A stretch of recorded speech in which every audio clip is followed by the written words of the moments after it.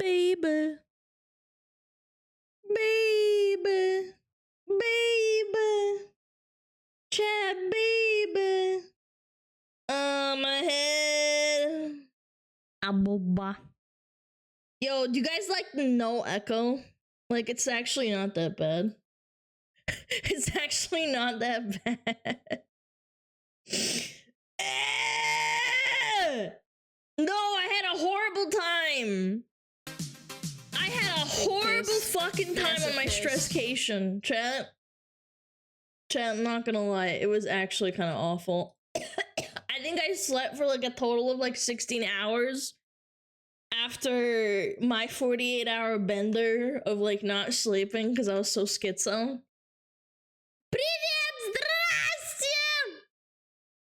Bring back the echo? No. Are you sick? No, I just sound nasally and fucking stupid like that normally. Saying it has been a wonderful 6 months. I love when people ask me if I'm sick, man. But my Kamioshi, thank you Alana for making work days feel shorter and off days longer. Adorable Frost Firefox SmugAlana love. Hello. Thank you so much, just so nice. Thank you to 6 months. Are women cringe? Yes. Being a woman makes you gagey. Thank you for streaming less than 3. By the way, the fire ones are still bigger than the frost ones. A boba too. Are women cringe? Yes. Being a woman makes you gagey.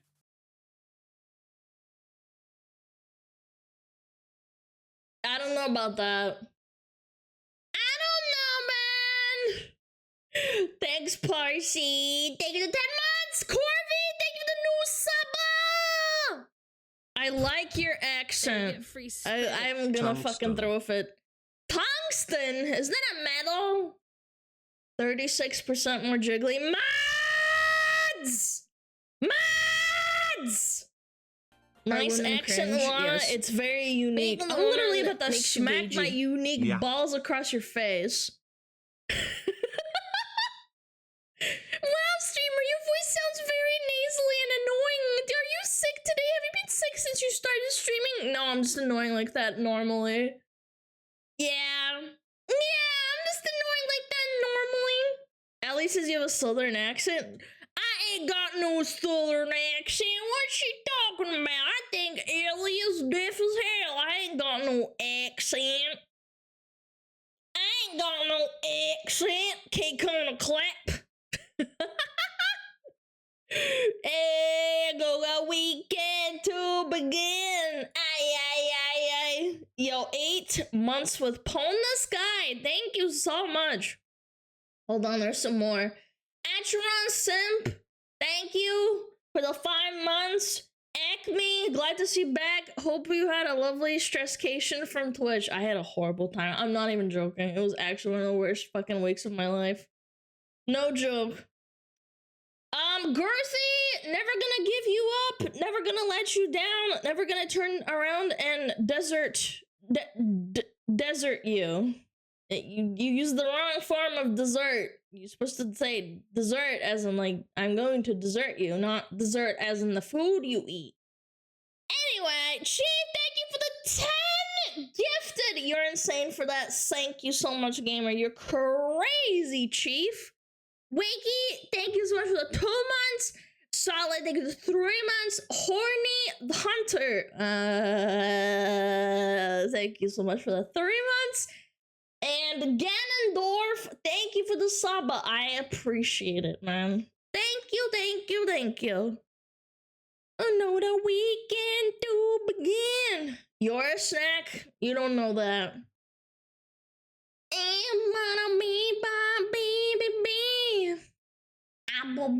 Chat, I miss you. It feels good to be back. It feels good. It feels right. It feels good, chat. Boom, boom, boom, boom. React. Someone was begging me to react. Cringe? Yes. Please react. Being a woman makes you gagey.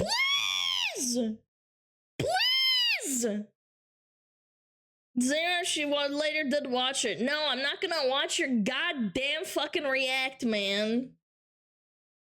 Oh my god, this guy's fucking special. Holy shit. The video is this. Can you like look at Did the movers screw you? Yes, yes, they fucking did. They were late by like 4.5 hours. I was literally fucking asking constantly, like, hey, are you guys coming? Feet? Yes.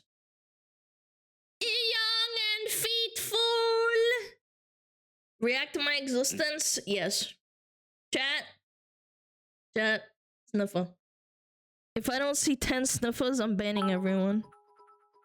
I don't watch the news. Alana is the only news channel I watch. Yo, Acme, man. Don't watch me, man. Don't watch me.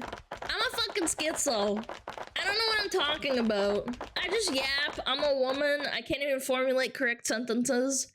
How much did they overcharge you? Oh, they didn't, because they just took a deposit and then they just do the job. They're kind of scuffed as fuck, but they're okay. They scratched up my fucking desk, but like, I really don't care. I don't have like family or friends nearby that could help me, so I just kind of took what I could get. It doesn't make any sense. It's battle scars? Yes. Yeah, it's completely fucked. Oh my god, hold on. I'm a mess, chat. I'm a mess. Now that I have to like fucking actually take out my trash. There's a bunch of trash on the table. Skill issue? Shut up! Your name is Queso! You're a Queso fanboy saying fucking skill issue. Suck my dick. Well. I want Alana to react to my fucking shit! Guys, go to the fucking Discord. Please, for the love of God. If you want me to react to something, there's no guarantee. And for the love of God, don't fucking TTS your fucking dog shit suggestion. Do you like bread? It's okay. It's alright. And a sandwich. Iron Man said her YouTube channel deleted what? No, that's not what happened. Literally, that is not what happened. Her VOD channel got deleted. She doesn't own it. She doesn't want to, like, dox herself. Because YouTube is dog shit. Which is why I fucking hate copyright strikes and all that garbage. Because people can easily dox you. You love jazz? Do you love jazz? Do you love jazz? But streamer won't pay attention to me without TTS. I'm so fucking funny. Someone fucking put a bullet in my head. I mean, what?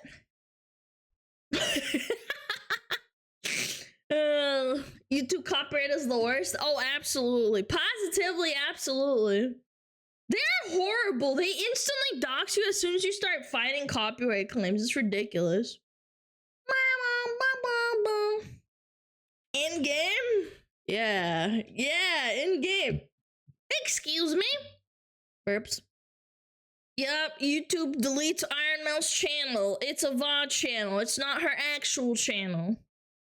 That's what I was worried about with the French guy. Yeah, but I feel like he was too boomery to do that maliciously, so. Boom, boom. Linus Tech did a video on using YouTube with using direct sign and got taken down. Wait, what? What? That's insane! You're joking! What? That's crappy as shit, man. Why are they even allowed to do that, man? You're late to the Linus drama. Oh my god. Oh my fucking god. It's almost like I was gone for a week and I was having a mental breakdown. Yeah, I don't know. I didn't watch, like, I missed a lot of shit, man. Good to have you back on my second Monday. Wow. Oh my gosh. I love all the Warcraft. Oh my goodness gracious. Yeah. So did you Google your life was only up for like a day? Yeah, maybe I'll look into it. You never know. Oh wow, they will stand tall and face it all. Who the fuck plays WoW in 2024? Yeah, you probably play fucking Fortnite, you stinker. Oh, bam, bam, bam, bam, bam, bam, bam, bam. As Skyfall. Don't hate on WoW, you toxic ass. Only people who play WoW can hate on WoW. You're allowed to hate WoW if you play WoW. If you hate WoW and you don't play it, shut the fuck up. What's wrong with Fortnite? Children. That's what's wrong with it. Bum, bum, bum, bum, bum, bum, bum, bum. Karaoke stream when? In 10 million years. Imagine playing the most popular MMO in history. Yeah, why would you do that? That's dumb as fuck. Why don't you play Destiny 2? The best MMO ever! Base it all together at the Skyfall! Dude, I remember when I made the Destiny 2 video criticizing it, and there's people who legitimately freaked out in the comments section, man. They were just like, you don't know what you're talking about. It's actually not that bad. Like, what you said was kind of valid, but also, like, I feel like you're wrong. And I'm just like, bitch, shut the fuck up. Every addict I've ever spoken to that played Destiny 2 has always said, oh, it's actually that bad. You should not play it. I'm like, okay. Welcome back. Hello, Cyrus. Thank you so much. Thank you for the 500 biddies. You're so crazy. I played WoW 2 hours back in 2010 in the price, so can I criticize WoW? No. You have to have a minimum of 10,000 hours. How hard is it to maintain that tail? Very difficult. Constantly moisturizing it. Bam, bam, bam, bam, bam, bam, bam. I go through 10 bottles of conditioner every single day when I wash my tail. It has to be perfect and fluffy. Otherwise, I can't sleep at night. I start rolling around and schizoing out. It's not soft enough. That's crazy. I can criticize Warframe. Yeah, I think if you have 10,000 hours in a video game, you should be able to criticize it. I'm kidding. Proportionally, I think it's fine. If you have, like, if the game's been out for a year and you have, like, 1,000 hours, I think you're allowed to criticize it. It depends how long the games have been out for. Do you use a bodna? Chat, what the fuck is a bodna? Bodna? What the fuck is bodna? Bidet? I don't know, man. What the fuck is bodna, chat? Bodna these nuts.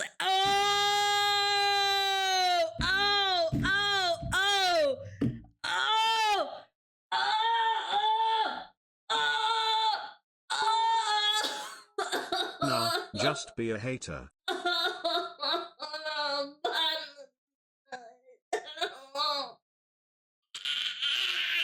I am rolling on the floor, man. I'm up again. Jesus Christ. So bad. You good? This is why I want to do a 3D stream. I want people see me rolling on the ground, man. It's 2024 and we still using D's nuts. Hey, man, if it's funny, it's funny. If it's stupid and it's dry, I don't like it. Nuts! How's the new place, by the way? Yeah, it's great. I went from like 500 feet to like 1,000. Isn't that great, chat? Isn't that great? Like, I actually have a room where I can shut out my fucking dog, man. Yeah, it's actually livable, man. Isn't that great? And the outside's great too. There's like fucking what is it called? Like a little tree line outside where I can walk my dog. Yeah, I love it.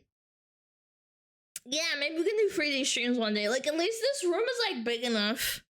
I can actually like take a couple of steps on each direction. How are the pets dealing with move? They're fine. Yeah. Yeah. They're doing great. Downside landlord, they've left me alone since this happened. Yeah, they're not that bad. Todd hasn't shown up yet. We're close to the cut, freaking Todd. Yeah, fucking bitch. If you close your door, does your dog scratch? No. But at night, if I close the door, my cat's not in my Howdy, my fellow bedroom. rats. Glad My to be cat gets here with upset. you all. SmugAlana cheesed. Hi, months. Oh my god, dude. Yeah, it's been fucking rough. Thigh appreciation. Bitch, get your fucking points up. Ain't nobody redeemed that shit. I need a hero. Oh, come on. Oh. Oh god, man, I fucking want to throw up already.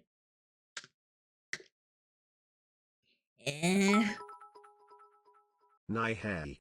Nai hey. That's good. I like that. Okay, fine.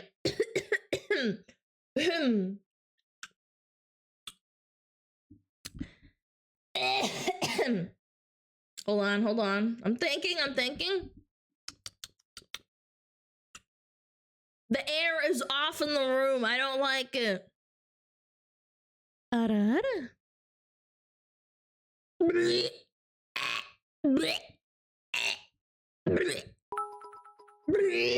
Time for the first ara in a new place with a bit of echo. 4 out of 10. Shut up! Disgusting cringe? That's right. It's so bad. I hate it. Not enough echo? I need to like pad out this room, man. I have one rug and a desk and with a computer, and then I have a bunch of like pillows and a lamp, and that's it. Yeah, that's it. It's pretty minimal. That's why all the sound keeps bouncing around. My day is ruined and my disappointment is immeasurable. You know what else is immeasurable? My love for chat. Are women cringe? Yes. Being a woman makes you gagey. I want to check out them pillows. Mods ban that guy. Thank you very much, Streaming Fox Woman, for always uploading videos I can watch during work. Get well soon. There's nothing wrong with me. What? There's nothing wrong with me, man.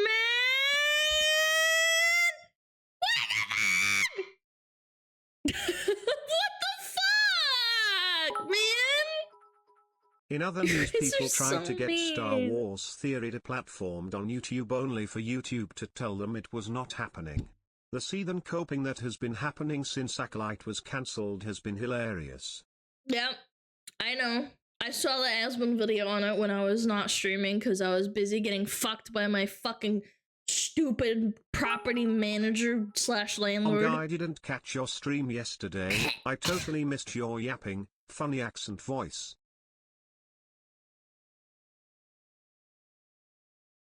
I don't have an accent! Mods! I don't have an accent. You must be fucking deaf and blind. My favorite yapper is live. Who's your second favorite? Yep. You have an American accent? I mean, like, yeah, I guess.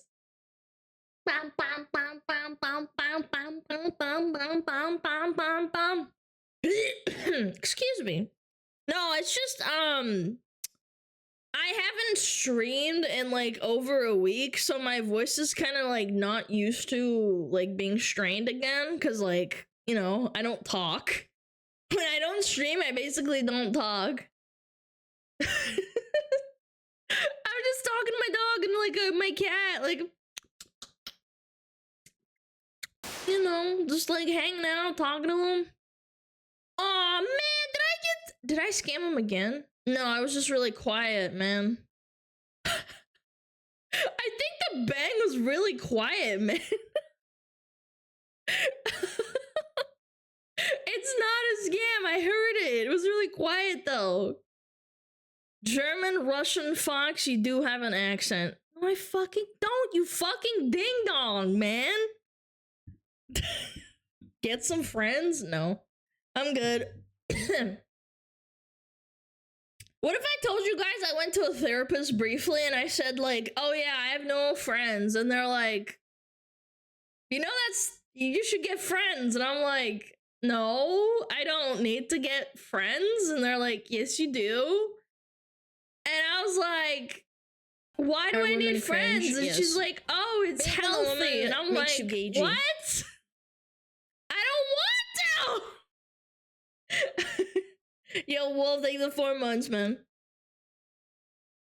No, seriously, I remember she kind of like, because it was like a video call, right? And she's like, yeah, you should have female and male friends if possible. And I'm like, what do you mean? I just don't have friends. And they're like, you don't even have one friend you talk to? And I'm like, nope. And she's like, cringe? I'm like, yes. I like it that way. I like it. And she's like, that's not okay. Alana's friends are her imaginary friends, schizo. Bro, I don't have a fucking accent. I literally have the most standard American accent ever. If you're a Euro, I guess, like, yeah, I do, but I don't have an accent outside of that, so you can shut the frick up. Alana, is the chat in the room with us right now? No, this was before I streamed, actually. This was before I streamed. Quentin, thank you! The plushie is her friend. Shut up!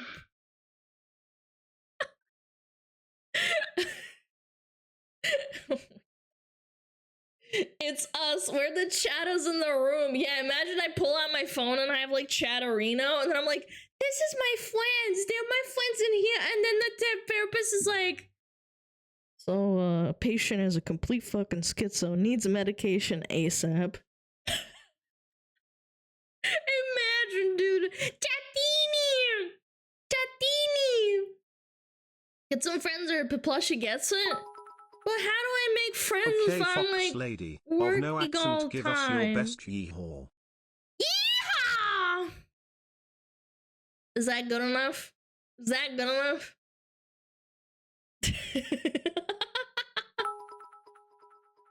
Love your Russian accent, it's very exotic nodders. I'm happy you can't hear it, otherwise you'd try and fix it, okay? Oh my god. Oh my lord. Midwestern accent? No, I don't, man. I have the standard, like, fucking standard American movie accent. You sound Canadian? No, I fucking don't. I don't say, like, a boot and, like, what's that other dumb shit Canadians say? Fland? They say a boot? Sorry? I don't say that shit. I never say sorry, so therefore I'm not Canadian.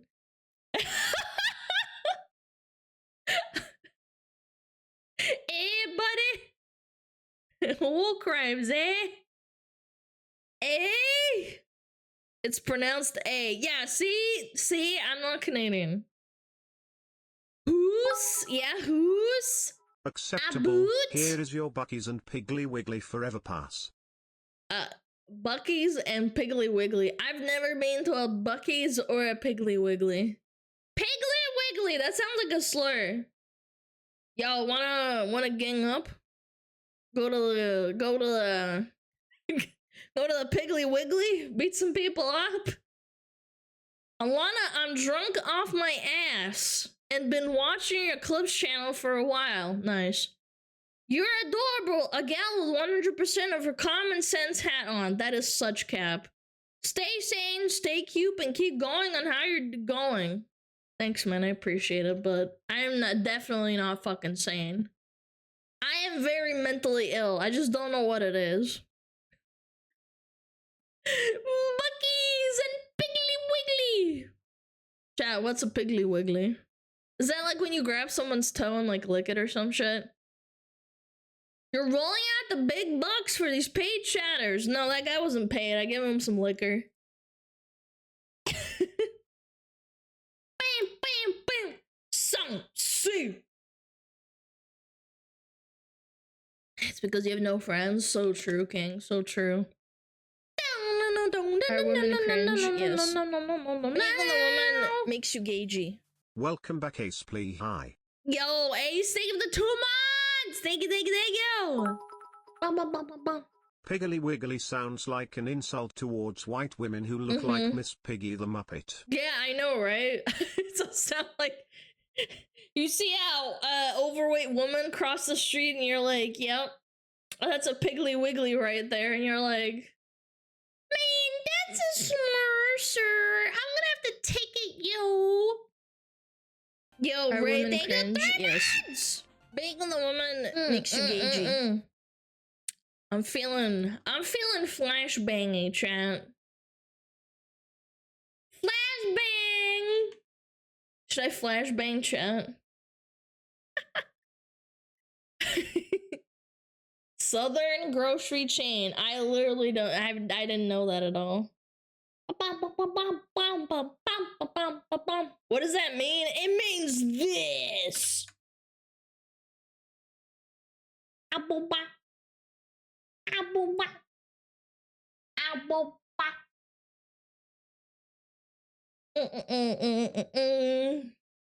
Bum bum bum bum bum bum bum bum bum bum bum bum. Flashbang! Flashbang! And I really am bright, huh? Flashbang!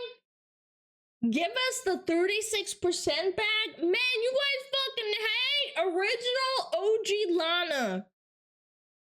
My eyes! My eyes, they hurt! Turned off diet mode. Man, you guys fucking hate me. You guys fucking hate me. Flat is justice? Are you fucking shitting me? Are you shitting me? Did you say that I'm flat? You guys are such pieces of shit. How dare you? If I saw you IRL, I would fucking drop kick you.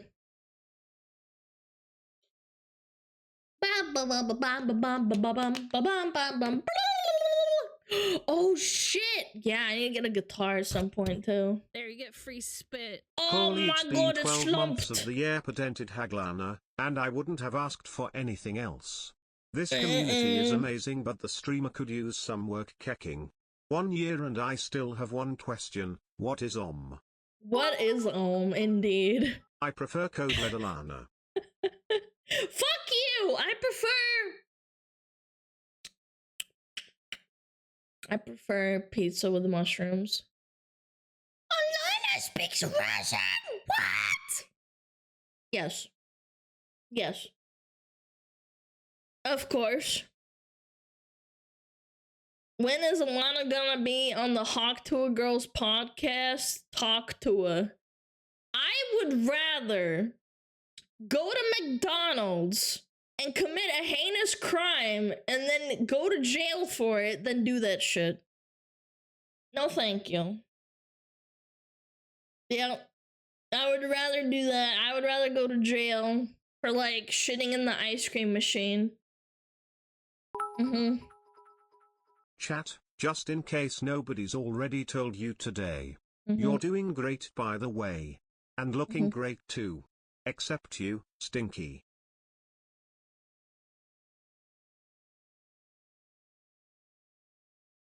Are women cringe? Yes. Bacon the woman makes you gagey. I got gifted a tier 1 sub to Seri_box. They Man, this light is so fucking bright. Holy shit. Maybe I should turn it off. It's kinda bright. It's kinda disorienting me. Maybe I am cringe. I can't stand the sunlight. I can't stand, like, light on my face. McDonald's is where you take showers in the sink for free. Ew! It's all greasy and shit! Wow! Got a new light. Yeah, it's really bright and it gets really hot really fast. I don't know. I love ringworm. Man. I had the horrifying, like, I guess not horrifying, but I had the pleasure of like having to research ringworm because I thought my animal had it. I had a cat, but it turns out there was nothing wrong with him and I was just being paranoid. Turns out there was nothing wrong with it. He was perfectly healthy and he just threw up once. And I was like, okay, well, I paid for a vet visit for no reason. Ringworm is foot fungus? No. No. Brainworms instead! Yay! I'm begging you. Begging you. Need some antifungal cream? Wait, am I confusing ringworm with something else? Oh, I think I am. Ow! Yeah, I think I'm confusing ringworm with something else. Can you kill me? Man, what is wrong with you? Buy foam panels from Home Depot and cut them up. How about you shut the frick up? You're mentally fucked. Her right hand is her friend. I need sleep. Can you kill me? Okay, you need a timeout for 30 minutes. I think you're being a schizo. You need to chill out. You need to chill out, man. Begging you to play Concord. I don't know. I don't want to play Concord. It's dead. Begging the woman makes you gagey. Greetings, Alex! Dave. It's been 9 months. I am born. Wow. Have a great day, lovegers. Wow, that is amazing. Wow, chapter, can we get a happy birthday? To the born? He is born! 9 months! I want child reparations. The baby!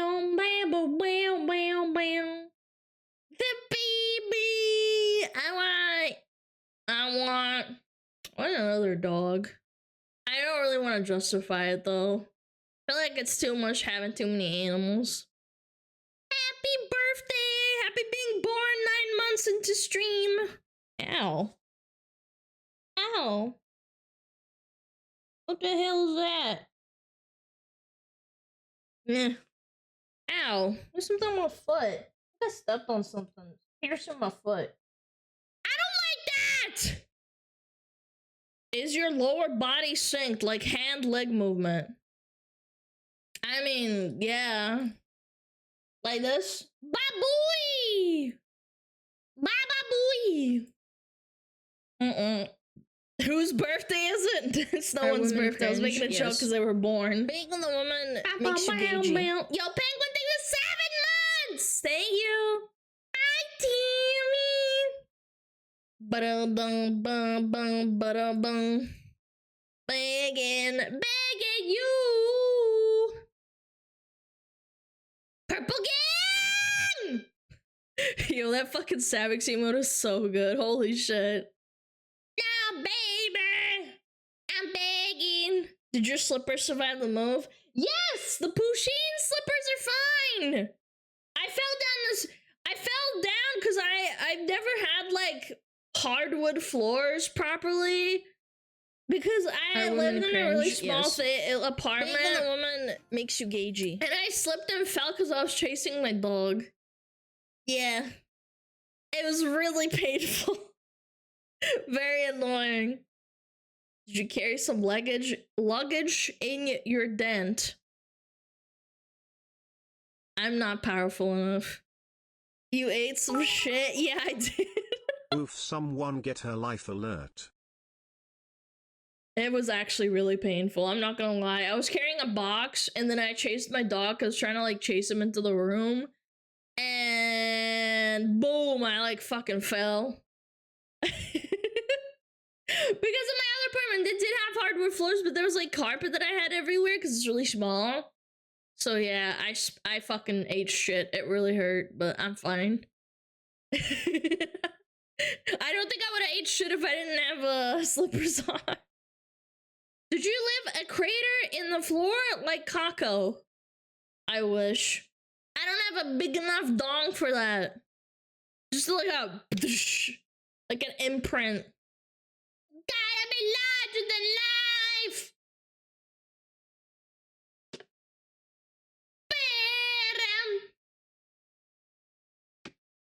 Small peepee. I feel like the only thing good about peepees is the convenience of like ripping out your peepee and just like peeing. Yeah. Yo, Doc, even the tier 3. Thank you so much for 4 months, man. That's crazy, bro. That's crazy. That'll be Superman to sweep me off my feet. Turbo Pismo is useful. Yeah, women have to like squat down. It sucks. It's not fair.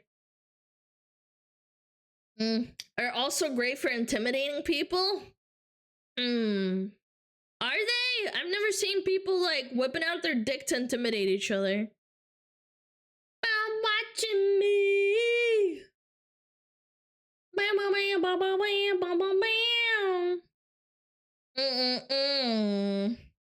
Who is Alana? Why is she in my head? I'm the voice in your head telling you to keep going, chat. Sword fighting? You pull down your pants and then you sword fight?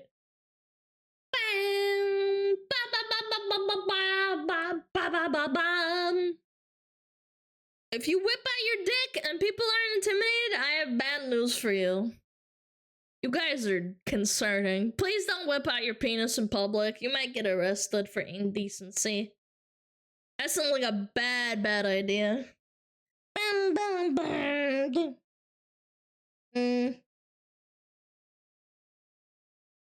Man, that fucking... Dude, that fucking foot, man! I think I pierced my foot with something. Annoying.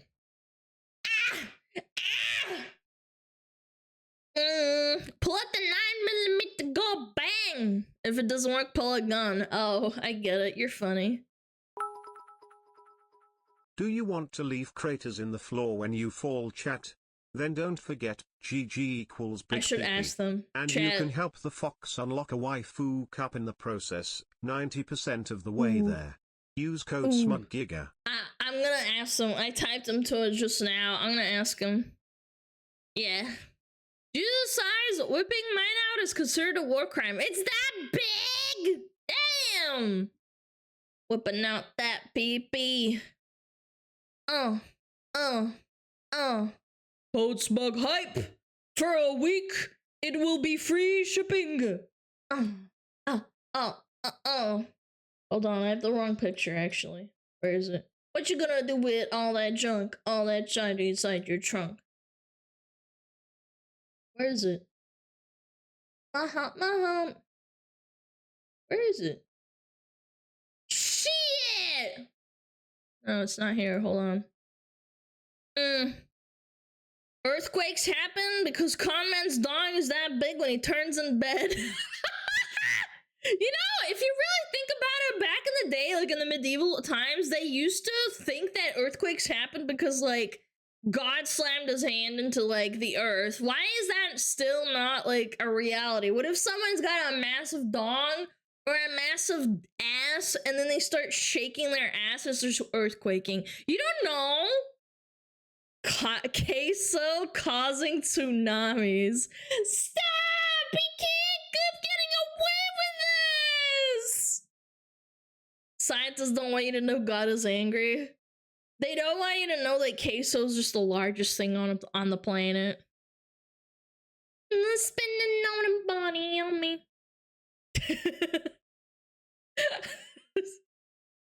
Queso is so large! I used to say Cassio to piss people off. Oh shit, wait, chat, we are 1947 out of 2000. That is insane. Holy shit! Hold on. Milky, milky Cocoa Puff. Milky, milky, right? Bum, bum, bum, bum, bum, bum, bum. 1 second, I completely forgot to do this. This will take me but a second, chat though. Wow, celebratory! Celebratory! Celebratory. Code Smug. And walkers. No, no drama. No, no, no drama, drama. Boy. Should I put it up here? My hump. Is that big enough? I think you can read that. Can't you, chat? Is that big enough, chat? Be honest. Is that big enough? Or should I below the chat? I don't know. It can't really fit properly. Got me singing. I think that's fine. Bigger! It's fine. Where's the YouTube content, Lana? Bitch, I'm streaming! Fucking wait! I post 3 times a day! Baby, boom, that all that junk, all that ass inside your face. We're at 95%! That's actually kind of crazy, dude. I am so excited! Free worldwide shitting. I was gonna make a joke, but I'm probably gonna fucking make it cancel.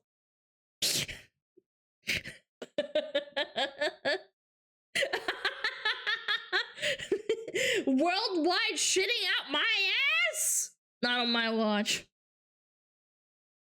Give me content, chat. I'm literally going as fast as I can, man. Once you hit 2K, how long will it take for the cup to come out? I have no idea. I have no idea. I try not to ask them too many questions because I don't want to annoy them.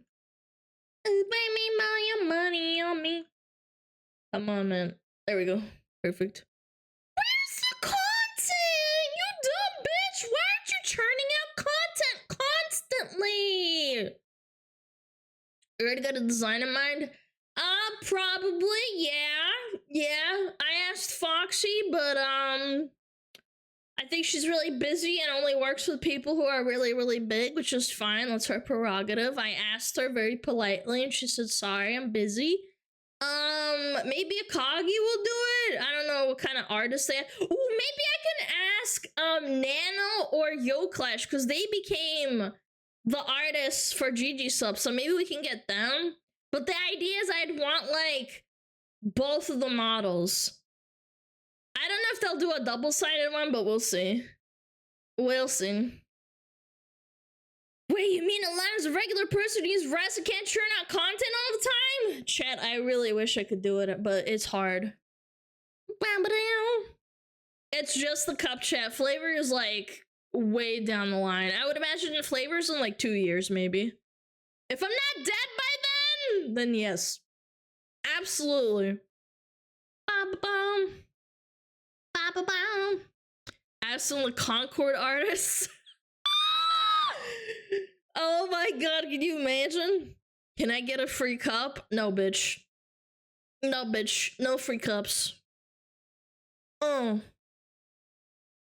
Temperature changing cups? Yeah, that would be cool, but I don't know the logistics of that. I imagine those are kind of expensive. If a cup was 2K, Flavor's probably 10K. Yeah, I imagine Flavor is, like, really, like, a lot. Like, so to put it in perspective, Cinder had her first cup, like, 2 years ago, I think, or a year ago, I think. And now she's getting a Flavor, so it does take a while. It does. It does. Can I get samples of I Like GG? Yes, you absolutely can right now. If you use my code and you use the free samples, right now it will ship to you for free. So technically they're completely free. You don't pay for shipping and the samples are free and you can try them.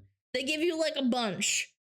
So if you want to try them and you don't like them, you can just toss them and be like, okay, I tried, all right? Like, I gave it a shot. Edge! We got Edge? How do you know that? How do you know that? We got an Edge. We didn't get an Edge. You lied to me. Even to Canada? Yes. Yes, everywhere free. Free worldwide. Worldwide means worldwide, bitch. Worldwide shitting! And if you can't do caffeine, they do caffeine free for most flavors, chat. You're the edge. Shut up. Hey, I get a little pay. I get a little, like, little bit of. I get a little bite, okay? To rush, they won't ship. I know, man. It sucks. I wish I could, man. Worldwide shitting! Let me take a bite of that edge. Ow. Ow. Ow. Are you reading a script? No, man! It's off the top of my head. Sweetener free? No. I mean, it's sugar free. It's sugar free, but it's not sweetener free. Bam, bam, bam, bam, bam, bam. Moving to another house was good? No, it's fucking terrible, man. I had no internet for 6 days. I wanted to die. My animals are doing great. Thank you for asking. They were a little bit scared. I think my cat pissed in a corner somewhere, and I cleaned it up, and my fucking room stopped smelling. But I think it's just because he was really scared. Yeah, but he's fine now. He hasn't done it since. I think he was just scared. Based cat? No! No. Good job, Tammy. Hey, that smelled really bad. Also, hi, Abdul. Bum, bum, bum, bum, bum, bum, bum. Don't blame the cat for your corner pissing. Hey, dipshit. Cat piss smells terrible. I know it's a cat.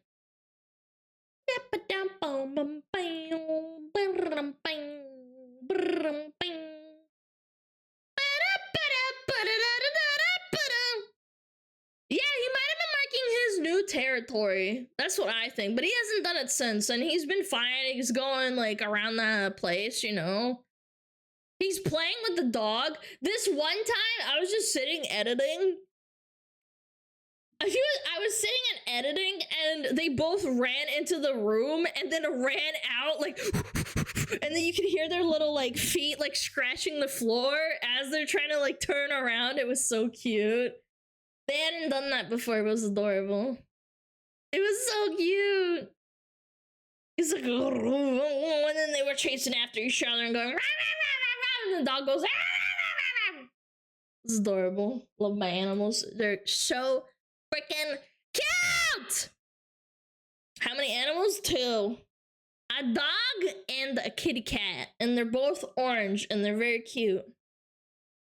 Did it suck to move your setup around? No, actually, the thing that was the most painful was moving the fucking bed and, like, setting up the fucking, what is it called? You know, the fucking thing that the mattress lays on? Not the couch. Oh, the couch. So, the couch was, like, 5 years old. And it's kind of stinky because, like, my dog, when he was a puppy, he peed all over it. And I've been trying to get the smell out, but when you sit down, you can still kind of smell it a little bit, and I can't, like, really do anything about it. So I'm thinking of tossing it, because, like, it smells. When he was a puppy, he peed on it, and I was like, fuck. And I tried cleaning it. I tried, what was it called? Like, doing the special, like, machine thing. And I even let it outside during the sun to, like, burn off the, like, pee, like, steam it out, so to speak. And it doesn't help because I think it, like, went through to the bottom of the cushion. Chat, I've tried everything. I'm gonna probably toss it. It doesn't smell bad. The bed frame? Yes, the bed frame. That's what I was talking about. Why not get a new one? Bro, it's expensive getting a fucking couch, man. I'm probably gonna toss it. I'm gonna take it to the dump and probably just get a new one at some point, because now I actually have space. Big piss. Massive piss. Leave it outside, someone will take it. I don't want anyone to take it. It, like, unironically, like, it's fine when it's, like, sitting in the room, it doesn't smell. But when you sit down and you're, like, laying against the, like, material, like, with your face or something, you can smell the pee, and I'm like, ew, that's so gross. I've basically stopped using it because it's just nasty. Yeah. It doesn't help at all. I've tried cleaning it. I actually sat it outside at one point to just like fucking like air it out, and it doesn't help. New couch? Yeah, I'll probably get a new couch. I'll toss it though. I don't want anyone else to deal with it. Do do do do do. Ads in 5. Okay. The pee must have soaked in. It did. So what happened is he was a COVID puppy. He was born right as COVID happened, and he was a little puppy, and I lost my job, so I was home all the time. And essentially, he was a little puppy, and he jumped on it and like took a massive big old piss on it, and I'm like fucking crying. I'm like, you poor little dog, you took a massive piss all over the fucking couch. And oh god, I started crying, and I was like petting him. It's like, it's okay, buddy, blah blah blah blah. And yeah, maybe one of those carpet cleaning services. Guys, shut up. No carpet cleaning services, nothing. It's fine. Makes you gagey. It's fine, man. It's 5 years old, dude. They're not gonna clean out anything, dude. I'm gonna fucking put it in the dump. It's gonna cost a little bit to drive it to the dump, but it's fine. What kind of new couch? Hopefully not leather. No, it wouldn't be leather because my dog and my cat like being on the couch. It's been soaked in there for almost 5 years. It's also a really cheap couch. I got it like again right before COVID, and it's just like an old ass couch. It's fine for what it is, but you know. Bum, bum, bum. What controls the rate of your tail wagging? I don't know. Your mom. Guys, I'm upset. A new upstairs neighbor moved in and it's been nothing but problems. She just doesn't fucking stop talking, is shouting all the time, she rolls on the floor and shit. Also there's literally cat piss seeping through my ceiling now. WTF oh my do god. I even Shut do? up, man! No! There's no cat piss seeping through the ceiling. You bitch, I hate you. No, man.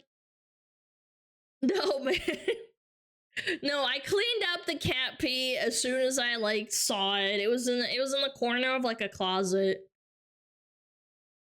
Fillion moved in? No, man. He's talking about me rolling on the floor and fucking yapping. I'm just glad that my internet's okay. I really couldn't care less about like all the torture I had to endure, but now everything's fine. I'm chilling. I just gotta like get furniture, and furniture's expensive, and it's also like a kind of a hassle to like, you know, get. Yeah. Everything's good. I really like this place outside of my fucking property and landlord being a fucking dickhead. Hopefully no more like power outages and like internet outages, because it's a different place. Birch is rough on the wallet. Oh, absolutely. That's why I have an echo right now. This place is literally, so I moved everything that I had from the old place. Yeah. Time to buy property yourself. Maybe one day, man. Maybe. Build your own furniture. Ah, yes. Let me, you know, stream for 5 hours and edit for 3, and then like I'm gonna build furniture on my own in my own fucking time. Yeah, good idea. It's not like it takes like a skill or anything. No, thank you. I'm good. New couch fund. Yo, thank you so much, Nuts. Thank you. What store do you buy furniture in the US? I'd rather not say because it's a little bit doxy. Yeah. I'd rather not say because like it reveals like locations, but some people go to like IKEA, I guess. There is an IKEA, but like I don't want to go to IKEA. Walmart, I guess. I used to have a Walmart cupboard. Yo, thank you, Jickles. Thank you. Home Depot? Yeah. This is how we do it. Seduce an Amish guy who'll build you furniture. Dude, they're crazy, man. They make really good furniture, apparently. This is how we do it. You can get meatballs at IKEA. Ba ba ba ba ba ba ba. Ba ba. Yeah. Can a person buy from Amish people? I think you can. There's like dedicated stores and companies that work with them. Yeah, just like type in like Amish furniture buy near me and you can probably find it. I've heard of that. I have some friends that like bought some a long time ago. It was like 6 years ago. But I remember they talked about it and they said, yeah, like it's Amish made. And I was like, wow. I was an ad. Okay, I'm gonna go pee, chat, okay? This is how we do it. I'm gonna go pee, and you guys can listen to music and watch ads. All right, I'll be right here. I'll be right back. Oh, Metapod. Oh, Metapod, use Harden. Metapod, Harden. Oh, yeah, Metapod, you're so hard. Metapod, Harden. Oh, he's so hard. Look at those two hard throbbing Metapods. They're so strong and hard. Wow.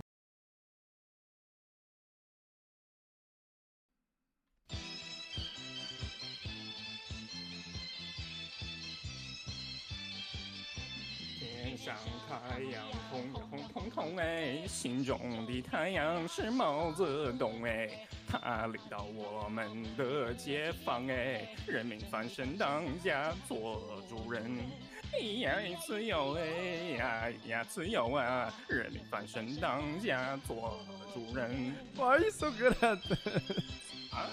My language, man. What's up with me?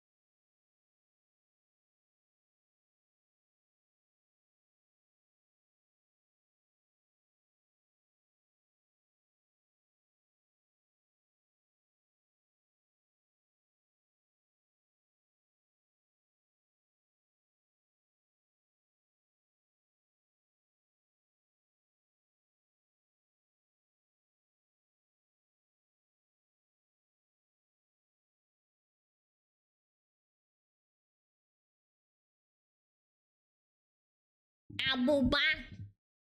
Hi. Hi. Hello. Hello. Abuba. Hi. Abuba. Ooh. Ooh. Ah. Run, it's Godzilla! She yapping about anything interesting? Oh, absolutely not. Absolutely not. You think I'm interesting? You think I yap about shit that's interesting? Nope. It's boring on me. Let's do, I'm feeling fiery! Spicy.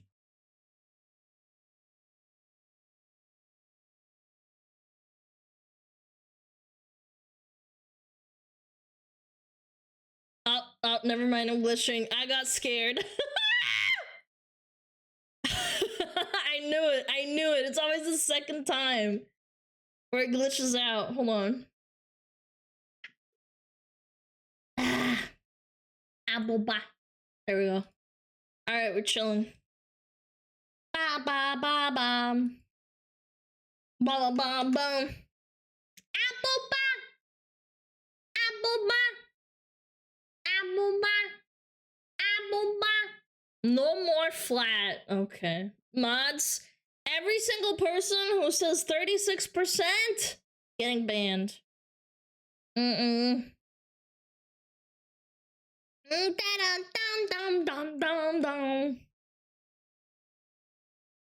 Mods! Ban them. Ban them right now. All of them! Guys are just such a fucking hive mind. Alright. Hey, kitty, what the fuck are you doing? Oh my god. He is rolling all over the floor next to me. What is he doing? He's like so in the way too. I was about to like move my leg back and I was gonna step on him and I saw him. I was like, what the fuck? He's having such a good time. He loves this new place. He's rolling around. Commentary. I know! It's paying attention to the kitty! He's so cute. He's so adorable. He's funny. Yeah. Maybe I'll open a window.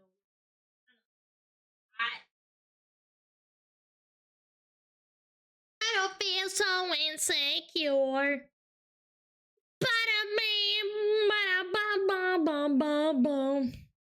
How did you like the new place? Oh, he loves it. He loves playing in it.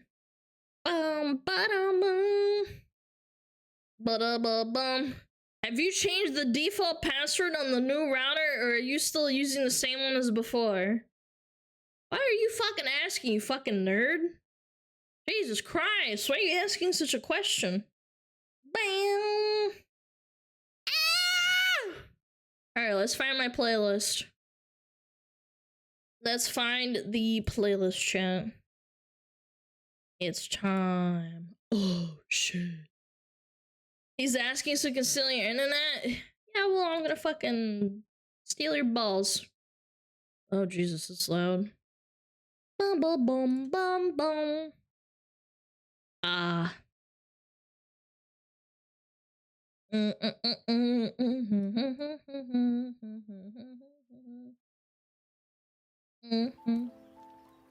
we go. It's the landlord asking. That's illegal.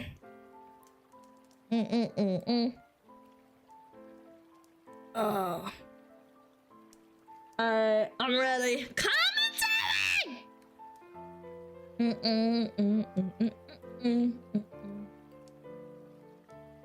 Grab his penis and twist it, chat. It's time to die. What I got first in the agenda? Are women cringe? Yes. Yes. Being on the woman, yes, makes you cagey. Oh, absolutely. Alright, let's take those off. Yo, Bria, thank you for the sub. Appreciate it. Chat, let's dive in. Transition. Wow. Wow, shut the whoa. Grab his dick and twist it! Oh, jeez. Okay. Okay. A little bit Bigger. Oh yeah, we forgot to crank, chat. Chat, we forgot to crank. Ooh, cranking. You're cranking. You're cranking.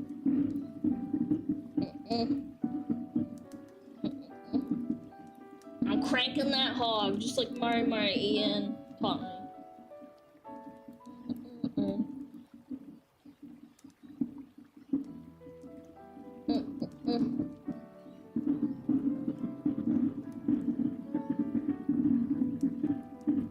Dude, is it louder than before? I feel like it is. I actually think it's louder than before.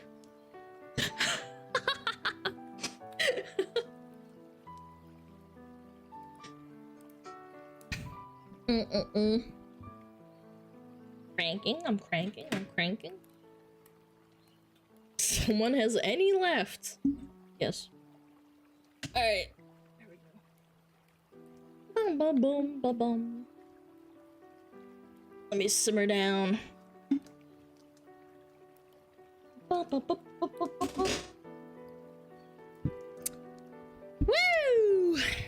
Alright! What are we looking at? Right over here. Bum.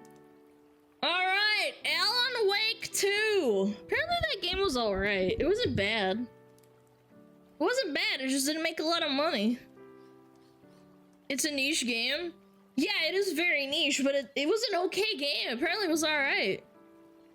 Yeah, it just didn't sell super well. Okay, let's read this. Actually, let me check audio levels. Audio levels. Alright. After Alan Wake 2 failed to turn a profit, game's senior community manager calls for bigots to be removed from gaming communities. Ooh. Senior community manager from Remedy Entertainment, Vida, called for bigots to be removed from gaming communities in the wake of Firewalk Studios Concord being boycotted and shut down due to low sales. You know what's weird is I don't understand why you would complain about Alan Wake 2 when the two things are completely unrelated and nobody has called out Alan Wake for being quote-unquote woke or like a bad game, really. It's a niche game, sure. But like, it's really not that big a deal. Like, it's an alright game. I never heard people complain about it. They just said it's like mid. It's not terrible. It's not a waste of money. I've also heard some people that really liked it. Nico Partners, Director of Research, Danielle, initially reacted to the game being shut down. The comments around Concord from right-wing gamers shows the power of collective self-deception. Oh my god. They're saying that you guys are delusional for not liking Concord, chat.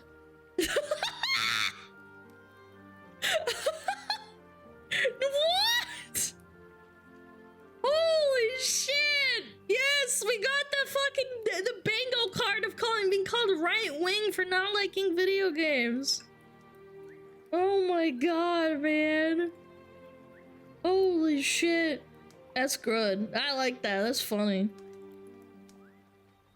Now, okay, where was I? Oh yeah.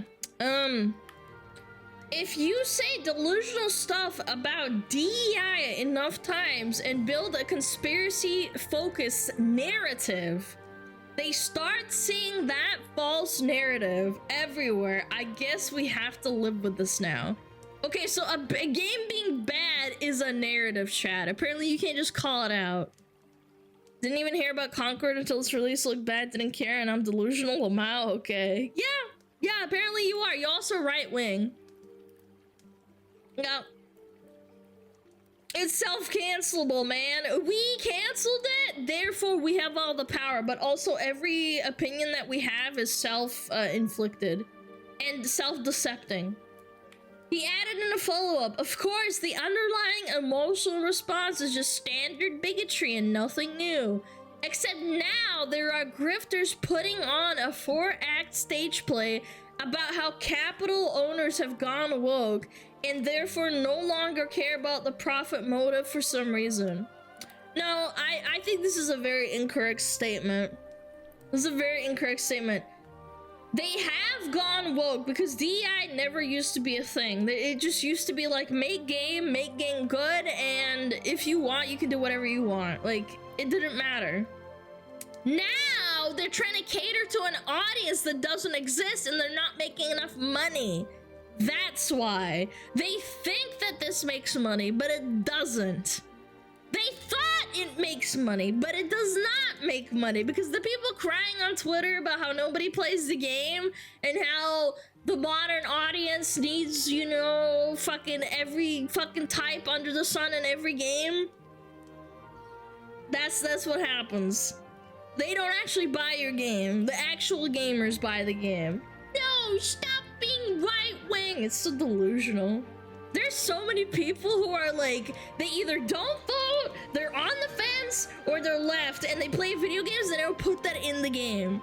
Or they don't put themselves in the game because they don't want to play the game and realize that they are playing the game instead of dissociating into the game. I don't want to be constantly reminded, like, for example, what if they put, like, political ideas into fucking World of Warcraft? I would lose my mind. I'd be like, this game is about orcs and humans, originally. Why are you even putting political-driven ideation in here? It's just crazy, man. It's in time for the Americans. I just want to clarify, DEI in video games is not the same as DEI in civil rights. Yeah. Man, did my cat take a stinky?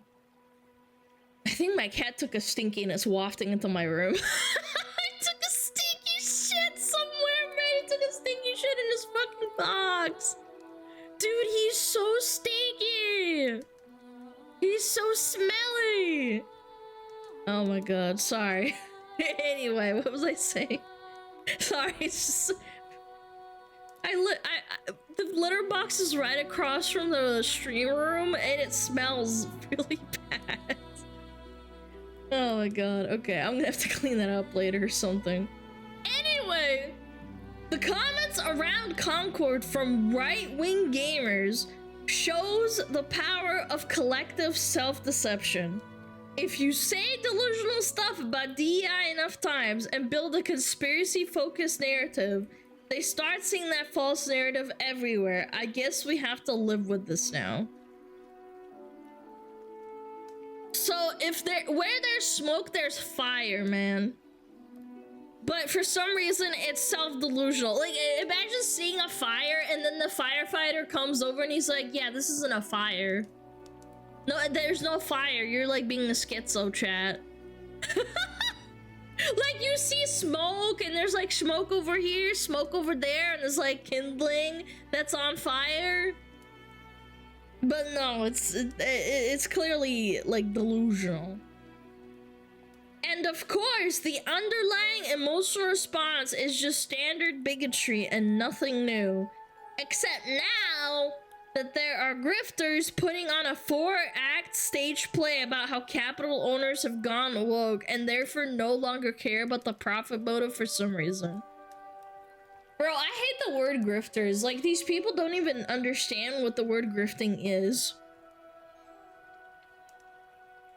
Yeah, they don't understand what the word means, man. It's like the word Nazi. Everyone who doesn't agree with me is a Nazi. It's the same thing. They just replaced that word with grifter. I've been called a grifter too. I don't know how I am, but okay. What's the actual standard definition of a grifter? Define grifter. Someone who swindles people out of money through fraud. If there's one person you don't want to trust, it's a grifter. Someone who cheats others out of money. Okay, so I'm not a grifter because I don't cheat people out of them?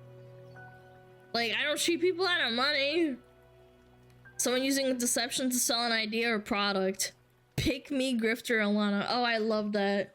You're just a fucking dumb bitch. You don't actually believe in what you say. I love that. I've been told that I'm a grifter. Just to my face. Person I disagree with that makes money. Wow, someone makes a career off of streaming. They must be a grifter because they make money off of a living talking about stuff. Yeah. Grifters are people who pretend to hold certain ideals in order to gain an audience of people who hold the same ideals. What? How do you tell that someone is lying? Like, it's just so stupid. Some people use it. No, I understand, man, but like, I guess like disagreeing with someone is grifting, I guess. Everyone who disagrees with me is making money off of my pain. Yeah.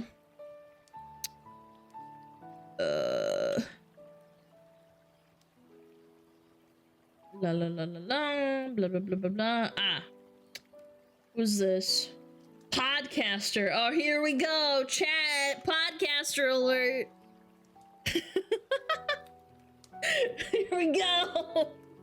Khalif says, prune all your gardens, push out bad actors, prepare your teams for the current conversation zeitgeist. Do you even know what that word means, man? Give your community and social teams autonomy and resources to battle against toxicity. Relay how all this can impact the bottom line early to investors. Oh my fucking god, man. It's just a bunch of like verbal diarrhea that doesn't make any sense. Apart from like, you need to battle toxicity, chat. I can't believe it. What the fuck is he yapping on about, though, bro? Holy.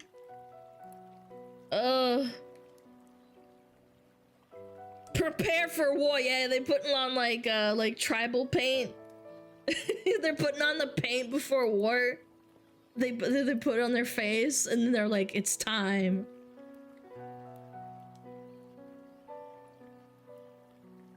That's a bot account? No, it's not. I'm sure that they agree with everything that this person said about how DEI is grifting.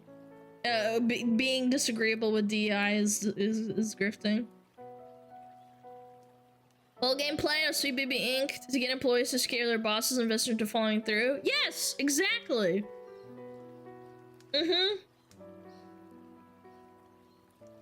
Battling toxicity, my ass.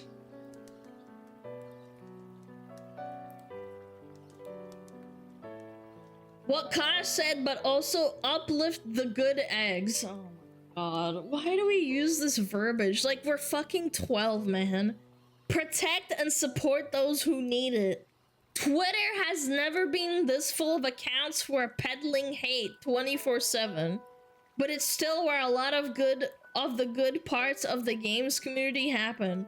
Prune your gardens and let flowers grow. Getting bigots out of your communities is a band-aid and not a permanent solution. Modeling desired behavior and championing the kinds of community members you want to be the majority in your community takes effort and time. Start early, practice often, small steps are steps too.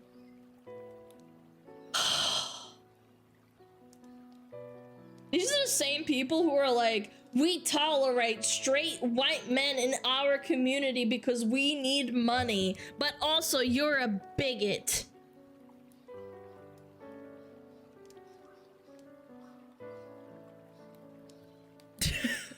Brainwashing? No, it's just everyone that disagrees with me doesn't get to talk in my community. Which is fine. Like, if someone's harassing you and being annoying constantly, you're allowed to block them and not, like, you ban them, essentially.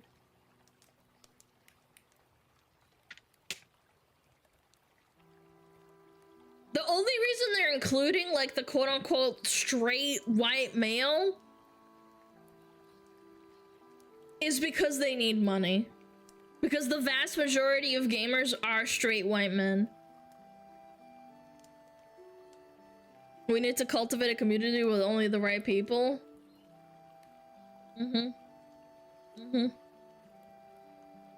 Does that not sound cultish and weird?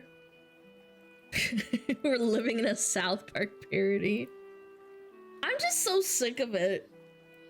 I understand that, like, you can't agree with every single person that you play video games with. I get it. Maybe I grew up in a different time, but, you know. Maybe I'm, like, more tolerable. Peddling hate, now people are sick of your bullshit. There's finally one single website where people can voice it. Yeah. They're sick of it, man. You played Violent League? And now you can't even spit on people in World of Warcraft, by the way. You can't slash spit on them. That's who we're catering to. The people who cry about slash spitting on people.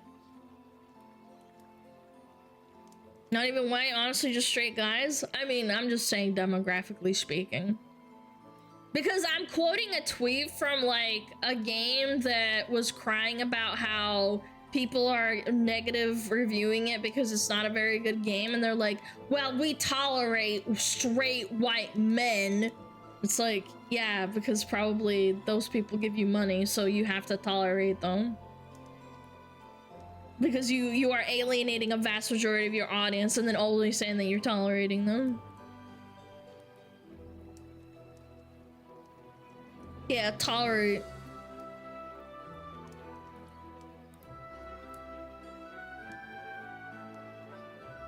One thing important to understand is while Alanan YT had a successful launch and stands on its own merits, it was retroactively tainted by Sweet Baby's association with it after it was exposed as a festering hive, radioactive, holier-than-thou self-righteousness. I don't think it had a great launch. I think that even before the DEI bullshit happened, it was just... It was just an okay game, man. It was fine.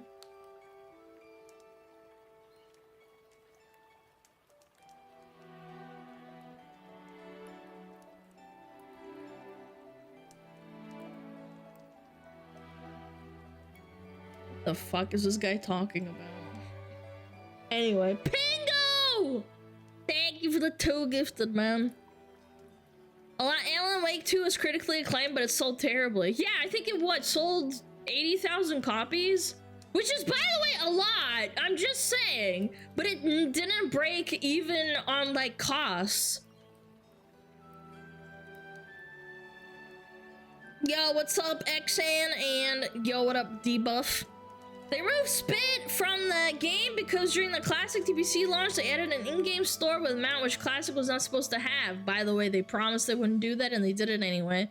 So everyone who was riding the in-store mount got spit on until Blizzard removed it. That's the lore. And to top it all off, it was Asmon's idea to start spitting on people. Or he, like, took the idea and told people to start doing it, and then they removed Spit. It sold 1.2 million, didn't it? How many copies did Alanan YT sell? 1.3 million. Okay, I misspoke. I guess it was way more than that. But apparently it didn't break enough to, like, it didn't sell enough to break even. Apparently. Yeah. How big was the budget? Alanan YT budget. 70 million euros? Holy shit, dude. Alanan YT still hasn't earned back its budget. Yeah, so I was right. Yeah, 70 million euros, which is like $80 million, I think. I generally think it would have sold better if Sweet BB Inc. wasn't actively representing or involvement with Alanan YT while they were already under fire for other issues. Yeah, I think it probably didn't help at all because they could have kept selling to, like, do better. But it still didn't, like, it still wasn't a bad game. Yo, what up, Venom? The game came out shortly after RE4 remake and it just wasn't that good. I like the RE4 remake. Anyway. Yapping on about. Ah. Let me read this. Ironically, Starchevich appeared to be successful at this given Remedy Entertainment has failed to turn a profit on Alan Wake 2. This is what we're talking about. Meaning gamers chose not to purchase the Sweet Baby Inc. infected game. I disagree. I think that before that, it still didn't do well. It didn't. It didn't do great, even before people started noticing. I remember this because I remember someone in my chat was talking about Alan Wake 2 and they were like, yeah, it was a pretty alright game. Alan Wake cut itself off from stream? Do you mean Steam? So it wasn't even really like the game's fault. Why did they go on Epic Games? Anyway. In the company's half-year financial report covering January to June of 2024, Remedy revealed at the time of publishing, Alan Wake 2 has recouped most of its development and marketing expenses. That means it has still taken a loss on the game. Not only did the company reveal the game has yet to recover its costs nearly a year after release, but the company's CEO shared that Alan Wake 2 did not yet generate royalties. Oh my god, that's terrible. To add to this, Remedy stopped sharing sales figures for the game. The company previously revealed that it had sold 1 million copies by the end of December 2023. In February of 2024, Remedy announced that Alan Wake 2 had sold 1.3 million units as of the beginning of February. Alan Wake 2 sales have continued with a high average price. At the end of the first quarter, the game had recouped a significant part of the development and marketing expenses. Bro, it cost 70 million euros. 50 million went into development and 20 million went into marketing. That's insane, dude. These games need a lot smaller budget? Yeah, they really do. Where does all this money go? Not only has Alan Wake 2 failed to turn a profit, but YouTuber Madame Savvy exposed Starchevich's own hypocrisy by sharing a number of posts she made revealing she would have not worked for Remedy if Control had a male protagonist. Oh my god, bro. You don't want to work on a game just because there's a guy as the main character? She's also made it very clear she engages in discriminated behavior based on sex and race and is an advocate to make all characters gay. Oh my god, we are in a South Park episode, bro. Put a chicken in a maker lemon gay! Bro, why can't you just make a good character? Why does it matter? Stick a chick in it! I wonder if Dream is speaking such words when you make decisions based on shallow requirements. A community manager for a game company or an any in general should not show preference for one sex or another, as it can impact your biases when handling customers. Yeah, that is actually a really good point. That's so very strange. That is such a strange thing to do, man. In one post, she wrote, I joined Remedy Games because I wanted to work on Control, because during my on-site interview, I saw a game with a female protagonist that looked exactly like the kind of game I wanted to champion and build a community around. Thank you to the Control community always. When asked if she would have taken the job if the game featured a male protagonist, she replied, a very important part of me taking the job was that a game in which she played as a woman. Why does it matter, bro? Why can't we just have a good, compelling character? I played Resident Evil 4 and you play as a boy and a girl. You play as Ada and you play as Leon. And as what's her name? Frickin' the girl. Briefly. Ashley, yes, Ashley. Why does it matter? The game would have changed at all? No, apparently to her it would have changed. In her brain, it's like, oh my gosh, this makes the game so much better. Dude, what if... Do they have children? Do they have kids? What if they have like... What if they have pop out a boy and then they get mad at them for being a boy? Do you think that they goes that far? That would be so fucking weird. Like, if you treat like your work like this, do you treat your real life like that? Because it does translate. A very important part of me taking the job was that it was in a game where she could play as a woman. And another post from 2024, she indicated she was specifically requiring influencer management agencies and their creators based on race and sex. Wait, let me read that again. She specifically required influencer management agencies to send her creators based on race and sex. Something that continues to surprise me about influencer management is while I repeatedly vocally insisted agencies they should pitch us diverse creators for paid initiatives. The initial deck proposal I got almost every single time is wall to wall with white men. Do better.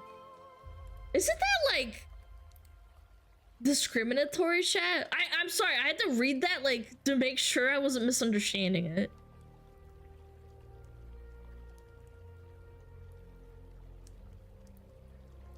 Dude, that... Where are they from? In America, that's discrimination. You can't do that. Maybe I'm naive, but it's surprising to me how I still have to say, show me diverse creators, please, in every single brief. I'd expect that in today's media landscape, a diverse range of creators would be a given. It's so frustrating that it's not. Girl, I don't know how to tell you this, but certain careers and certain spaces are, like, dominated by one gender or another. Like, I had a friend that worked in nursing, and there was, like, one guy for every, like, 20 women. What are you gonna do? Diversity hire men? It's just not a thing, man. Like, I don't know. I'm gonna advocate for more men in the makeup community? Look, there's a lot of men in the makeup community, actually. I used to watch, like, makeup tutorials and stuff for fun. Because I didn't have the money to buy, like, expensive makeup, and I thought it was fun watching people, like, do makeup. And I watched a lot of gay men doing makeup. Straight men, though? No! But they didn't throw it in your face or anything, but, like... James Charles? No, it wasn't James Charles. I forget their names. This was a long time ago, like 6-7 years ago. In another post, she made it clear she did not want white men to use hashtag what a game dev looks like. I'm saying this with respect for all my fellow devs and hope they come to the space with only good intentions in their hearts. But to me, what a game dev looks like, hashtag might not need quite as many white men participating. We know that's what a game devs look like. Bro. Oh my god. Dude, I don't even want to, like, inverse, like, words replacing people with race. But if you say this kind of shit about, like, other races and then be like, okay, so in this place we have a lot of, like, these men. Like, if it sounds so racist in my head, I'm not even sure if I would fucking say it out loud. I'll get clipped out of fucking context. Like, I'm actually scared. Yeah, literally any other group of people, and it sounds so fucking racist, man. That's because it is racist. Also, I'm really sorry I missed that. Yo, Bob, thank you for the 10 gifted and Airmace. Thank you for the 5 gifted. Ass Liam, thank you for the 3 months with Prime. Dal, what's up? Thank you for the 4 months. Max Guns, hello. Thank you for the 2 months. Death God, thank you for the sub. Lex, thank you for the sub for 7 months. Scottish, we thank you for the Prime. And Ed Jedi, thank you for the Prime as well. I really appreciate you guys. I hate it when I miss sub bombs. Gotta thank people.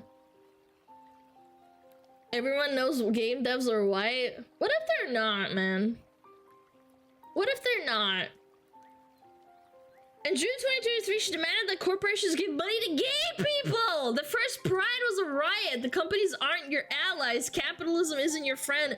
And no kind of consumption under it can be ethical. Ask what brands who post rainbows in June are doing for their LGBTQ employees the other 335 days. Give gay people your fucking money. Bro, this bitch is a schizo. Of course she's a commie. Bro, not liking capitalism is not a sign that you're a fucking communist. Capitalism has a lot of fucking bad sides to it, too. Like making you fucking work like a fucking slave under a corporate umbrella. Ask anybody with a 9-to-5 job and just, like, think about it. Vegan booty levels of schizo, but for woke propaganda, yes.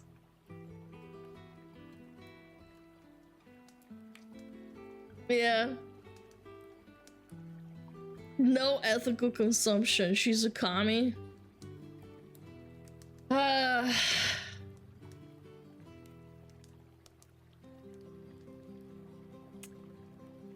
It's so tiring to listen to these people who have no idea what they're talking about, invading like spaces that just don't care about this kind of thing, and just make a good fucking game. Honestly, if they make a good game, people wouldn't care that they're like a commie, chat. Like, be realistic.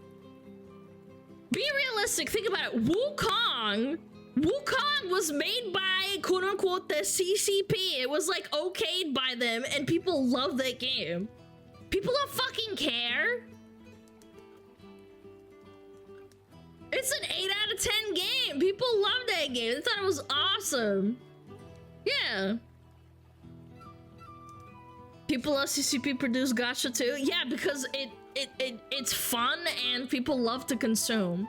You think they give a fuck what some game dev says about like fucking like their political beliefs or their opinions online if the game is good? It's because you're putting like a fucking flashlight on people and being like, hey bitch, what are you doing that 70 million euros? Oh, you're complaining on Twitter about how gays don't get given money for being gagey? I just can't, man. All I do at work is befriend everyone in the writing team so I can tell them to make every character gay every time it's feasible to bring up. What? What? More often than you think! If you think this isn't about you affectionately, yes it is a call to direct action. She convinces writing teams to make characters gay.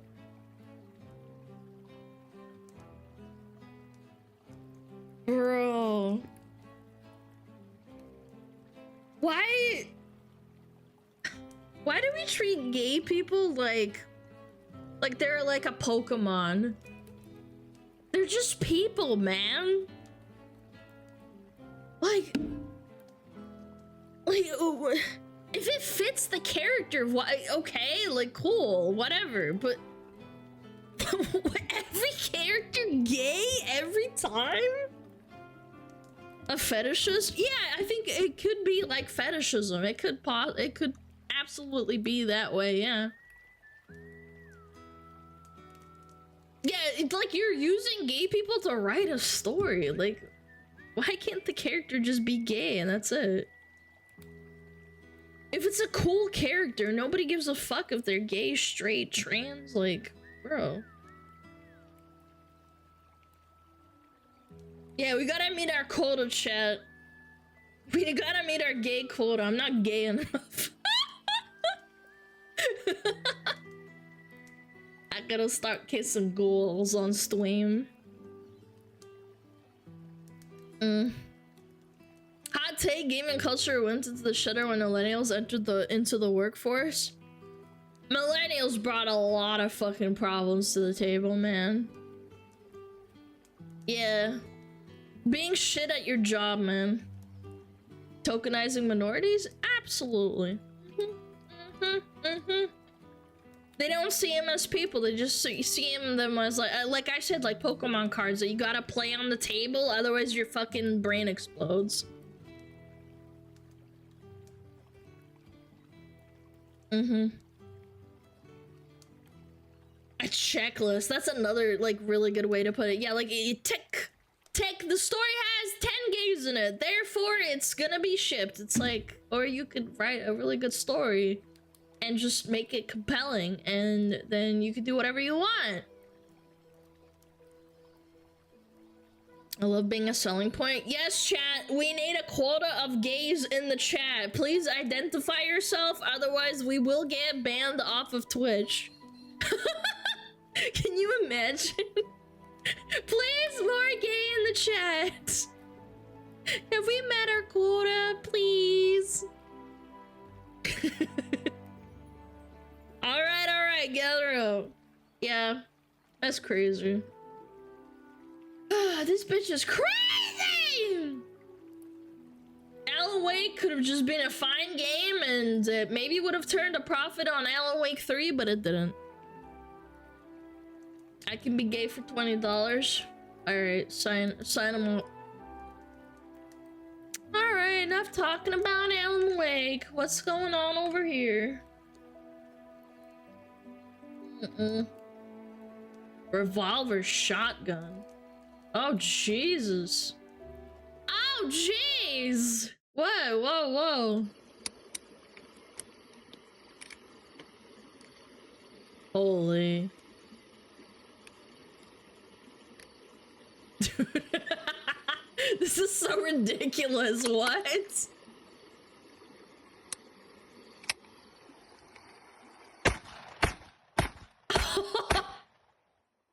Dude, it sounds clean. I want 3. One for each arm, and then your pee-pee. Dude, it's so overkill. I'm surprised there wasn't a bunch of fish that floated up after he shot the river. That's right, proper American engineering. I had one, they're junk. Yeah, but it looks cool. Come on, it looks cool.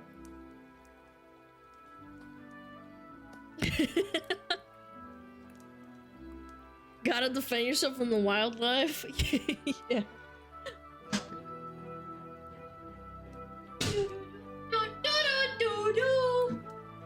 The cool factor, chat, sometimes function does not usurp form or usefulness. It just looks cool. It doesn't matter. Ba ba ba.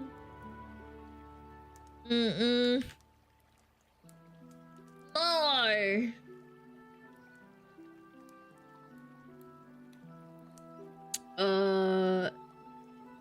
Imagine sleeping in a separate bedrooms as your wife. Charge that bitch rent. She is a roommate. ATP. What's ATP? I'm just gonna say roommate. Alright, let's watch it. What's going on? Alright. Even true. Hey, babe. I was wondering if maybe I could sleep in the same room as you now. It's been like a little over a year, and I just feel like I've grown so much and done everything you told me to do, and I want to sleep in the same room as you. You're my wife. Who is that? Who's on the phone? No, I just feel like we're still healing for sure. Oh. Okay, well, who's on the phone? What? No, it's the TV. Right. So, you just want me to sleep downstairs still? Yeah. Okay. Well, We just have more healing to do because of what happened. okay. Love you. Love you. Okay. Oh. True. No, this is rage bait. There's no way. No. Chat, this is rage bait. But you just know that this happens legit. You know that there's people who sleep like this. Who sleep or like live together like this, and it's real. Maybe not this exaggerated, like being this obvious, because this is obviously rage bait, chat. But if this ever happens, do not put up with this shit. Just leave. 100% fake. We're only still run from this marriage. It's obviously staged. I mean, you can tell. It's so ridiculous, man. There are a lot of pushovers. Oh, absolutely. I've heard some horrifying things. Nah, I don't want to say it because it's like sometimes I get worried if I tell like stories like this, someone will find out that I'm streaming and then they find out that I said something like that, or like I told their story. But I have heard some horrifyingly similar stuff, like, you know, all had a baby and then they just schizoed out and took the baby and like ran away, and they try to like be with them, and the system ruled in like the woman's favor even though she's like mentally ill. And that's like an actual story, chat. Not made up. Like, I'm not making this shit up. It's not a Reddit post, it's like real. Like, actually mentally ill woman. Mentally ill like you. So funny. You're so funny, chat. She's just using it as a paycheck? Bro, it's rage bait, man. Some dudes just want to be loved, and some women take advantage of that. The reverse happens too, but not as prevalent, I'd guess. Yes, oh, absolutely. Because finding another partner as a man after you've committed for so long is really rough. So I know for sure that men put up with women's shit, especially if there's like a kid involved. Like, again, you don't know, this is like staged, but maybe if there was a kid involved, the man would feel more inclined to be, put up with this. Because they care about their kids. Yeah. Don't ever put up with this shit. I believe it. No, because this happens. This does.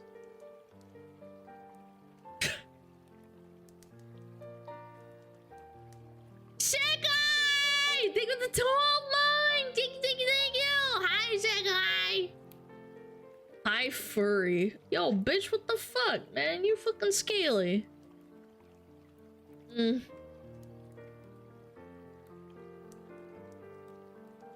Fucking scaly ass.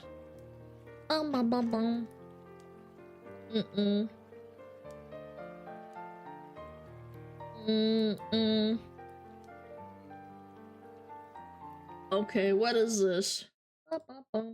You never know when you can become a hero. Oh god.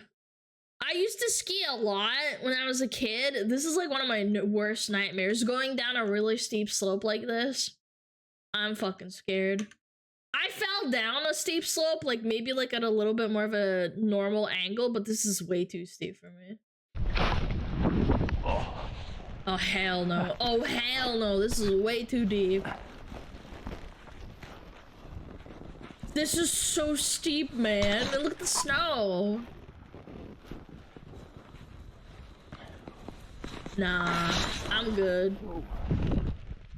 Oh shit. What is that? You alright?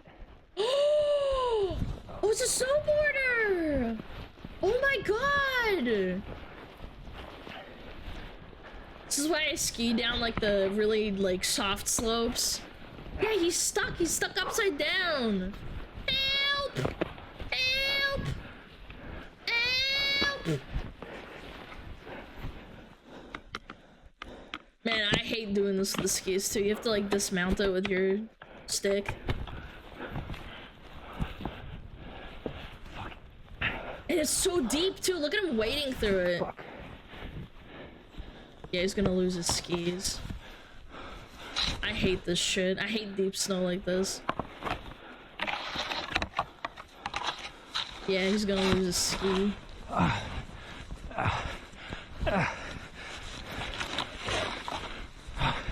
Come on. That is so lucky that he found him like that. He could have just skied past him. Fucking goddamn it. Hold on, I'm coming. I'm coming, man! Oh, he's got some salmon on his, like, the call. Dude, he fell in face first, man! Dude, that's terrifying. What a nice guy, dude. Oh, come on. Dude, I'd start digging for, like, fucking, just digging for my life. Dude, Hey. he's stuck. You alright? Can you hear me? Oh my god, man. They're sinkholes? Yeah, they are. This is why I hate, like, doing these really difficult, what is it called, Come on. you know, tracks? Where they don't plow?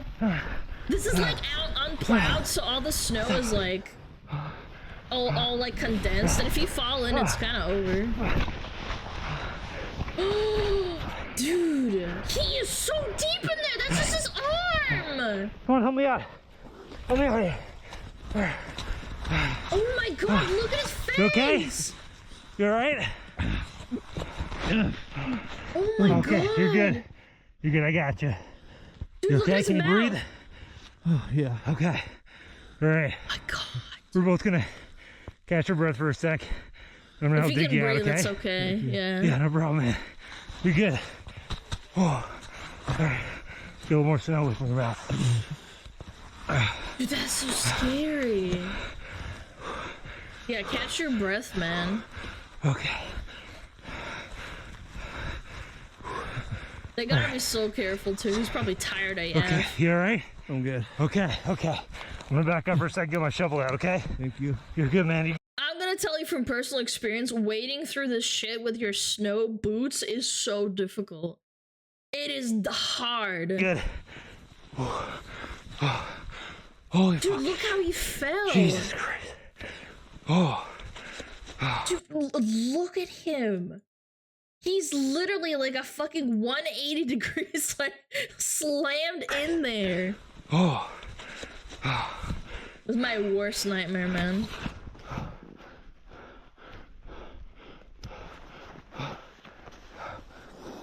Nah, I stick to, like, plowed trails. Thank you so much, man. I'm good. You guys can have fun. This is terrifying.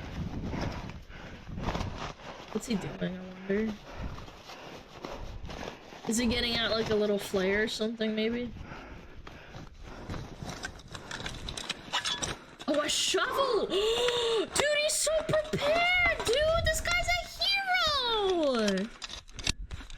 Okay. He's gotta be so careful not to slip down and lose his skis, too, man. Alright. Dude! This guy thought of everything, man. He's gotta be careful, man. At least he got him to breathe, dude. Alright, how you doing? You good? I'm good. Okay. Good. He's We'll good! get you out of here in a sec, okay? Dude. What a giga chad. Take your time, man. Yeah, dude. Take your Yeah, time. you're good. I'm just chilling. He saved his life, man. The man was skiing and by chance he met another accidentally buried in the snow with no chance of getting out and saving his life. A few feet over and that guy was a goner for real. Yeah. Don't ski sports solo. At the end of the clip when he says take your time, you can hear his voice. He wasn't expecting anyone to find him. Scary.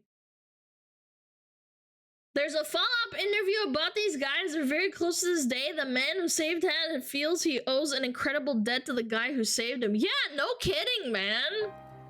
Chat, I dig you up, man. After he shut up the camera, he buried him again? No. I hate skiing in, like, scary spots like that. I would absolutely never do that. Mm-mm.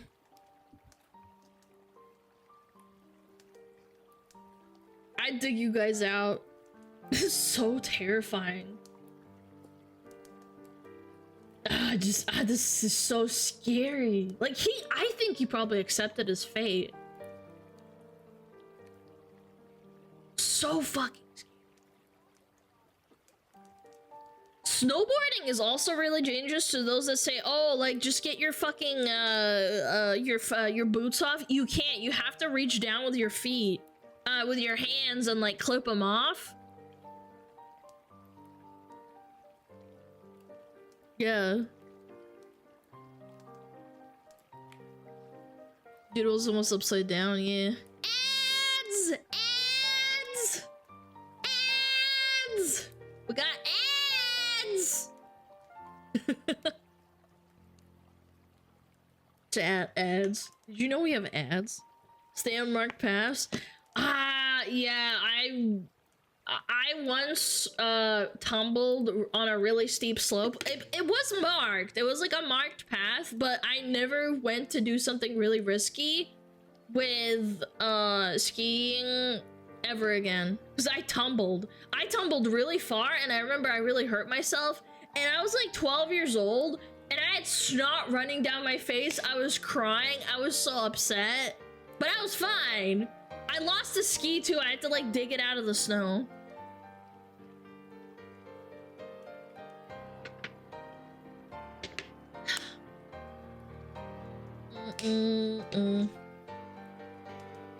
Last time I was skiing, blew my knee out on a double black diamond and could not move. I had my buddies with me. If I didn't, I'd been stuck there for hours. Yeah, this is why I never do that stuff. I never go off the trail. I don't want to risk it. I'd rather like have a relaxing little like ski session than to go and like stress myself the fuck out. Like I have flipped. I lost both my skis and they just fucking like tumbled out of my like off my feet and down the slope, and I had to go catch them. Yeah.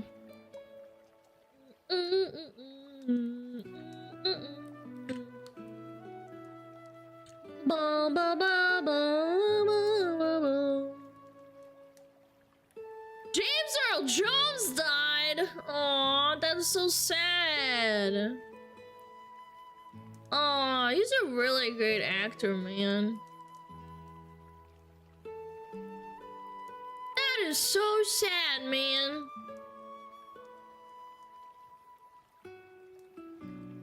Aw.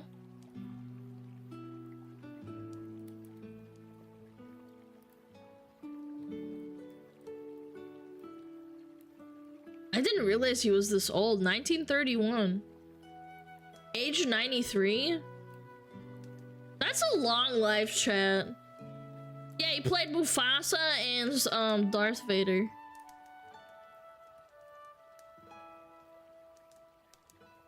Yeah. Luke, I am your father. Mufasa! I loved Lion King when I was a kid. I played that shit all the time. On the DVD. All the time. You lived a long life, man. Remember who you are, chat. He voiced Darth Vader? Okay, my bad. I meant to say he voiced Darth Vader, yes. You played the Lion King game? No, not the really bad one. I did not. Only in his 90s, he was still young. What are you smoking? 90 years old is pretty freaking old.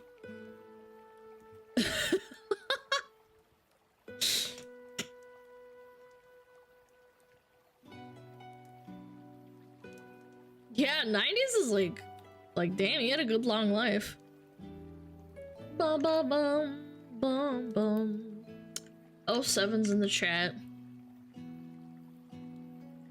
My great-grandparents all lived to above 100. Yeah, that's really crazy, but that means that that's above average. 90... Okay, let me put it this way. Average death age in US. 76.3.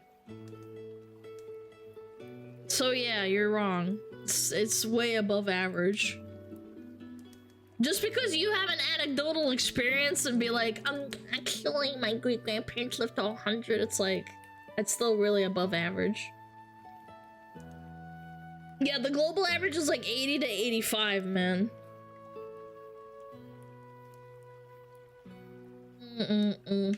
Alright. What do we got? Ah.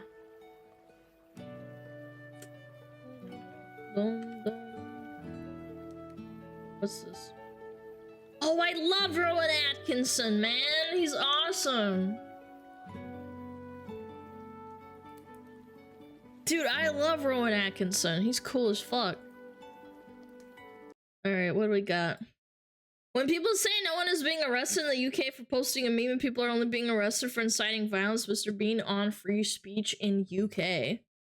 I still remember the first time I ever questioned like the free speech in the UK thing was when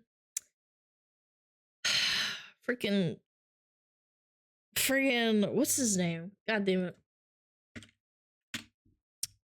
Yes, it was Mark. It was Count Dankula when he got arrested for his pug doing a Nazi salute.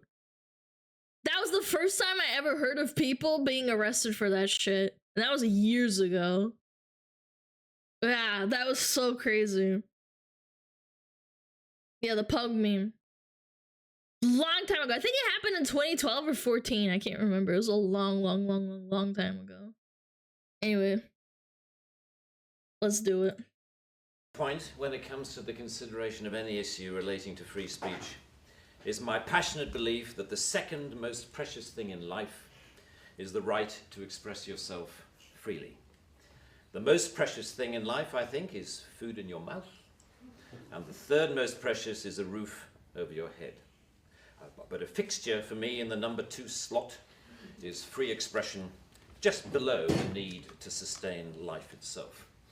That is because I have enjoyed free expression in this country all my professional life and fully expect to continue to do so. But well, yeah, he's a comedian.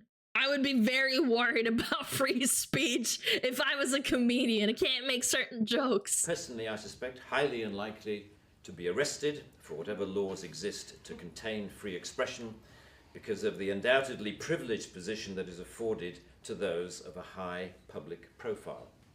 So my rich people rules. Rules for thee, but not for me. A classic chat. If you have a lot of money, it doesn't matter what you say because you can always buy someone out. Concerns are less for myself and more for those more vulnerable because of their lower profile. Like the man arrested in Oxford for calling a police horse gay. Oh man, there was a lot of people in my school, and I'm pretty sure everywhere, where kids would say everything was gay. Arrest the children retroactively, chat! Can you believe that, dude? That is insane, man! Holy! Or the teenager arrested for calling the Church of Scientology a cult. They arrested a teenager for saying the truth. It's literally a cult, though. By definition. Like, what? Or the cafe owner arrested for displaying passages from the Bible on a TV screen. What? When I heard of some of these more ludicrous offences and charges, I remembered that I had been here before in a fictional context. I once did a show called Not the 9 O'Clock News some years ago, and we did a sketch where Griff Rhys-Jones played Constable Savage, a manifestly racist police officer to whom I, as his station commander, is giving a dressing down for arresting a black man on a whole string of ridiculous, trumped up and ludicrous charges. The charges for which Constable Savage arrested Mr. Winston Kadogo of 55 Mercer Road were these: walking on the cracks in the pavement, walking in a loud shirt in a built-up area during the hours of darkness. And one of my favorites, walking around all over the place. He was also arrested for urinating in a public convenience and looking at me in a funny way. Who would have thought that we would end up with a law that would allow life to imitate art so exactly? I read somewhere a defender of the status quo claiming that the fact that the gay horse case was dropped after the arrested man refused to pay the fine, and that the Scientology case was also dropped at some point during the court process, was proof that the law was working well, ignoring the fact that the only reason these cases were dropped was because of the publicity that they had attracted. Of course, naturally. Yeah, giving it attention. Oh, geez. If you have money or you get public attention, we might want to drop that. The police sensed that ridicule was just around the corner and withdrew their actions. But what about the thousands of other cases that did not enjoy the oxygen of publicity? Damn, he's such a well-spoken individual. It's crazy. That weren't quite ludicrous enough to attract media attention. Even for those actions that were withdrawn, people were arrested, questioned, taken to court, and then released. You know, that isn't a law working properly. That is censoriousness of the most intimidating kind, guaranteed to have, as Lord Deer says, a chilling effect on free expression and people too scared to say what they want to say. It's an actual, like, state of fear. Free protest. Parliament's Joint Committee on Human Rights summarised, as you may know, this whole issue very well by saying, while arresting a protester for using threatening or abusive speech may, depending on the circumstances, be a proportionate response, we do not think that language or behaviour that is merely insulting should ever be criminalised in this way. The clear problem with the outlawing of insult is that too many things can be interpreted as such. Criticism is easily construed as insult by some. Yeah, if you are insulting, like, someone's dish or ability to cook, like, they can say they feel offended. That's why in America, it's so much better to have the freedom of speech. You can insult someone and say whatever you want. It's so scary to me that these people in this country can interpret anything as an insult, and that's it. You can get... Yeah, you can sue someone for defamation. That's different, though. You can't get arrested for insulting someone. Ugh. That is awful. I feel so bad. Certain parties. Ridicule, easily construed as insult. Sarcasm, unfavourable comparison, merely stating an alternative point of view to the orthodoxy can be interpreted as insult. And because so many things can be interpreted as insult, it is hardly surprising that so many things have been. And also, if you're being arrested, that goes through the justice system. How do you define something as an insult? As soon as you start having people defining things and trying to put in concrete, like, lines in the sand of, like, oh, well, this is an insult and this isn't, you're also constricting language. It's so scary, dude. I never would have thought that the actor for Mr. Bean, who literally is like a comedian actor, who's known for being goofy, could be this well-spoken and speaking about the troubles and plights of the UK system of freedom of speech, or like what they don't have. As the examples I talked about earlier show. Although the law under discussion has been on the statute book for over 25 years, it is indicative of a culture that has taken hold of the programs of successive governments, that with the reasonable and well-intentioned ambition to contain obnoxious elements in society, has created a society of an extraordinarily authoritarian and controlling nature. That is what you might call the new intolerance, a new but intense desire to gag uncomfortable voices of dissent. I am not intolerant, say many people, say many softly spoken, highly educated, liberal-minded people.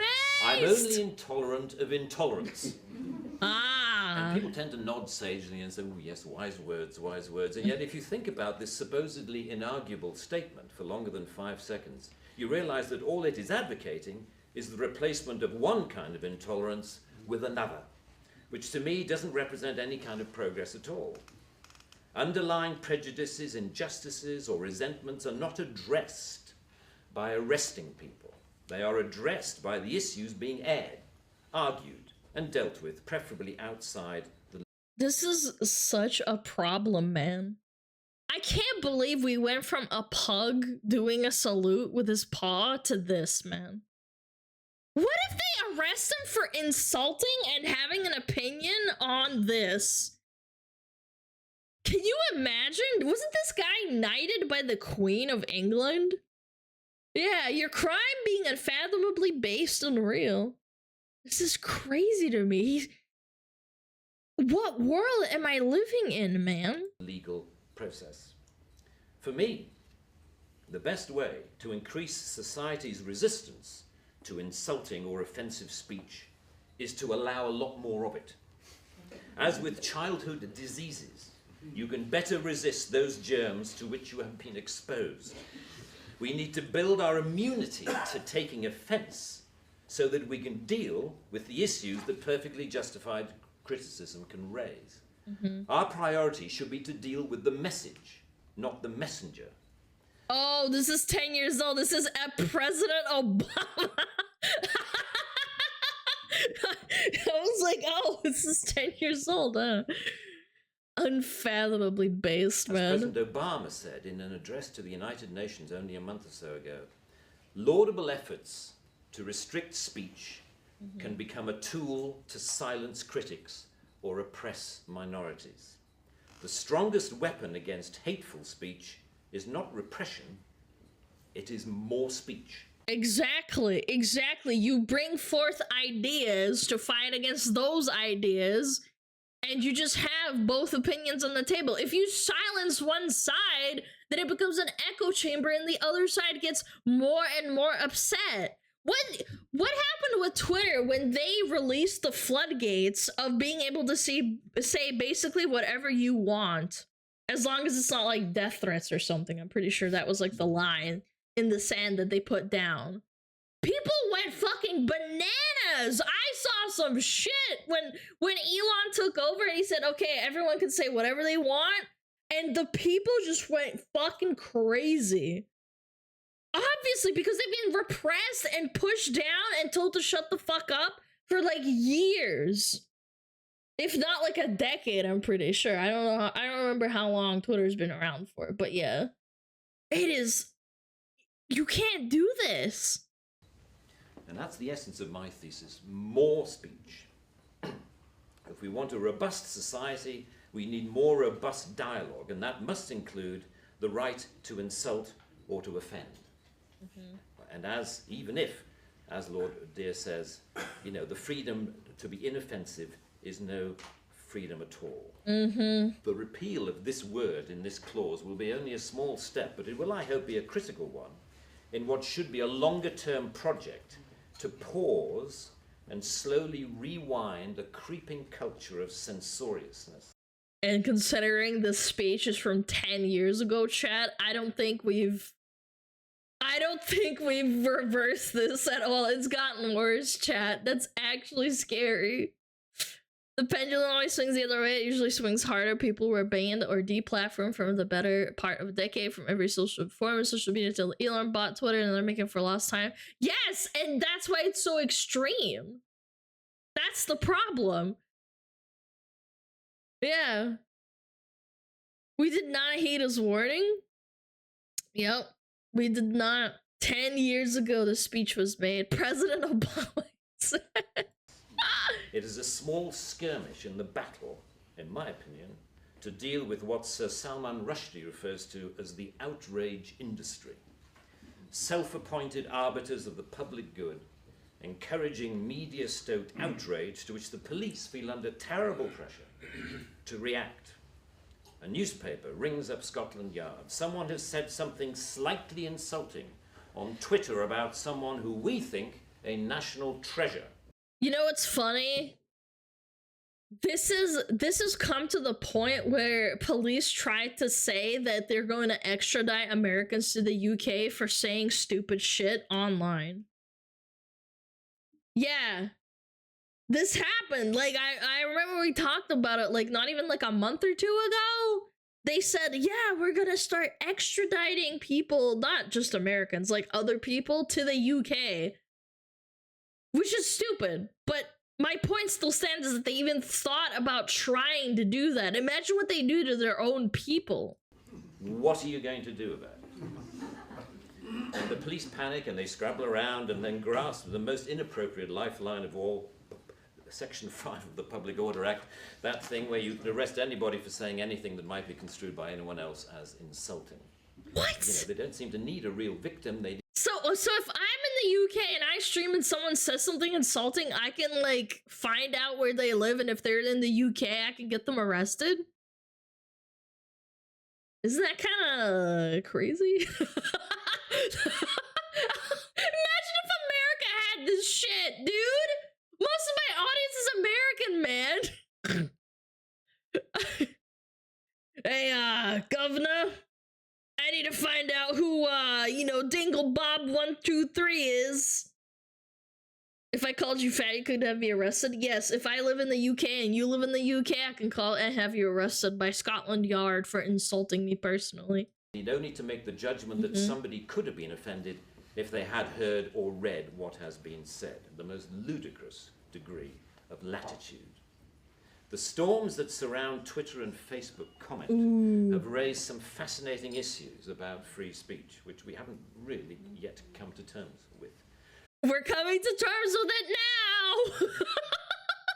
Firstly, that we all have to take responsibility for what we say, which is quite a good lesson to learn. But secondly, we've learned how appallingly prickly and intolerant society has become of even the mildest adverse comment. Oh yeah, for sure. The law should not be aiding and abetting this new intolerance. Free speech can only suffer if the law prevents us from dealing with its consequences. I offer my wholehearted support to the Reform Section 5 campaign. Thank you very much. For more great content, like, subscribe, and hit the notification bell. That was awesome. I love Rowan Atkinson. I did not know he was this based, man. Underlying prejudices, injustices, and resentments are not addressed by arresting people. They are addressed by the issues being aired, argued, and dealt with, preferably outside the legal process. The best way to kill a ridiculous stance is giving it air and publicity so that is ridiculed, and a suppressed view is that one that grows insidiously and in secrecy and safety of echo chambers. Yes, I absolutely agree. Ironically, Asmongold's Reddit posted this, but when people see something ridiculous being posted and Asmon starts airing them out, before he bans them, or usually if he bans them, it's like funny content seeing someone being disproved. You can disagree with Asmon and, like, say, oh, you're stupid, you don't know what you're talking about, or like, oh, well, I disagree. And it's like, but ultimately, he's allowed to express his opinion and disprove you before he bans you. You can always come back and make a new account, but, like, the point still stands. It's just crazy, man. Chad, if you disagree with me, I'm gonna ban you. You hear that? Watch your mouth. You better start saying I'm pretty. If you say I'm fat, then you're getting banned. And I'm calling the police. Apparently, everyone's the word insulting as it appears on paper from the law. They succeeded as of February 2014. Yeah, I know. The UK has gotten ironically worse.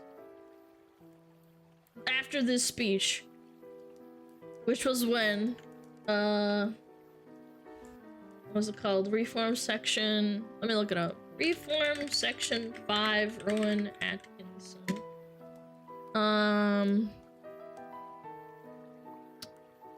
When was this? 2014! Yeah, it was literally 20 years ago. 10.5 years ago. That's when he did his speech. Or is it 2012? I don't know. Well, anyway, it's over 10 years. Let's say that.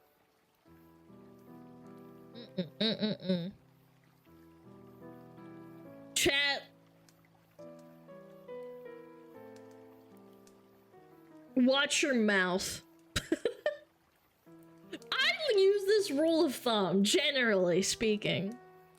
If you wouldn't say that to someone's face, maybe you should think about not saying it at all. And if you type it out, you might hurt someone's feelings, so you shouldn't be surprised when they lash out. You really should, like... like, I've said some mean things, but, like... I would be okay with the consequences, you know? If I got slapped across the face, I'd be like, alright, I deserved that. The truth can hurt. The truth is that you're gay! Please don't extradite me to the UK. Don't worry, I won't. Unfathomably based Rowan Atkinson. Very well-spoken individual. Alright, what's this? Hey. Oh my goodness! Get him, Juji! Get him! Out! Oh my gosh, you're so cute. Get up. Get up. Get up. Oh. Come on. Get up. Up. Come on, up. Up. Oh my god, you're such a little baby! Oh my god. Sorry. He was chasing after the cat. Now he's in my lap like a little weenie. What are you doing? Up. Dog can't win? I don't know. I like my privacy. I don't want people seeing my feet. If I run across the fucking doggy cam, I'll actually die. Your baby! Oh, you're such a good boy. Juji face tracking. No. You're such a good boy. You're such a sweet boy. Chat, if you want to see more of my dog,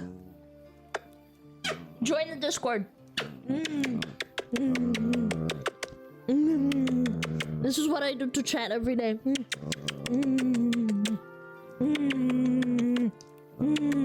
And they hate it.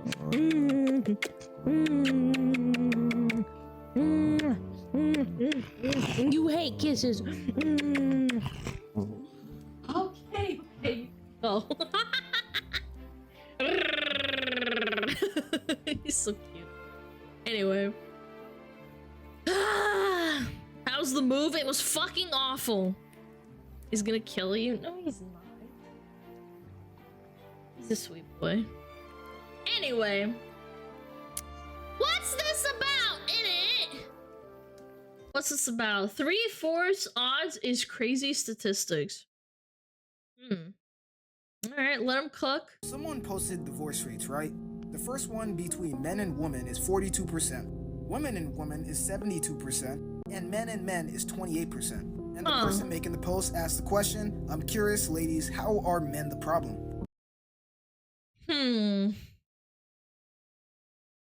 I didn't think about that. I'm not gonna lie, I cannot give you a solid answer. Because a 72% chance of being divorced is crazy work. Yeah. What's the point of being married at that point? Like, that shit is doomed to fail. Like, there is damn near no chance. And I honestly think it's mostly due to emotional thinking. Because in a situation where a man and a woman are mad at each other, who's the one that usually has to be like, okay, you know what? This is stupid. Let's make up and, you know, whatever. You guys make up and now everything is cool. It's the dude. So now, if you have two people who are not willing to say, okay, maybe I was wrong in this situation, or apologize, then that's what you get, fam. That's what you get. I don't know. I need some sources on those statistics. However, as someone with a lot of estrogen, I can definitely tell you it is fucking rough having fights or like talking to people, man. This is from the Office for National Statistics. Okay. Office for National Statistics divorce rate. This is for the UK. Marriage and divorces. Marriage rate. Oh, Jesus. If someone can find it, that'd be great. However, as someone who has a lot of emotions, sometimes it's really rough getting into an argument. Because sometimes I'll keep a lid on it, even with like experience and just like dealing with people, even though I don't like dealing with them. For example, you get into an argument about like fucking some dumb shit with your parents, and you start getting emotional. Usually when it's with my dad, I'll tell you that I'm usually the one that ends up blubbersing. Whereas if I'm with my mom and she starts crying and I start crying, it's hard to like keep a lid on it, if that makes sense. And I know it's not the same as being in a relationship with someone else as in like in a sexual relationship, but because we're both women and we're very high with emotions and you start like bouncing off each other and start yelling, if it escalates to that point, it's kind of hard to like stop. You have to calm down, and calming down is like not part of like, I don't know, fighting as a woman.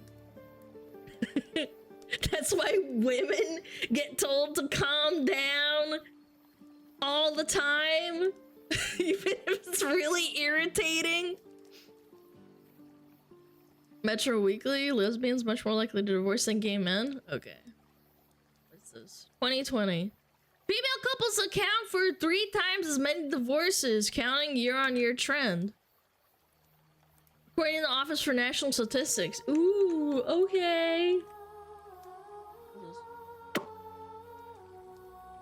It's over when you tell a lady to calm down. I am calm! Wow, same-sex divorces account for less than 1% of divorces in England and Wales. The increasing size of same-sex marriage is since 2014. 72% of divorces accounts for female couples.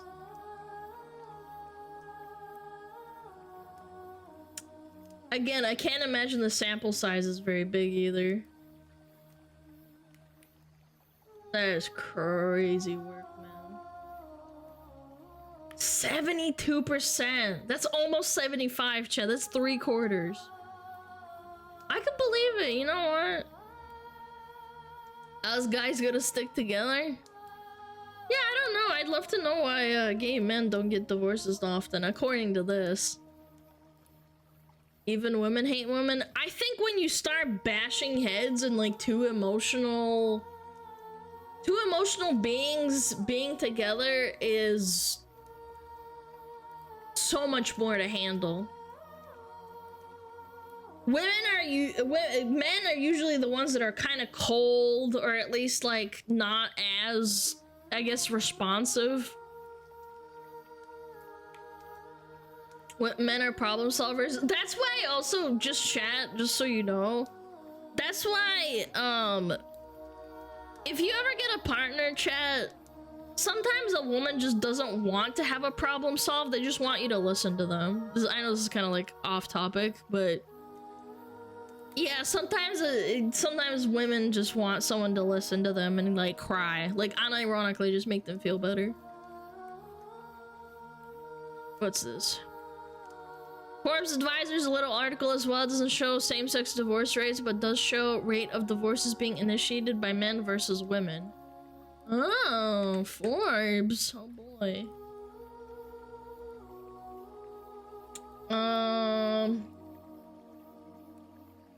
Divorce rates by religion. 69% of divorces are initiated by women. So you want pity? No, it's not about pity, man. It's Not about pity. Use your brain. I already explained it. Being forced to listen to someone's problems when you could literally make it not a problem in 10 seconds is the most insufferable part about being in a relationship. My guy, skill issue. Sometimes women just want to cry. I don't know what to tell you. There are so much worse things to deal with than, like... Isn't that pity? Bro, look up the definition of pity. Anyway, I'm getting one guide. You guys aren't understanding the words coming out of my mouth. Women initiating the divorce is 7 out of 10 marriages in heterosexual couples, man. That is so fucking stupid. Women often carry more of the mental load in a relationship, also take on the primary caregiving role for children. The added burden they face, especially when they feel their support system is lacking, could help explain why they are more likely to initiate divorce.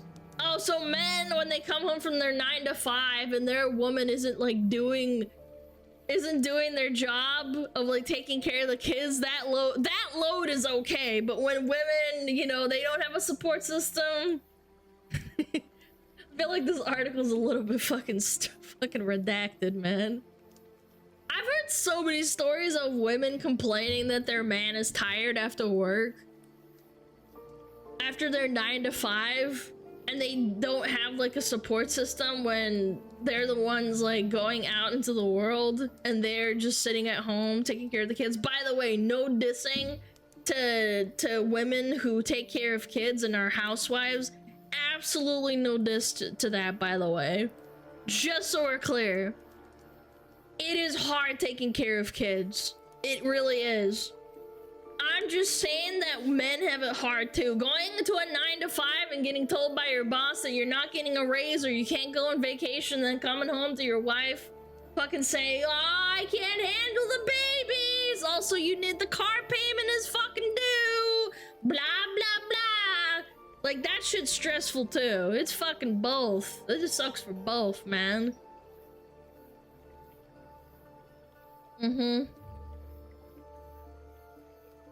Men's only support was smoking and drinking because there was an expectations put on them. Yeah, that's why there was a lot of problems back in the day, like in the 40s and 50s and 60s.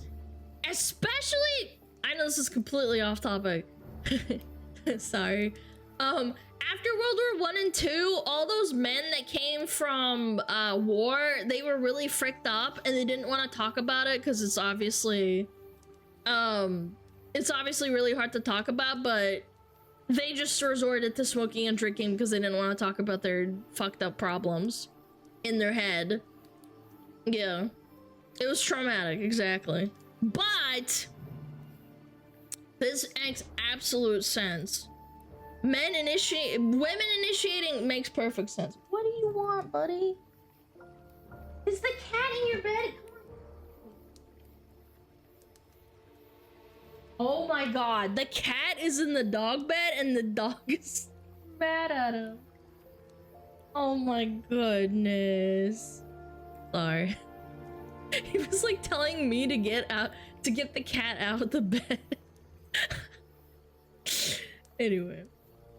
In 2021, 6.9 per 1,000 women over age 15 divorced. Wait, what? Over age 15? Wait, there's women getting married at 16? Bro, I could never. I was still like fucking reading Warrior Cats books at 15. Holy smokes. This is a substantial decrease from 9.7 new divorces per 1,000, which is the number of divorces among women in 2011. That's crazy, dog. Makes sense, makes sense. It's all adding up, chat. It's all adding up. Yeah. America? Brother, there are some countries with age of consent that's 13, so... I just love it when people say that shit, like, oh, America, age of 16, you can get married. It's like, yeah, well, there's... In Japan, you can engage in, activities with children. As long as they're consenting, which is crazy. Consenting as a child. Anyway, I'm getting so off topic. Why do you have so many files up? Holy fuck.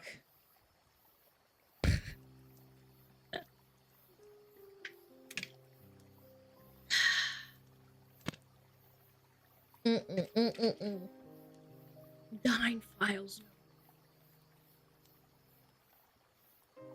That's actually a misnomer. Japan, it's 18. They changed it. No, age of consent in Japan. 16. You're still wrong. Shut the fuck up. Don't ever at me again. Alright. Yeah. This... Look, women are emotional creatures. I think that in order to have a stable relationship, you need to have a stability point, man. You do. You really do, man. You need someone to then not bounce off of with your emotions as like a woman. That's why women and women have a really high divorce rate. This is not fake. This is real. In 2020, 72% of divorces were women on women. Or rather, women on women had a 72% divorce rate. And the whole grudge is being able to move on from that shit. I don't think it's even that. It's like, so say you're like in the heat of the moment and a woman starts yelling. Are you likely to walk away and just be like, all right, bitch, calm down? Whereas a woman, they'll start like engaging with you the whole time. And like being like, you need to talk with me right now, right now, right now. And just like, like you need to like yell at them right now. And then the man walks away. That's like a more common response for men. Women can't handle women. Women hate women.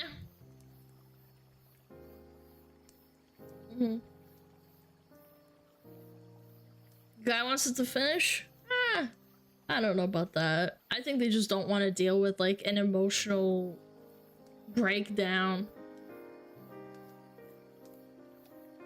3/4 of all lesbian couples get into divorce, man.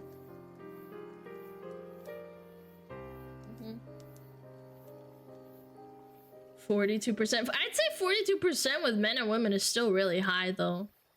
I don't think you should judge women for being emotional, though. That's natural. Comes with the territory of high estrogen levels. It's more a societal problem that we aren't being encouraged to sort out our differences and compromise. Society's just telling women to scrap it because men are shit and it's easy to find another. Oh yeah, for sure. I think that divorce rates in America have increased substantially over the last like 50 to 100 years.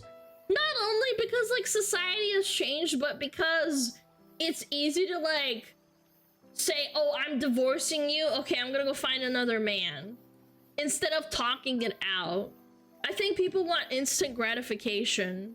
Instead of, hey, we could like work out a solution. And like you need to exhaust every possible, not solution, but like you have to at least try and exhaust every possible like couples therapy or like going to like a marriage counselor or like spending more time together or talking to each other more instead of like never talking to each other because you're both exhausted. Yeah, so try several avenues instead of being like, okay, you fought with me like 10 times this year, I'm getting divorced, instead of like talking about it.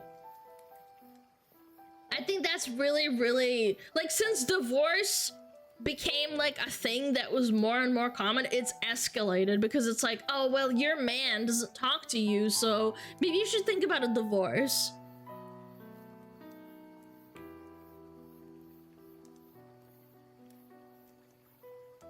Combine that with the girl boss culture and women often getting paid more in companies with DI initiatives, are a recipe for higher divorce rates because it's so easy to separate. Well, that's what I'm saying. And also, another thing, in most cases, women win in divorce cases. They get more, they either get half the house, they get alimony, even if it's like a bad thing. That's another reason why women are initiating it more. Because women are more likely to win. I'm sure, look, I'm gonna say it. I'm sure that if men won more, if they won more divorce cases, or they got the kids more, or they got more money, or they got alimony from a woman, I think this number would even out, or at least swing the other way. I think that if, like, statistically, like, get an easy bag, marry a woman, and then you get her money or something. But that's not how it works. And most of the time, the woman isn't working or making money, so... Yep. This woman is schizo and need 12 different drugs to not knife her kids. Better give her kids a permanent alimony. Oh, I've heard many such cases of having a fucked up woman and she still gets the kids. Like, actually fucked up. I think women shouldn't work or have the ability to easily support themselves if their marriage doesn't work out, but we should be pushing the nuclear family and counseling a lot more when it's easy to wipe our slate clean in 2024, but we push the opposite. Yeah, just girl boss your way to a man, essentially. Jumping between marriages. I've heard scary stories of women being married like 4 times. And this is like old women, like women over like 50 and 60 who are like, yeah, I've had like 3 husbands, and I'm just like, you know, like I used to work, right? Like in the real world, and they'd be like, yeah, I've been divorced 3 times, and I'm like, what the fuck, huh? What do you mean? And it's like, oh, I have like 2 different kids from 2 different dads. Like, oh Jesus, okay. Like, this is not a problem now, it's just exacerbated now. It was a problem before as well. This is the reason I will never date, because I'm scared of what they can do to me mentally. My brother in Christ, you gotta go through some pain to like get to the good part. Stop living in a bubble.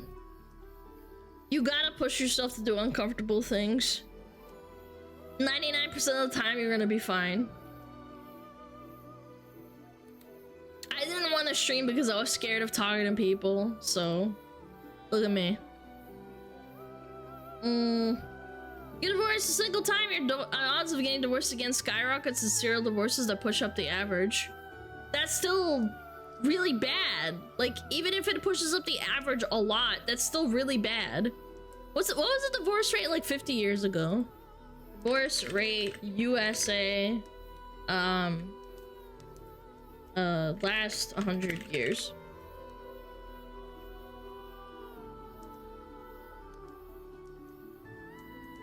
Divorce more than a century ago. It went from the 1960s from 9% to 15% in 2018. That's a lot, man. That is a big jump. Because divorces became like actually really common. I'm not saying that people shouldn't get divorced. Sometimes people really like get married and they don't suit each other at all, which is fine. Like, I understand that, but you have to exhaust every possible avenue of like trying to get to, how do I put this delicately? Like, you have to try and exhaust it, and if there's absolutely no other option, then divorce. Not just like divorce like right off the rip.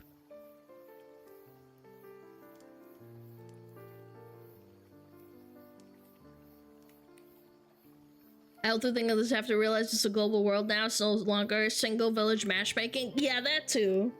Hey, can you get out of the trash? Dude lives snarling at me. The asshole.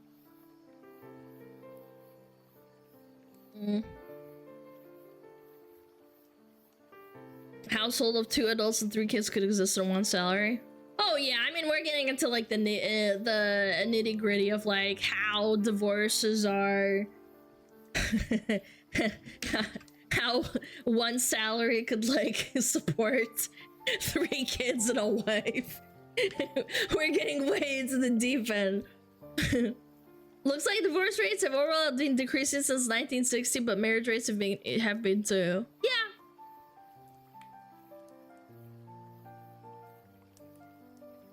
Also, prenups are a big thing. Someone just brought that up. Prenups prenups are good if you're like a rich man.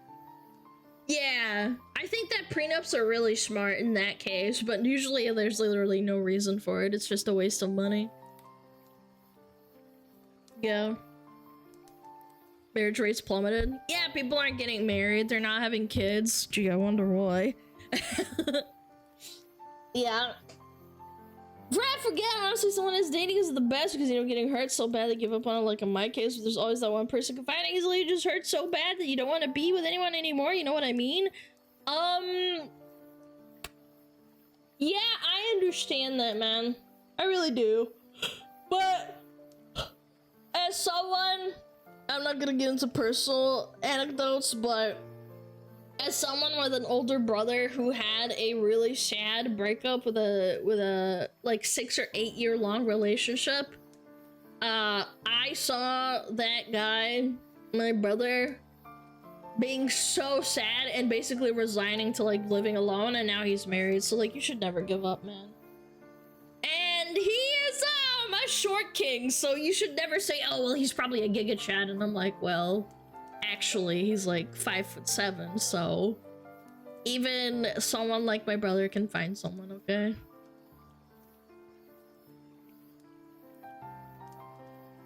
I could use a fox with a big tail as a wife. If you read this, I will assume that is a yes. Thanks in advance. Hey, I don't consent to that.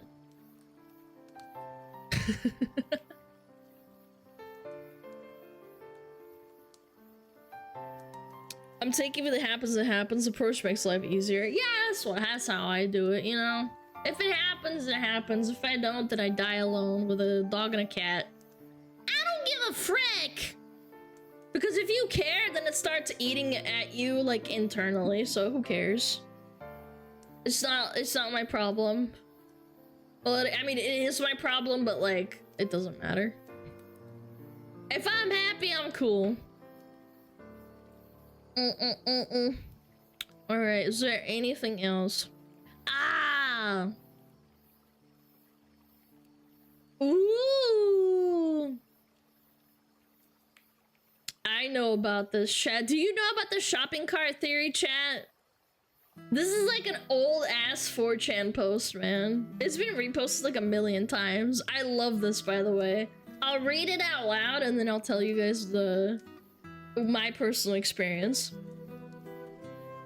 There is no dire emergency. Do you accept your duty to return the cart even though you gain nothing? Chat.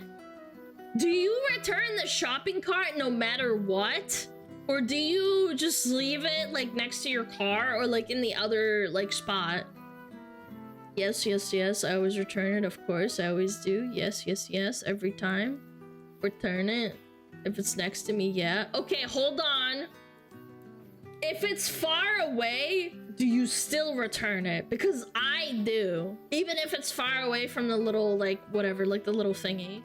The only time I've ever not returned it is if it was a really bad snow day and I couldn't push the cart through the parking lot because it got stuck. So I dragged it back and like put it somewhere where I couldn't like, where it was like out of the way. That was the only time. This one time, it was a terrible blizzard. It was terrible. Like I couldn't see anything. It was that bad. Yeah. I hate it when people leave them. Chat, there's a poll up, is there? Chat, is there a poll? Manage poll. Mods, do a poll right now.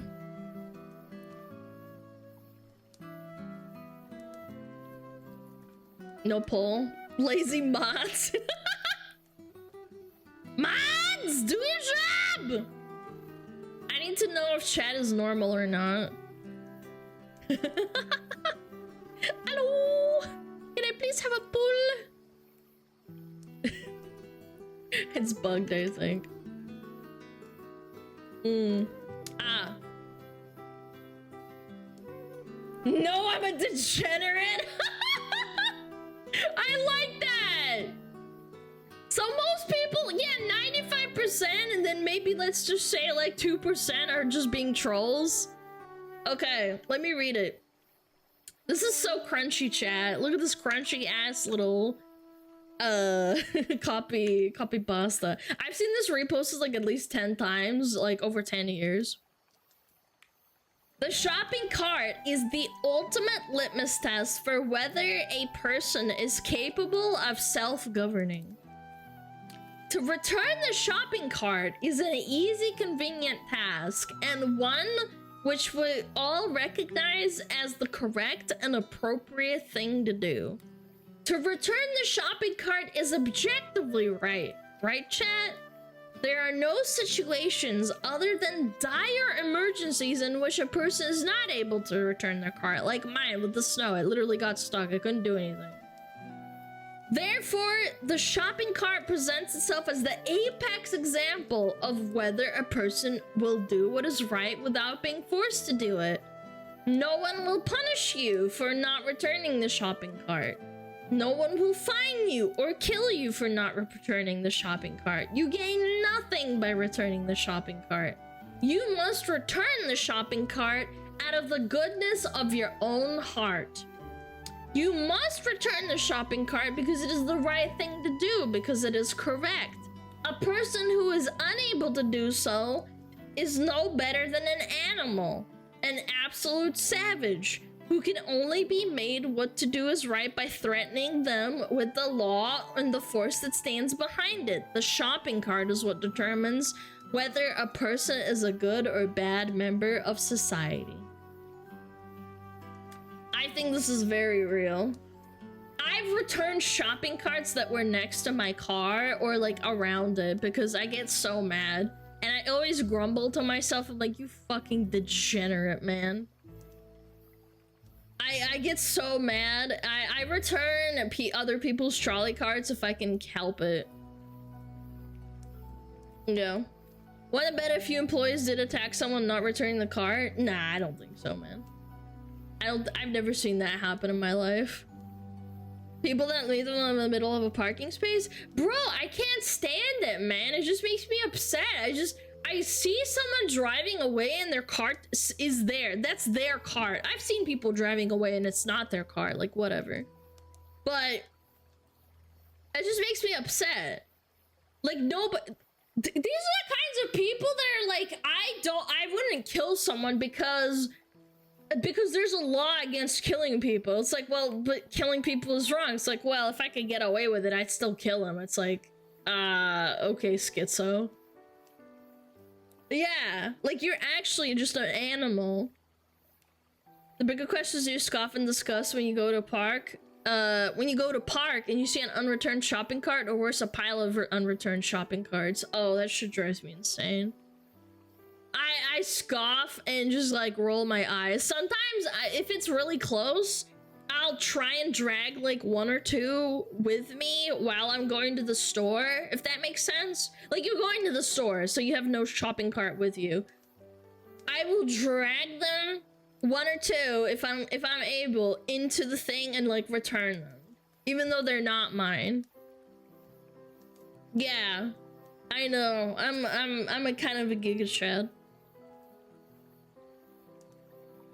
I make sure all the carts are aligned. I try, but sometimes they're fucked up. But like, the point is, like, at least you help, you know? Antisocial behavior without explicit shaming encourages societal decay. I've never seen people scold each other for not returning their shopping cart. I used to return, then I got laughed at for returning them, and I don't return any cart but mine anymore.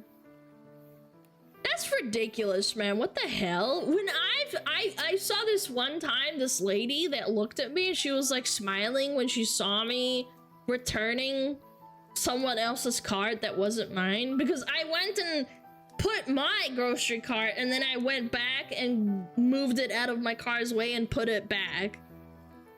And she smiled at me. She was like across the, you know, the parking lot, but I saw her. She smiled at me. She's like, give me a nod. And I'm like, yeah, I'm doing the right thing. I don't need praise to do it. I don't do it for praise. I don't give a fuck what people think. But if someone told me off and like laughed at me, I'd be like, you're such a piece of shit. Fucking kiss yourself. Go to Home Depot right now! Because I've also seen all the people that have to return the shopping carts, and I feel bad for them. They have to drag them through the rain and the snow.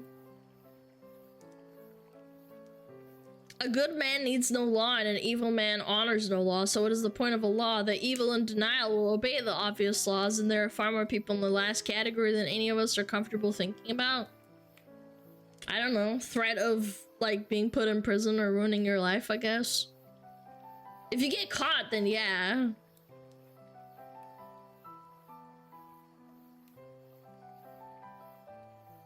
I don't know. I guess I'm just a nice person in general. I don't fuck around. If I see a car, or I see one of those little, what is it called? Like the hand ones that you just like kind of drag around, I always put them back. Another thing that I've noticed, people who used to work in like supermarkets, if you don't put back like, oh, you wanna know what really ticks me off? People who get Starbucks and then they leave the coffee like inside of the supermarket when they're done with it, or they don't want to throw it away. And I'm like, dude, you're such a piece of shit. That shit drives me insane. When they leave trash and it's like all sticky because it's all melted and shit. Oh my god. That's like, that's this shopping cart theory, but like at Safeway, the coffee holders on the carts, I picked up a grocery cart and one of them had like a fucking sauce, what is it called? Like a sauce, little plastic cup of sauce that was like half eaten in there, and it made me so upset.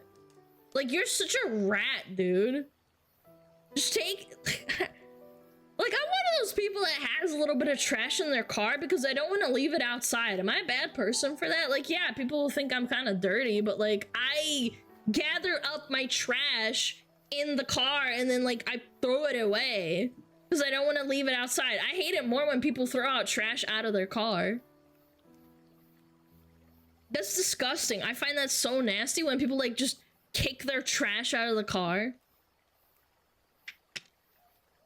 Clean your car, Alana? I do, you fucking shit for brains. I gather it up so it's convenient, but I also don't fucking throw it on the ground.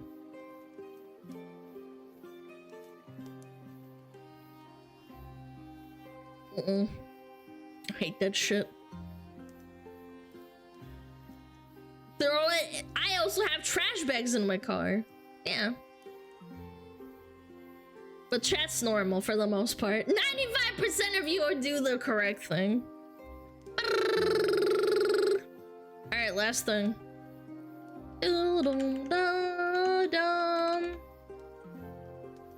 What's this? 5 monkeys. Chat, you're a monkey!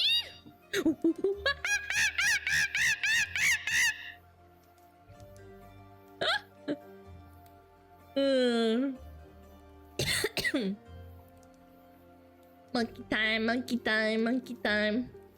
Alright, let's see. That echo? Shut up!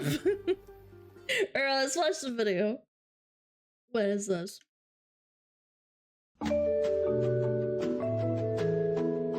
Alright. It's an old video. A group of scientists placed 5 monkeys in a cage and in the middle a ladder with bananas on top. Every time a monkey went up the ladder, the scientists soaked the rest of the monkeys with cold water. Poor monkey! After a while, every time a monkey went up the ladder, the others beat up the one on the ladder. After some time, no monkey dare go up the ladder, regardless of the temptation. Scientists then decided to substitute one of the monkeys. The first thing this new monkey did was go up the ladder. Immediately, the other monkeys beat him up. After several beatings, the new member learned not to climb the ladder, even though he never knew why. A second monkey was substituted, and the same. Wait, so they didn't even soak the monkeys anymore? Oh my god! Occurred. The first monkey participated on the beating for the second monkey. The replacements repeated until what was left was a group of 5 monkeys that, even though never received a cold shower, oh my god. Oh my god, that's so fucked up. Continued to beat up any monkey who attempted to climb the ladder. If you asked the new group of monkeys why the beatings took place, the answer would probably be, well, I don't know. That's just how things are done around here. Shut up. Is that real? No way. I was about to say, did they stop soaking the monkeys or did they just keep doing it? Cycle of abuse and generational trauma. Dude, that's actually kind of fucked up. This is literally your chat with Savix, Metapod, and Malachite. How many people know the lore behind those emotes? That's actually a really good point! Oh my god! Oh my god! Come on, monkeys, dance! They don't even know, man. They don't know about Malachite. Everybody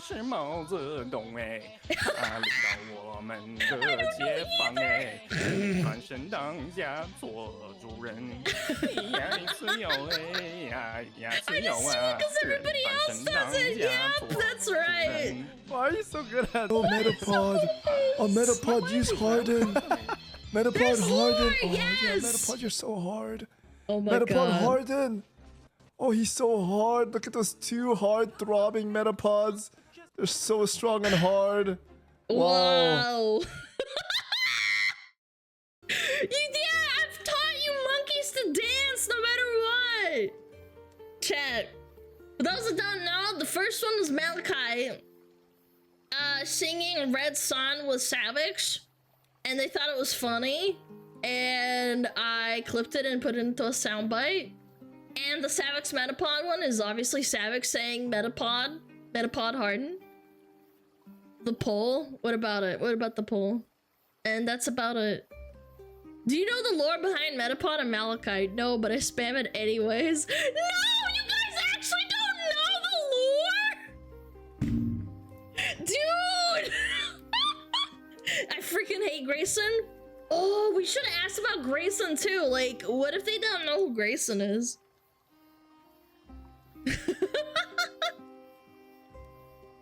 Only the real ones know the lore. Oh my god, why do we hate Grayson? Okay, this is deeper lore. So a couple of months ago, I had really bad internet, and my mods are some of my mods are World of Warcraft enjoyers, and Grayson is a World of Warcraft streamer, and everybody bullies Grayson. And when my internet went out, they started saying it was Grayson's fault, even though it's actually not his fault. We don't know him. He doesn't know about chat or like the stream. And we joke around and say, fuck Grayson, and then we do like really angry. Like Savix, and he hates Grayson. Yeah, so like that's essentially it. You guys are monkeys. Like, if people say they hate that guy, but they don't even know who it is, so... Yeah, that was about it. Chad doesn't even know what they spam. Ad starts in 1 minute and 30 seconds? Oh, that's awesome. I'm gonna go pee and then we can do react. Chad, react! React! Didn't read the sun for monkeys? No, I'm a fox. You guys are monkeys. I'm a fox. Close all my tabs. Let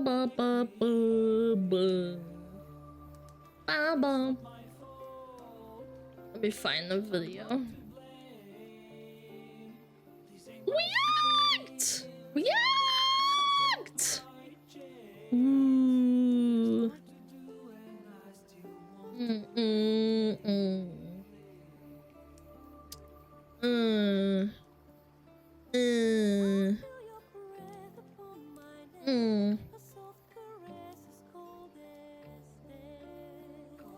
Is deep. Oh, this sounds like a good video. React, react, react. Alright. Let's watch this video after my bathroom break, chat. I'm gonna run ads in 15 seconds. And we can We can do react. So piss. Fuck you. Get more water. I'm okay. I think I'm okay. I've got like a little bit left. Pissing again? Shut up! It's been 2 hours! Alright. My ads are running. You're missing out on nothing. I'll be right back, okay?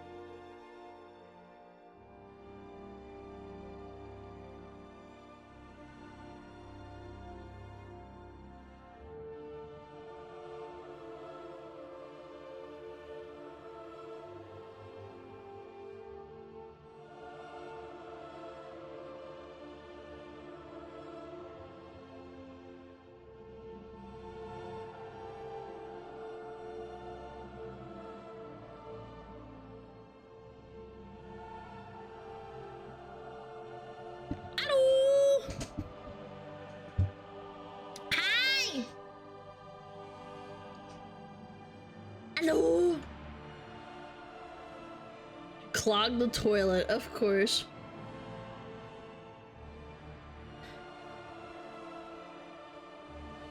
Oh. Jesus. Alright. Ads just ended? Damn, am I really that on point? Oh shit, I am. That's crazy. Did you have a nice swim? Yeah!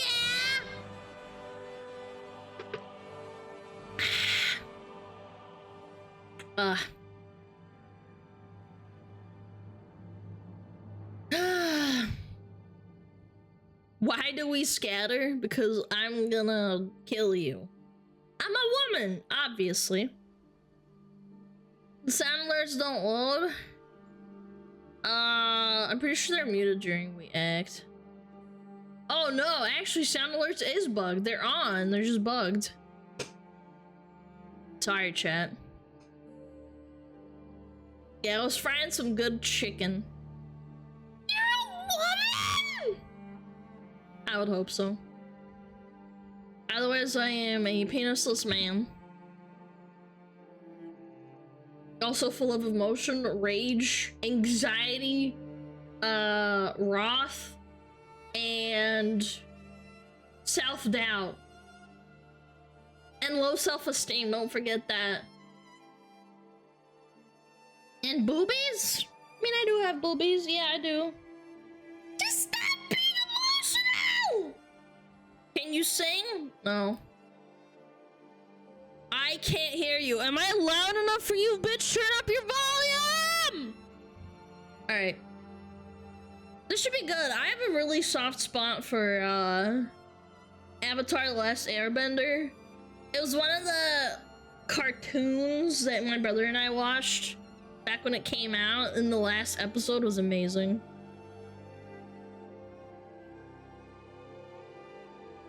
Woke up my dog, skill issue.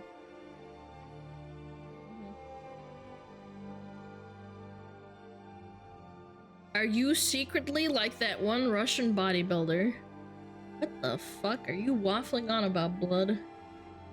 Anyway, let's do it. I like Drew Gooden. Videos are pretty cool. Alright, 3, 2, 1, boom. I know. I am too old to be getting this worked up over a Netflix remake of a cartoon that came out when I was 11.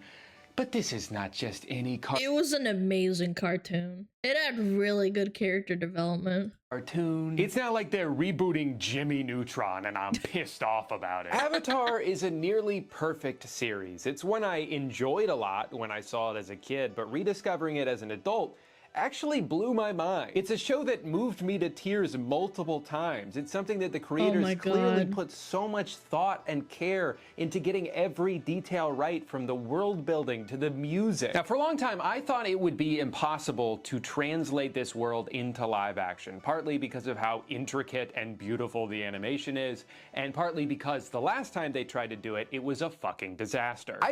Yeah, I remember this came out in movie theaters. When did it come out? Like 2014? Chad, do you remember when this came out? How? Yeah, 2015? Yeah. Dude, they were 2010. Oh my god, dude. 22. Dude, the movie sucked. The casting was awful. I remember the CGI was just ass. I've seen way too many people say in regards to the Netflix adaptation, hey. And it was made by M. Night Shyamalan. Yeah, it was so bad. At least it's better than the movie.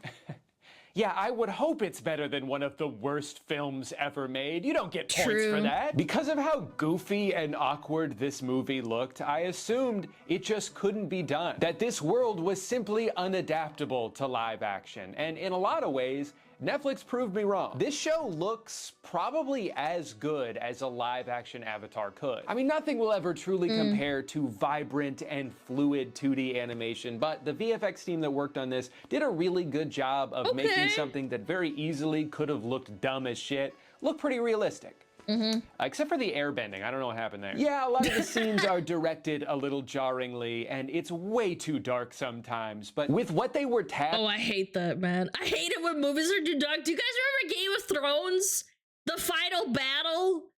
I remember watching it and it was pirated because it was so low quality. And the battle, you couldn't tell what was going on, and they were like, yeah, man, that's so cool, bro. Oh my god, you can see a damn thing. With bringing to life here, I think they deserve a lot of credit. But it's funny to me that Netflix nailed the part that I thought couldn't be done well and messed up all of the stuff that should have been a slam dunk.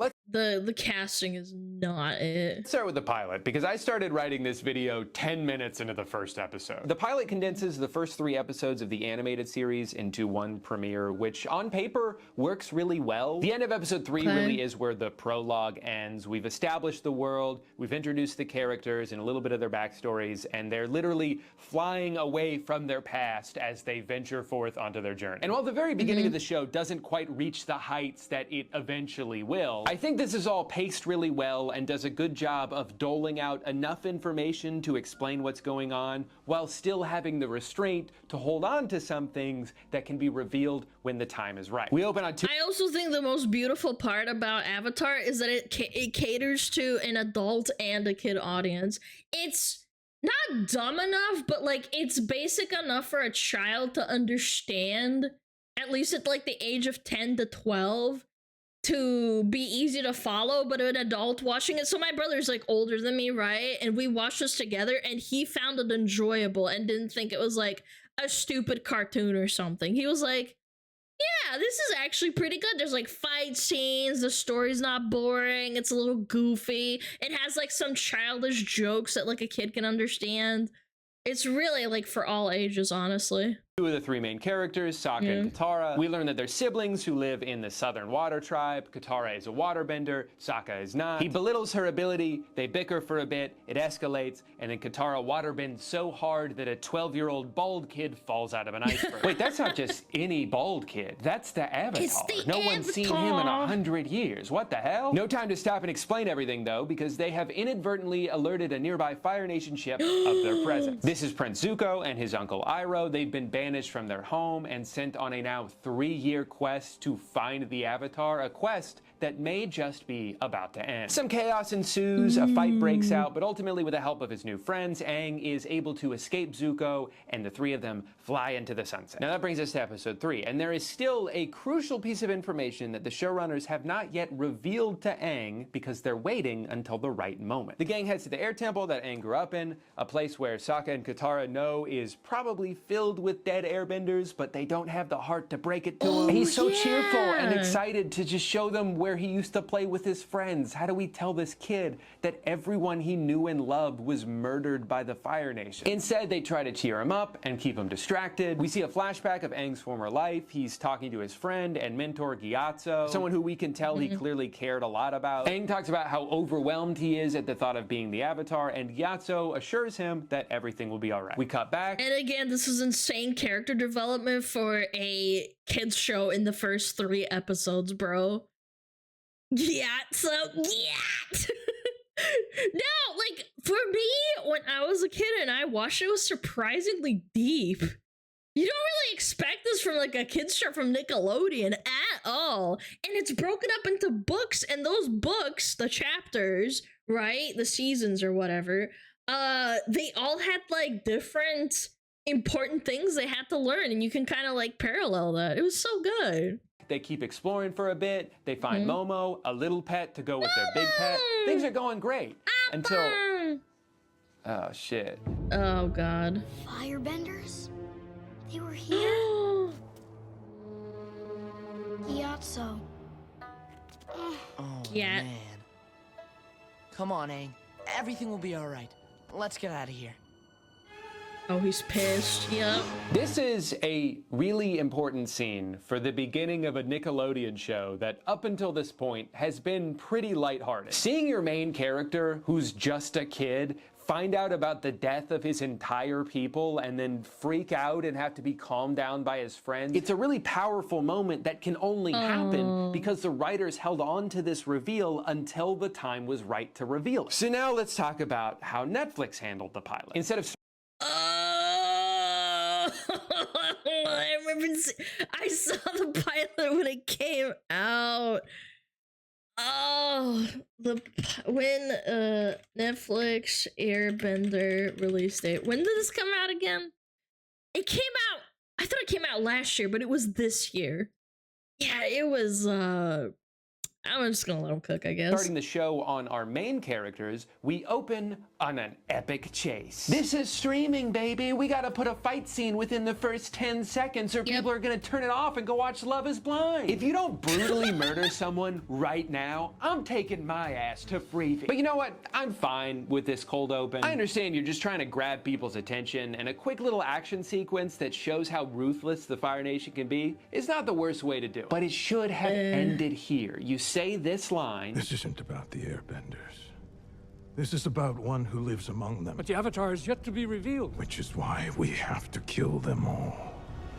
And then we cut to present day to the three main characters, similar to how the cartoon did. But you're exposing what the writers in the original... that's so dumb. Again, that just ruins the whole, like, emotional moment. Like, you exposed the... It's the inverse. They flipped it. I think that would have been a really effective opening because if you've never seen the show and you just watch the Fire Lord say, "We gotta kill all the airbenders," but you also didn't know about the show before in the cartoon. It's so backwards. I hate it when people try to make everything so fucking obvious. Like the fact that there's kids that watch these shows are 12, 14. You don't need to, like, expose everything to the audience. Let them figure it out. Whoa, no way. Aang is upset that, like, all his friends and family died. Did you? Oh my god. You don't have to. Ugh. I just... this gets me so upset. And then you cut 100 years into the future and you see an airbender that survived, you'd probably be like, how did that happen? I'm gonna stick around to find out. Instead, we come back from the title sequence and we're still in the past on the day of the aforementioned invasion. I guess we're just gonna do the whole show chronologically, lest anyone be confused. But you don't need to do that. They had flashbacks in the cartoon. Again, you could have just done it, like, kind of like almost... not an adaptation, like not a word for word, how do I say it, like a transcription, but they chose not to because they're too arrogant. Meet Aang and Gyatso and see them stand and talk for a while, and then we get to watch some people sit and talk for a while, and we cut back to Aang and Gyatso, and they do more standing and more talking, and then Aang flies away, and a whole bunch of murder happens. Oh my god, so much murder. I'm talking several uninterrupted minutes of murder, because remember, this is a show for grown-ups. Cartoons are for babies. We got a bunch of dead bodies in this one. What's crazy to me about this entire sequence is that while they're so insistent on showing something that I honestly think had more emotional impact to just see the aftermath of, they make no attempt to show us any aspects of Aang's personality. I mean, don't get me wrong, the writers take the time to explain Aang's personality to us. He and Gyatso tell us all about him. I know who I am. I like to play airball and eat banana cakes and goof off with... Oh, the script writing, man. I've never once in my life met and talked to someone that said the words, "Hey, I know who I am. I like football and computer video games." Wow. My friends. That's who I am. I feel bad for this kid because he seems like a very good actor, but the writers keep giving him lines that make it sound like he's about to burst into song. Monks don't even trust me to feed the baby bison, and I'm supposed to save the world? Why can't I just be a kid? But this isn't even the worst example of tell, don't show. Modern day Disney writing. Dude, Drew Gooden is so funny, man. It's so true. That they do in this episode. Remember I told you about how Aang finds out that all the airbenders are dead, how he stumbles upon the corpse of his former best friend, surrounded by all of the firebenders it took to take him down? Here's how they do it in this show. Most of them had just arrived for the Great Comet Festival. The Great Comet Festival. The last time that the Great Comet was seen in the sky was 100 years ago. Someone just tells him about it. Everyone in the village knows this story. They inverse it again. Oh, chat my hands. But you don't, just as you Exposition don't dump, know that airbenders haven't been seen in generations, and that the Southern Air Temple was the first to fall because you've been trapped in that ice this whole time. Gran reads out loud the entire opening theme for like 2 straight minutes while he has to just sit there and give reaction faces before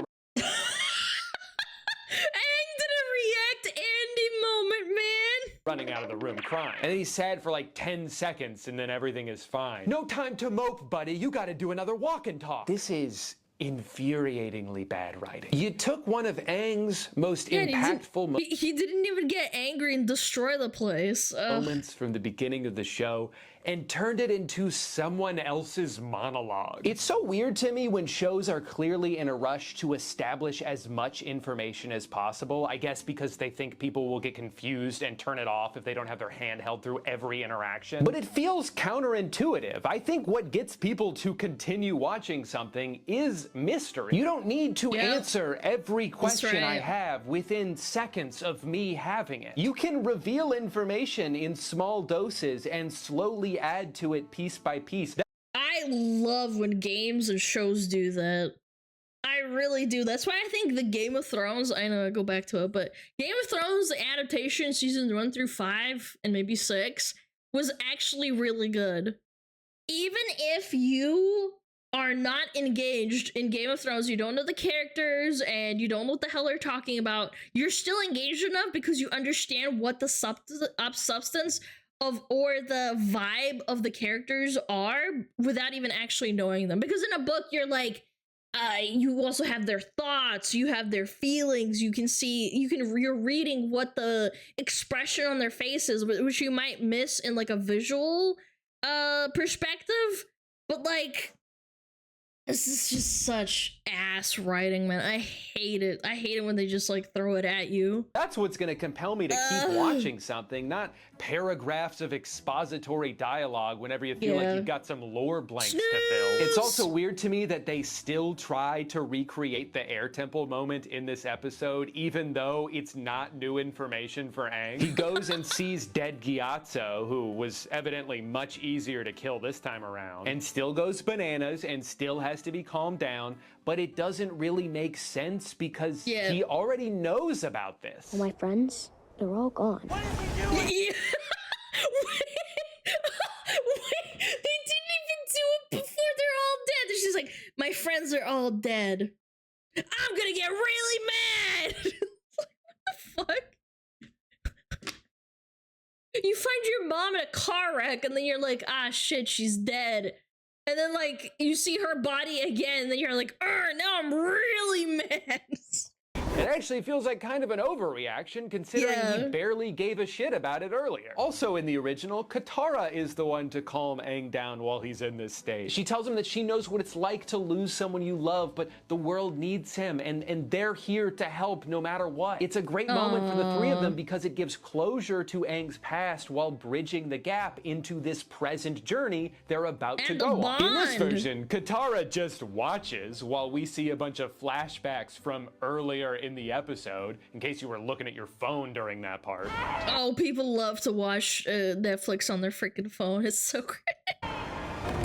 You are my friend. I really don't understand the obsession with Gyatso in this version. He is an important character, but more so as a memory for Aang, like a symbol of what he lost. He's not that relevant to the present day journey they're about to go on. What matters the most is their relationship. Their friendship is the foundation that this entire series is built on. So I think you're doing a huge disservice to that by taking interactions away from Katara and Sokka so you can give them to a guy who died 100 years ago. They do this and then he's not even a reoccurring character. They removed the bond that Katara and Aang had all for this guy that, no offense, he's not really relevant. Like, it's a side character. Multiple times in the show, they Sokka. keep bringing Gyatso back instead of giving that valuable screen time to the more important characters. They even do this in the opening title scroll in the pilot episode. In the original, Katara is the one who does this voiceover, which kind of establishes the show as being from her point of view. And the very iconic lines she says at the end, But I believe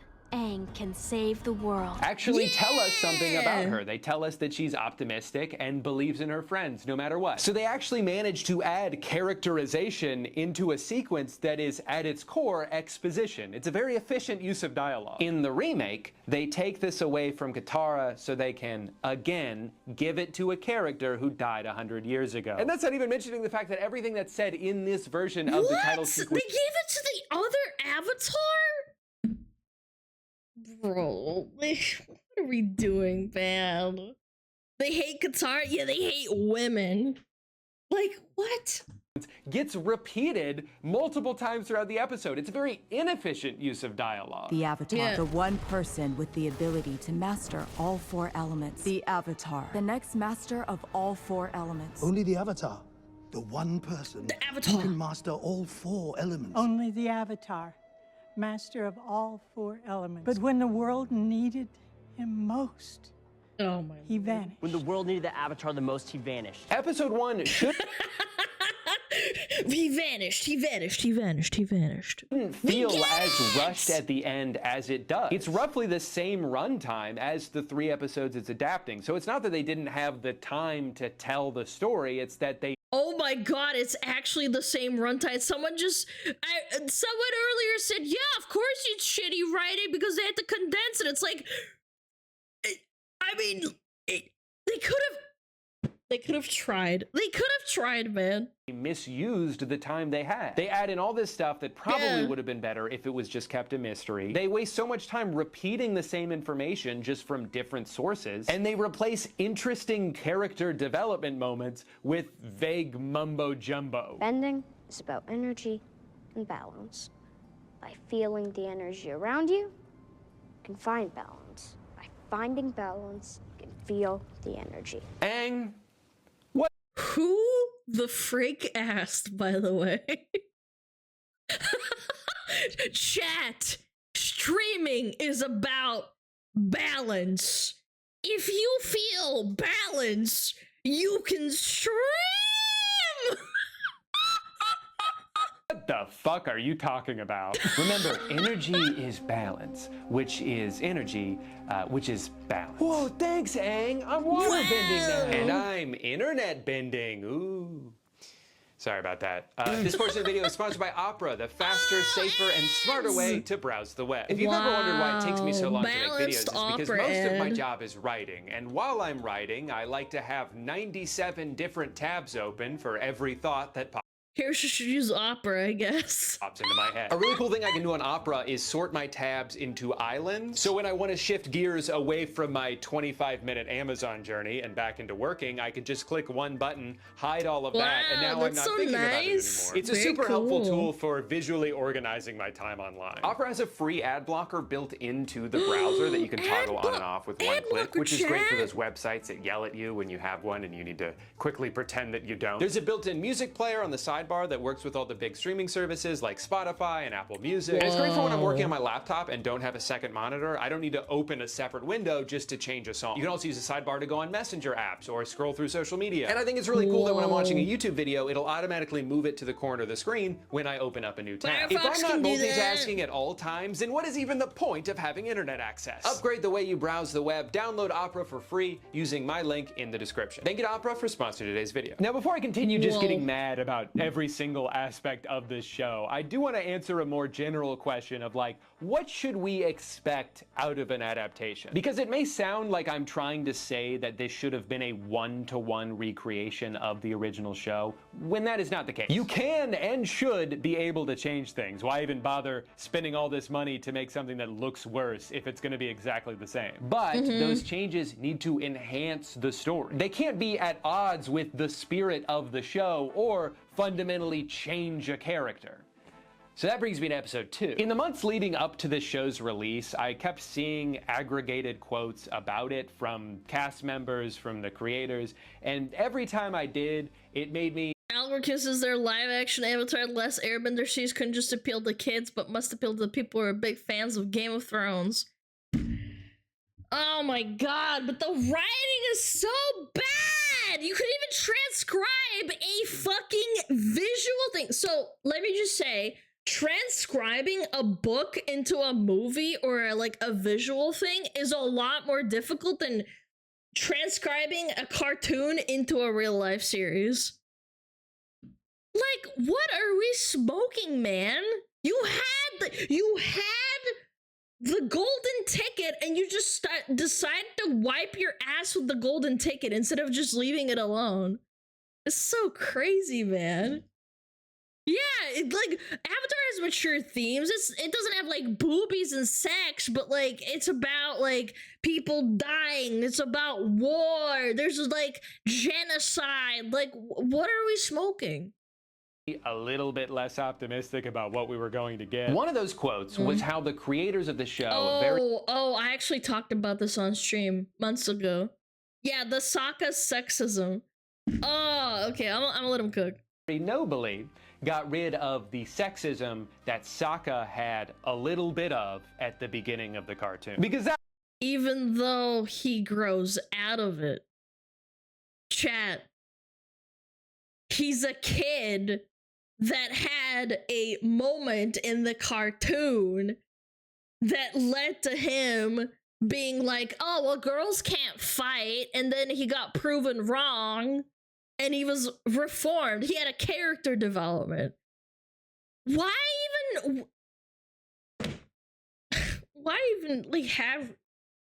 It's relatable. Like, why? That was 2005, and we're a lot smarter now. Obviously, I don't need to tell you that there are tons of movies and TV shows from 20 years ago that absolutely have not aged well. But I think you're missing the There's also ones that would age well if people fucking gave it a chance. Point if you try to lump this show in with those. Sokka is an overconfident but misguided teenage boy who grew up isolated from the rest of the world, where he has been tasked with being the sole leader and protector of his entire village. As a result, he begins the show with a pretty dated sense of what men and women should be expected to do. And he had an arrogance that some teenagers still have in real life because he's a fucking kid. Constantly making belittling remarks to his sister. He meets the warriors on Kyoshi Island and is relieved to see that they're just girls. Here's the thing, though. The show is not glorifying his behavior. In fact, they're very much doing the opposite. Because you know what happens right after he says these things? He is immediately proven wrong. He underestimates. And this goes back to our earlier talking about how shutting down someone instead of like having them develop as a character is how people develop echo chambers. Just if you think it's wrong, just teach them out of it. He's a kid. He's not a 30-year-old man either. Suki and the rest of the Kyoshi warriors, and they kick his ass. He's so embarrassed by this that he comes back with his tail between his legs and apologizes and begs to learn from them. It is meant to be a humiliating and humbling experience for him, one that also props up the women around him. It's vindicating for Katara, who's had to deal with this bullshit her whole life, and it establishes Suki as a badass. It's not unchecked. It's not something that the showrunners are celebrating. And it's not shoved in your face either. It was literally like 1 or 2 episodes and then everybody's like, all right, we're chilling. It's so weird. Like, it was just like one thing. Misogyny is immediately met with repercussions. Are we really at a point where we can't even show a character on TV doing something morally disagreeable? Can audiences truly not— I'm surprised they didn't have fucking Zuko's arcs changed because he was like an upset kid and a villain and wanted to kill everyone essentially and capture the Avatar. Because that's character development. He switched sides. Understand the difference between a real-life human being expressing a shitty belief and that belief being portrayed in a piece of fiction. And look, I'm not here to die on the hill that you gotta keep the misogyny in the show, man. It was so funny. Like, there's other ways for the writers to show Sokka having a flaw that Suki can use to get a leg up on him.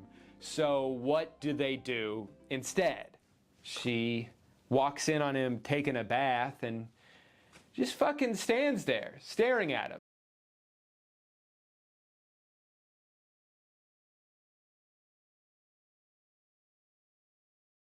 Isn't that a little bit fucking weird, especially because he's a teenager? I'd hope she's a teenager too. It's kind of weird, ain't you think? With googly eyes. And then in their training scene together, they have to stop every 10 seconds because of all the sexual tension. Avoided. We've avoided a lot of things by living the way we do. Jesus Christ. Do you see? Oh. Bro. Oh, this writing is gonna make me hurl, chat. Help! The point that I'm trying to make here, instead of Suki being this cool and confident intellectual superior to Sokka, who always has the upper hand on him and is always able to shut him down whenever he tries to pull some shit, they decided to just make her so horny she can't function. It's like all VTubers, bro. Like, what the fuck? What is this? Gotta say, it's a little so ironic that in an bad. attempt to remove sexism, They make her like the epitome of a horny bimbo. Like, what? That's not female empowerment that they want. from the show, they actually took a more sexist approach to designing her character. They stripped away everything that made her who she was, made her absolutely obsess over Sokka, who doesn't do anything to earn it, and then they have the nerve to act morally superior to the original writers. Also, does anyone in this village respect privacy? Shaking my dick. What the hell? Head. On the topic of absolutely destroying strong female characters, let's talk about Katara. Her entire arc in the show is just, man, I'm not so good at bending. And then Aang is like, yeah, you are. And she's like, huh, you're right. I'm actually the best. She is not given any personality whatsoever. Her entire— That's so cringe because the whole point of Katara is that she sucked at water bending initially. And she had to get over her emotional, like, because water bending is so emotionally tied and you have to be really calm. Like, what? What? Like, why? Yeah, it took a whole season. Like, she couldn't airbend. She was jealous and upset. This is... why? entire existence is tied to her waterbending Yes, ability, Mary Sue, which is exactly. not what made her such a great character in the cartoon. Instead of showing how fiery and passionate Katara can be, and how her optimism sometimes backfires because the world they're living in is so beaten down, and how she can be a great leader and friend to everyone around her, not just because she's strong, but because she's empathetic and brings out the best in people. They just made her really— And they show her flaws as well because she, at one point, I'm pretty sure gets really upset at Aang and Sokka for, like, doing something really bad, and they had to realize how much she means to them, and then they had to, like, win her back, obviously, apologize and stuff. Like, it's just so stupid. If you make a character that can't do anything wrong, it doesn't make a character compelling. good at fighting, and that's it. You are a waterbender. That is who you have always been, and always will be. And she doesn't even need any help, because she's so talented. Always has been, in fact. I wasn't even really trying. It's just not an interesting choice when compared to how the original— Yeah, this is it for the adults who liked Avatar: The Last Airbender, clearly. Oh my god. I hate the girl bossification of characters, and like not even women, males too, that can do everything right off the rip. There's no struggle, there's no, oh, I fucked up, or like I made a mistake, I want to be relatable. It's like, what the hell, man? original show handled her growth. They had this great episode early on where Katara gets jealous of Aang because he's the Avatar and everything just comes so easily to him. But what this showed about her character is that she desperately wants to be good at waterbending, will go to great lengths to be able to do it, and has to work twice as hard as Aang. So when we get to the end of the season— Yeah, and also Aang has his own struggles with the elements. Yeah, it's crazy. This is such bad writing. and she does surpass him in skill, we know it's because she worked really hard to get there. And that is more admirable than her just being handed this power. I mean, literally handed. Gran just gives her this scroll that she reads this like, I get it. Even though the whole point of bending is about emotion and what is within. You can't, like lightning bending, you have to be very careful and know what you're doing, and fire bending, there's like a bunch of different, anyway, I'm getting like really off topic, but like it's just like there's so much more to bending than reading a fucking scroll.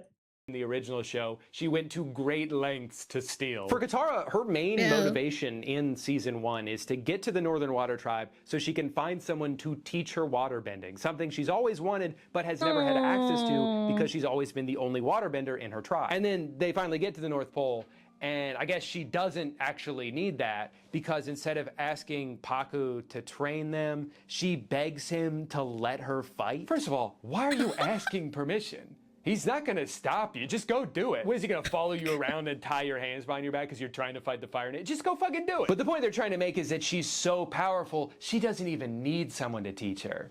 Okay, well then why doesn't she just go defeat the Fire Lord herself? She has this line at one point where she's like, "We need you, Aang. I need you."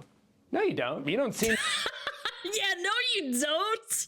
You're good enough. Like, you're such a girl boss. You can do everything. To really need anyone. The fact that everything comes so easily to her makes it so there's no payoff at the end. It makes this line... You found a master, haven't you?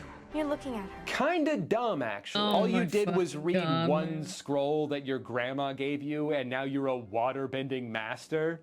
This is such a shallow understanding of, like, the universe itself. Like, don't get me wrong, I have seen it, like, quite a few times. Maybe not recently, so it's kind of like...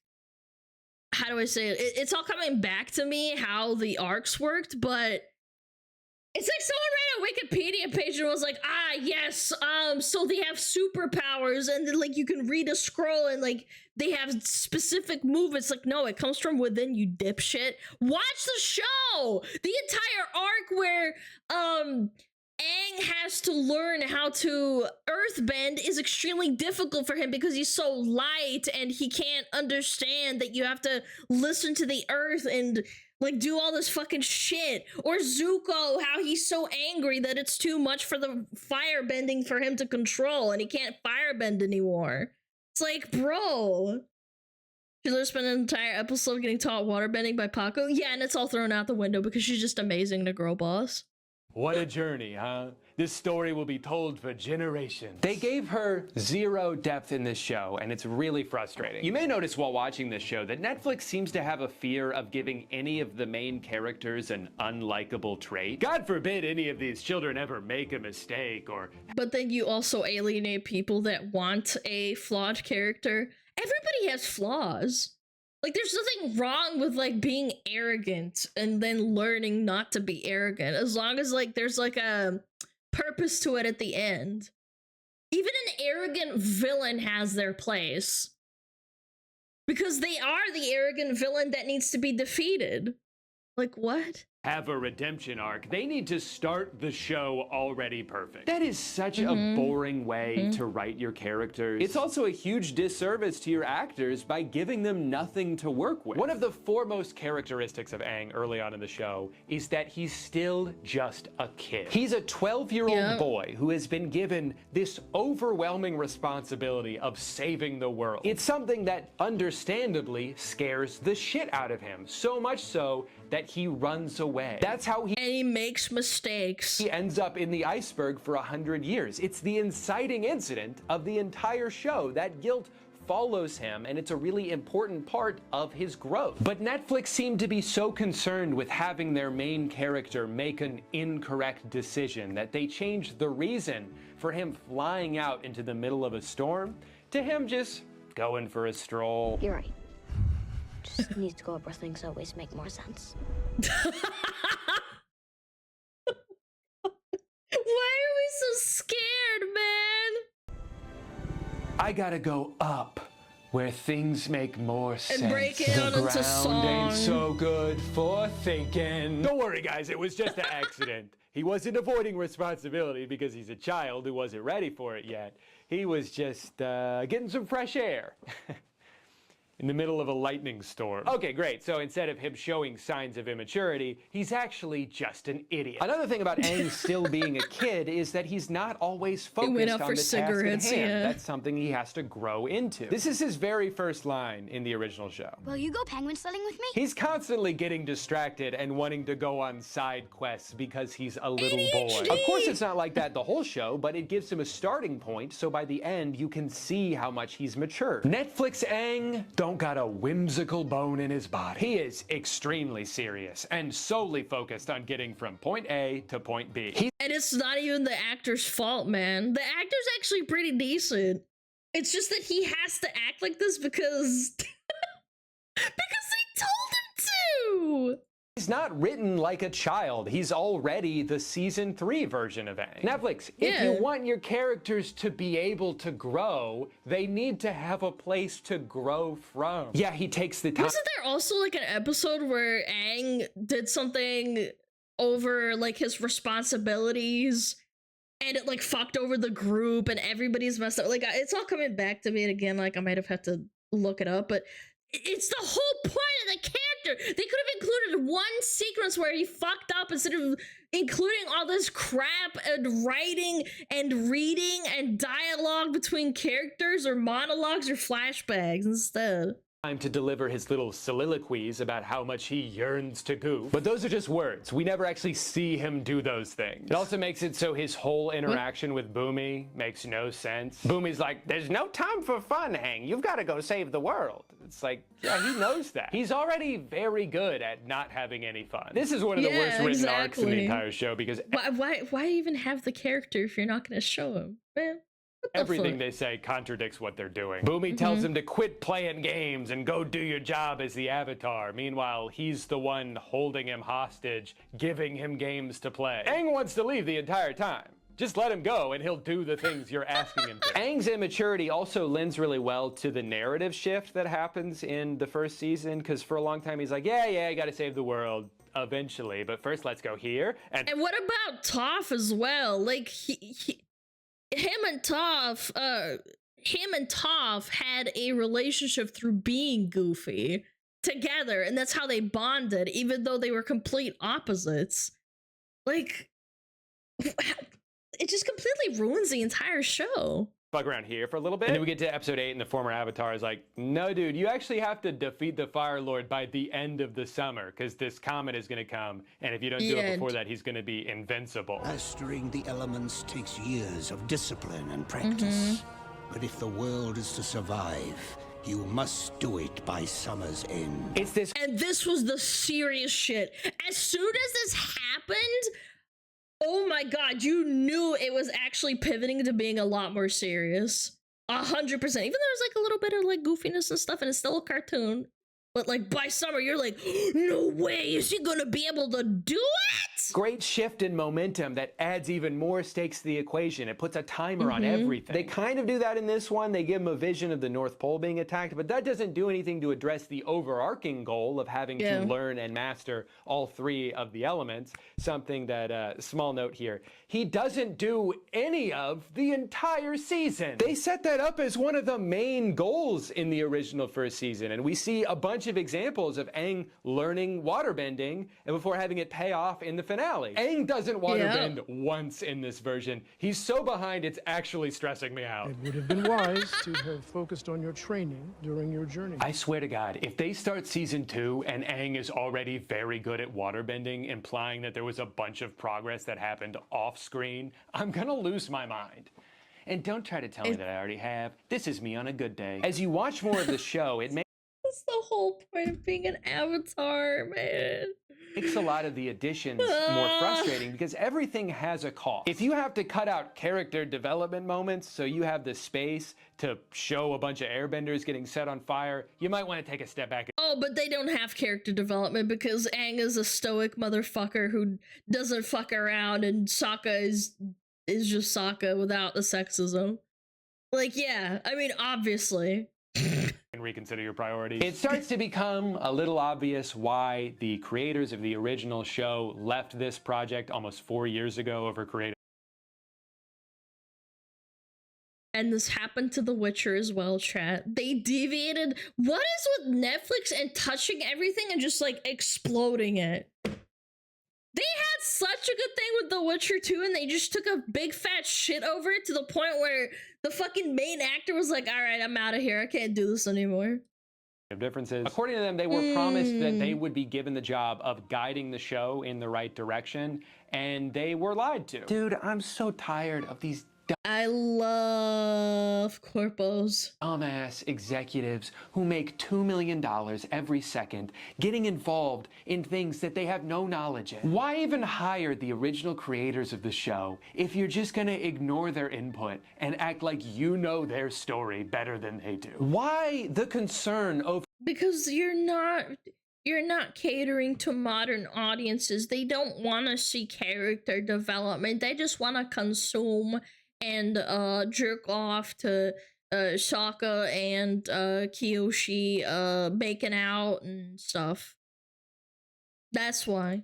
for making characters unlikable when that was never a problem to begin with. Everybody loved Katara and Sokka and Aang, even with their imperfections. Imperfections are what make characters relatable. And it's like this was all supposed to be the problem with network TV. Streaming was supposed to be the solution to this. We're not going to micromanage and enforce a bunch of arbitrary rules. We're just going to trust the showrunners to do the job. Alana, we don't want people to go to Kansas. Then why did they include this in the scene?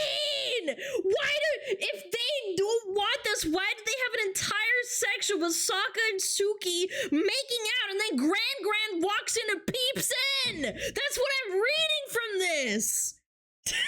That we hired them to do. Yet somehow over the course of the past decade, we've just kind of reinvented cable.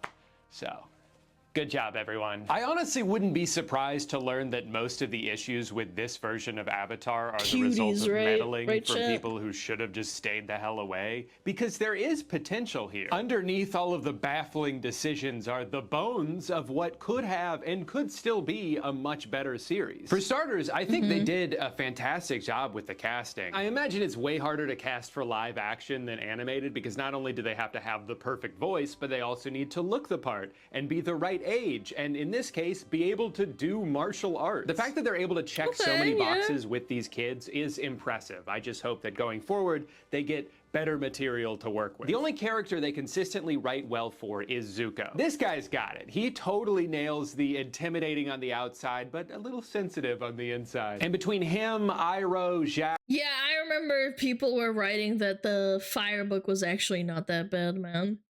The one where they talk about Prince Zuko. They fucked up a lot of shit, but that was one thing they did right. Lieutenant Chi, I think almost all of the Fire Nation scenes were more cohesive and well written than anything that the rest of the cast was forced to do. Going back to my point that you can and should be able to make changes in an adaptation if they make sense, I thought a couple of the additions they made to Zuko's character worked perfectly. One, there's the reveal that the crew Zuko protected from being sacrificed in the meeting that led to his banishment is actually the same crew that he's been commanding for the past 3 years since then. So I thought that was a really cool way of tying everything together. It makes so much sense that I was actually surprised when I went back and rewatched season 1 of the animated series and realized they didn't do that originally. I also like the scenes they added with him and Iroh, like the flashback to Iroh's son's funeral where we see Zuko give him his condolences as well as a gift to remember his son by. They have another moment like that at the end of this episode where Zuko is about to set off on his never-ending quest to find the Avatar and Iroh's like, hey, mind if I come along? And Zuko's pretty resistant to the idea, but then Iroh says this. Everything I need is on this boat. It's a very sweet moment. And that was a good cast. That actually had a lot of spirit in it from actual Iroh from the cartoon. Yeah, I love Uncle Iroh, man. And it's like, just, man, Man, I cried like a bitch when he died, man. I was so sad. Especially with the little nod they do to Leaves from the Vine, a famously sad episode from season 2. But I do think it's worth pointing out that this only works for the people who have already seen the entire animated series. This only has the emotional weight that it does if you're going into this show with 30 hours of content. Keep in mind, this is episode 4 of the live action. If this is your first exposure to these characters, this moment is not going to have nearly the same significance to you. It's nice, but it feels a little premature. Netflix Avatar has an instant gratification problem where they don't want to set anything up that can be paid off later. They just want that payoff now. And I get that because Netflix is made for consumers. That's the whole problem. Bro, that's the whole issue. These people just make stuff to consume for slop. There's no... It's the TikTok of like... what's it called? It's the TikTok of adaptations, man. Yeah. It's so... It actually makes perfect sense, man. Yeah. that some of that was probably due to the uncertainty over whether they would even get a season 2 and 3. So they were trying to be as impactful as they can with this first season, but it's only going to make their job harder in the future. Like, where do you even go with some of these characters? There was one big change with Zuko that feels emblematic of the entire philosophy they approached this show with. There's an episode in season 1 of the cartoon called The Storm, where we see these juxtaposed flashbacks of Aang and Zuko's past, and we learn about the moments that sent them on the trajectories they're now on. For Aang, it's running away from home, and for Zuko, it's getting banished from home. He speaks out of turn in a war meeting and disrespects everyone in the room by saying they should come up with a better plan. Ozai does not appreciate this, and he tells Zuko that he's going to have to do an Agni Kai, aka a firebending duel. But when Zuko shows up, he is shocked to find out that it's not the general he's supposed to fight, it's his own dad. Zuko begs not to have to fight him. In fact, he outright refuses, but this only makes Ozai more angry. Zuko has now disrespected him twice, so he burns his face and tells him he cannot come back home until he finds the Avatar. The Netflix version plays out pretty similarly, but with one major difference. This time, Zuko fights back. Because why would we keep one of the most important moments of the show when we'd be missing out on an awesome fight scene? Look at all the That defeats the whole point of his character. Again, it's like they lack the IQ or the emotional IQ to understand that he didn't fight back, so he punished him for it. And to top it off, it shows that he's actually more understanding than his own freaking family. Like his own father, and then his mom, who was fucked up because of his dad and died too, and how his sister's fucked up because of his dad mistreating them. Like, it's just such a bad thing to fucking change. It changes everything. It's like a freaking moth effect. Yo, okay, so thank you for the freaking raid. Thank you so much, man. Thank you. Hi, Raiders. We're just bitching about the Avatar live version from Netflix. How's it going? Yo, Army! David tier 3! Oh my god. Oh, Maple, thank you for the 7 months at tier 2. And Neo, thank you for the 8 months! Dennis, thank you for the tier 3 2 months. And Firemark, thank you for the sub, guys. Thank you so much. I really appreciate it. Yeah, shout out to Kitsu. Thank you so much. I hope you have a great, fantastic rest of your day. However, so criticism they must be they didn't listen to anyone who told them what they got wrong with the original writers. It is a blessing to have the original writers. That's why I get so mad about Game of Thrones when they're like, yeah, House of Dragon starts deviating from like the idea of the story and just kind of goes off the rails. Yo, Arrow, thank you so much for the fucking 100 biddies. I remember when Netflix used to be good and actually cared about IPs and movies without saying something 2000s, early 2010, Netflix will always be goated. I genuinely think that as time goes on, corpos just like lose it. They lose their purpose, man. It's really sad. And that's why it hurts for me to like see like games or video game companies who used to be amazing essentially just turn into shit. It hurts. Fire! Zuko refusing to fight his dad was the best way to show us who he is. How, unlike his father, he's not willing to hurt the people he loves. Netflix kind of respected that idea. I mean, Zuko does refuse to fight for a few seconds, and he does eventually get burned by his uncaring father. The problem is you can't justify Zuko getting banished forever because he lost a fight to the world's most powerful firebender. That wouldn't make any sense. So they had to add in another wrinkle to make sense of their first wrinkle, which is that Zuko actually could have won, he just chose not to. And that's where this scene completely loses me. Ozai is supposed to be the— That is such a dumb thing to do. Why not just keep the original in? ultimate threat. The world— So they ultimately did do what they did, but then they didn't do it because they changed it and then they had to do that? Oh my god, my fucking head hurts. Most feared villain Who looming approved over that? every second of Aang's journey, and you're telling me some random 13-year-old kid could beat him in a fight? What are we doing here? I also just think it's better for Zuko's arc if he doesn't stand up to his dad yet, because then it will mean way more when he eventually does. What this decision showed to me is that the creators of knockoff Avatar will always choose flash over substance. If we have to fundamentally change to— Because it keeps the people's attention when they're watching Netflix with a laptop on their belly and like chips in the other hand, and the other hand is flicking through TikTok. Yeah, so they'll leave them a good review because they actually got their attention for a second. The keys jingle harder, yeah. Important characters so we can get 1 extra minute of pyrotechnics. You bet we're gonna be doing that. Because this is a show for grown-ups. Tell me again why the show made for grown-ups, Netflix's Game of Thrones, had to dumb down its writing. Every line of dialogue— Yeah, dumbing down a children's show, by the way. Imagine.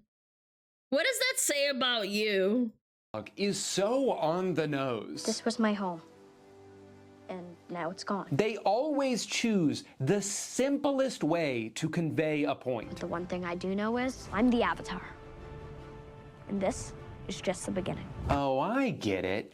Because he's the Avatar, and this is the end of episode 1. Compare these 2 lines that serve the same function, and tell me which of these shows is made for babies. You will learn respect, and suffering will be your teacher. Compassion is a sign of weakness. Compassion is a sign of weakness. Compassion, it was weakness. The script feels like a first— Nah, that hits so much harder, man. With Iroh looking away, he's like, oh shit, I don't want to look at it. First draft filled with a bunch of placeholders that just ended up holding that place forever. I think the moment that made me realize, oh, they truly don't give a shit about what they're doing here, is when they reused the same twist 3 times. So just like in the original, Zuko objects to the Fire Nation's plan to attack one place as a diversion so they can actually attack somewhere else. But then in the first episode, they added in this thing where the Fire Nation tricks the Earth Kingdom into thinking they're going to attack one place as a diversion so they could actually attack somewhere else. And then in the finale, it's revealed that the whole fight that just took place was, get this, a diversion so they could actually attack somewhere else. How is the rest of— They just put in no effort, man. This is why I get so disappointed when I hear about Netflix adaptations. Everyone was so happy with the One Piece one. I'm like, well, they could have done a much better job, but you're just eating slop, so it's like it was okay, but it could have been so much better. Like this is like a little bit below okay, I would say, but still, I don't know, man. The world not catching on by now? They only have one strategy. The entire world diversion will chat. turn their attention to the Earthbenders. A masterful ruse, Your Highness. With the enemy's firepower focused on that diversion, we can launch pinning attacks here. A masterful ruse, Your Highness. Why attack the North at all? Wait, what? What? Wait, go back. One strategy. The entire world will turn their attention to the Earthbenders. A masterful ruse, Your Highness. With the enemy's firepower focused on that diversion, we can launch pinning attacks here. A masterful ruse, Your Highness. Why? No. He's gotta be trolling. That's an edit, right? No way. Attack the North at all. Distraction. The North was never the true target. A masterful ruse, Your Highness. Not only No, I think he's trolling. Chat, I think it's trolling with an edit. But still, Is that such lazy writing? But the last one doesn't even make sense. They attacked the Northern Water Tribe to distract them from Omashu, but both of those sieges happened over the course of one day. Even if they somehow knew it was happening because they got like an... Just do it again, Chad. Just do it again. Keep beating your head into the wall and then one day they'll believe you. email about it, they still couldn't have gotten there in time to help. And it's not like the Earth Kingdom was distracted from Omashu because they were busy helping the waterbenders. They weren't there. These two things have nothing to do with each other. This wasn't a diversion. You just did two attacks at the same time and one of them worked and one of them didn't. Also, did they not say in episode 4 that they knew Omashu was going to be attacked? Fire Nation forces are on the move. They'll be here by dawn. Why write in that they knew it was going to happen if you're going to make them so unprepared for it? You're under attack? We will be, but we will be ready. Is anyone in the writing room keeping track of things that they've said? I know some people... No. People are gonna watch this video and accuse me of just being a hater, but like, I didn't want to not like this show. Believe it or not, it's way more fun for me to like stuff than it is to not like stuff. I will root for success for this show and everyone involved. I got genuinely emotional watching the cast react to the news that they got picked up for 2 more seasons, and I didn't even like the first one. I'm just happy for them that they get to keep working on this. I think there's a lot of room to grow, and I'm happy. He's just like the show, but he's emotional about the actors getting a second season. Man, Drew is so nice. I feel like, what? I mean, why are you still throwing money at them? No offense, I don't think the actors are actually bad, genuinely. Just from watching all the sequences, it's not their fault. I've seen worse acting. That they're being given the opportunity to try and do that. I hope I just feel that bad, the Netflix corporate overlords who pushed for all the changes that people are complaining about can listen to the criticism and realize that they're only making things worse by intervening. They won't. They won't, chat. I don't think they're going to do that, but I will choose to be blindly optimistic until proven otherwise. At the end of the day, I would rather this show exist than not at all. It didn't cost me $100 million to make. All I had to do was watch it. Avatar is one of my favorite shows of all time, and even if the best thing about this adaptation is that it's convinced people to go back and discover the original series for the first time, I'll take it. And if you are one of those people, welcome. Sorry I spoiled the first 20 episodes, but a lot more stuff happens after that. Season 2 is where everything goes up another level. They haven't even introduced Toph yet. They replaced Admiral Zhao with Azula, and that's a huge upgrade. It gets so fucking good, man. If you haven't seen it yet, just go watch it. What are you waiting for this video to end? It already did. Nice transition. Nah, that was really good. It just reminded me of how bad the Netflix series was. What did it get on Rotten Tomatoes? Shit, clappies! Clap, clap, clap, clap, clap, clap, clap, clap, clap, clap, clap, clap, clap, clap, clap, clap, clap. Clap, clap, clap, clap, clap, clap, clap. Could be the most epic thing or biggest disaster. I don't know, man. I feel like they're just gonna girl boss her too. You know what? I don't know why. For those that don't know, Toph is blind. And she is constantly protected by her dad in the original show. And she's supposed to, like, finally break free from her family because they think that she's gonna die, but she's actually tough on the inside and knows how to fight. She ran away from home. I'm pretty sure they're just gonna make it so that she's just a girl boss. Yeah. They're not gonna give her character development where she kind of like has to learn to like stand up for herself and stand up to her family that tries to coddle her. Or unblind Toph. God, I hope not. Netflix Airbender. When are they gonna make the next season? Viewership. First season. Blah, blah, blah, blah, blah, blah, blah. March 24 was renewed for a second and third season. Oh, it doesn't say? No blind jokes? No blind jokes because it's inappropriate and ableist, chat! Even though it's literally in the show! Imagine, dude. Yeah, chat, I'm ready. I'm ready for it.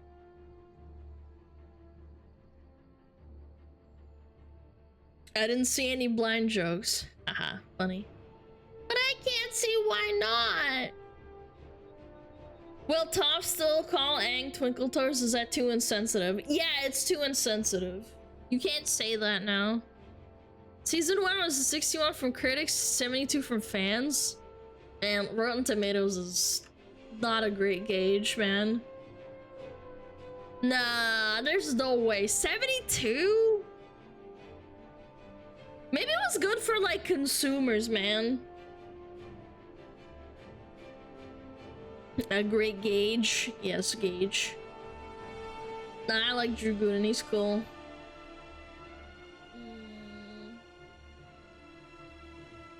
Baba. What's the Metacritic score? I don't know if Metacritic is a good gauge either.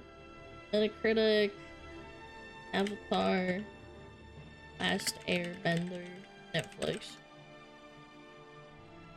Metacritic.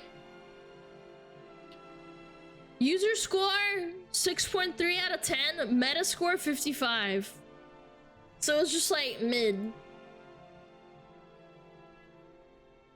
Yeah. Yeah. How is the user score more than the meta score? That's crazy. Okay. Okay, G.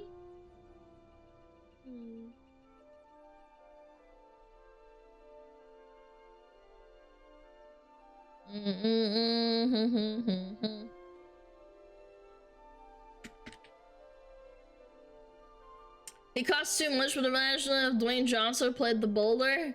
That'd be so good! The boulder does not lose!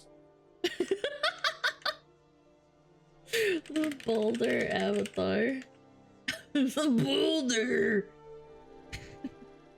You may be big, but you ain't bad. The boulder's gonna win this in a landslide. The boulder feels conflicted about fighting a young blind girl. Water tribe. Water tribe. The boulder's over his conflicted feelings, and now he's ready to bury you in a rock-a-lanch. Oh. The boulder is conflicted. Okay. That was good. I like that.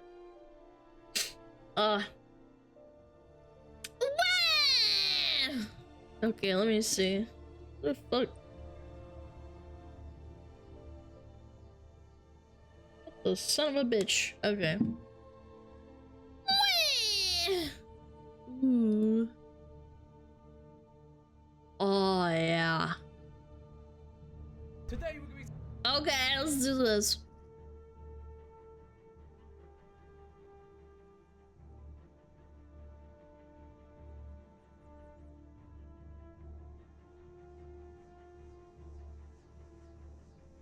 I'm trying to find him.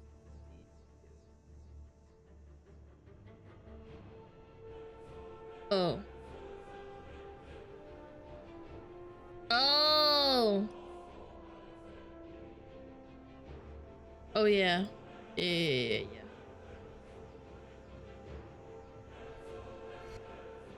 Ooh.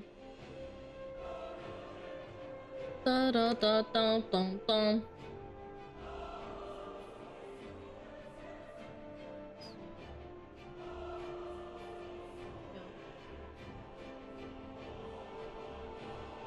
All right. What's this?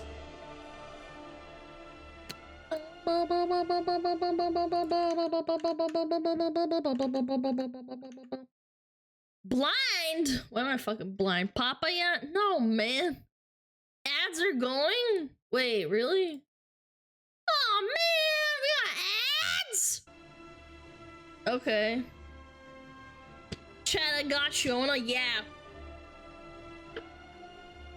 Most valuable companies in the world, 2024. You wanna know who the most valuable company is? It's chat. Wow, chat! I still can't believe you don't do it. Don't do what? what? Don't do what? Don't do what? Chat, what do I don't do? I can't believe how you don't show feet. You're such a little bitch. Papaya? Bro, because you can't wear it out, chat. It's like, I don't know, it's like Asmongold saying, "Sup, y'all, it's me, it's your boy." Like, you can't overdo it. You can't do it all the time. You have to, like, give people, like... You have to, like, give people, like, a little bit. A little crumb. You need to sing Papaya at least 3 times per stream. Just suck on this dick 3 times a stream. How about that? Gagey bitch. Stinky ass. Start stream with a Papaya? No! No, it has to be rare. Okay, deal. You're not supposed to say okay! Alana Papaya has a refractory period. Mods! Ban that guy! Jesus, dude. What's up, Southern gentlemen? How's it going? Did I miss any resubs and shit? Hold on. Hagmar, thank you for 3 months. I appreciate it. Firemark, thank you for 3 months. Dennis, thank you for the tier 3 for 2 months. Patrick to the 4, thank you for 6 months. Cadoncer, thank you for the sub. Depressius, thank you so much for the prime. And Kaya, 16 months. I never said thank you, so thank you. Thank you, Kaya. 16 months, man. 16 fucking months, man. W16 months, that's right. That's insane to me. What was the reason you start Papaya at the start of your videos? There's literally no reason, rhyme or reason to it. Alright, our ad's over. Good. I can start yapping. Alright, let's see it. What this? Oh, this is fucking copyrighted for sure. Hold on. Most valuable companies in the world? India? Financials, a bank, a healthcare. Of course it's a healthcare! Chat! Honeywell? Wait. Isn't Honeywell a temperature... Whatever is it called? Like a temperature regulator? Yeah! They make thermostats and weapons? Oh, they make weapons? What? Wait, they make weapons? You're lying. Shut up. They're a military contractor? Wait, I have a Honeywell thermostat in my house. Oh my god! Honeywell weapons. Military solutions? Protective? Military safety? Weapon system applications? Oh my god, I did not know that. I thought it was just a fucking thermostat company. And it's so innocent too. Honeywell! Oh, it's so cute sounding. Except you get fucking blasted in the asshole with a fucking gun. They spend so much money, thermostats don't make you rich. I didn't know. I just thought it was a cute little, like, a cute little thermostat company. Yeah. What the hell? Okay, Uber, I understand that. They really popped off this year. Conoco, I don't know what that is. Energy, it says. Information technology, yup. RBC, Royal Bank of Canada. Whoa! Whoa! Consumer discretionary, Prada. I thought Prada was fashion. I guess that's underlying now. My dad worked for ConocoPhillips, their oil. You just doxed yourself! Total Energies? Okay. France? Philip Morris International? Yep. Financial. Siemens. Siemens is, I think we had a Siemens dishwasher when I lived in Switzerland or something. I don't know what Siemens is, I forget. Is it a car? Weapons? Wait, they're weapons too? Everyone makes weapons! Simmons weapons? Aerospace and defense? Simmons civil. Wait! They make weapons too! Chat, everyone makes weapons! Morgan Stanley, yeah. Christian Dior Fashion, yep, I know them, yeah. S&P Global, of course. Naturally. Texas Instruments! American Express, of course. Oh, General Electric, yep.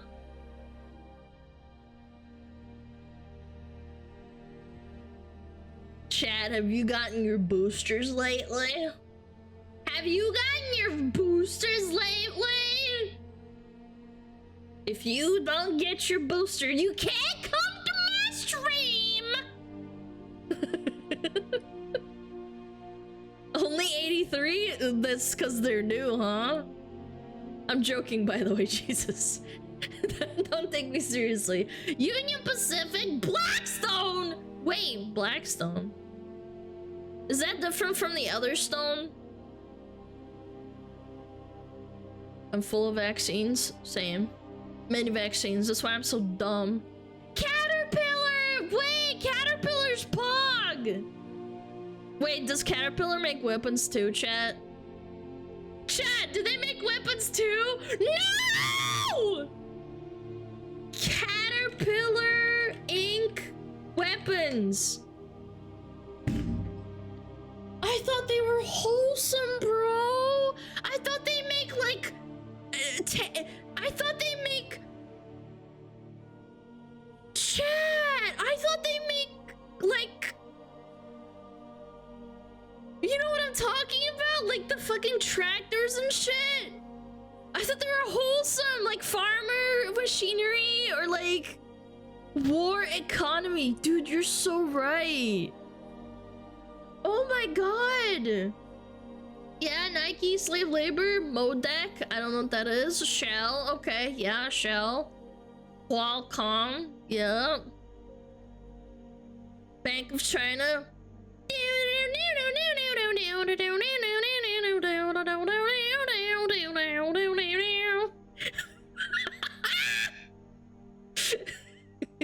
Don't play it, please. ServiceNow, Astra, Healthcare, of course. Whoa, but wait. Budweiser is Hong Kong? Chat. What? Wait, Budweiser, Hong Kong?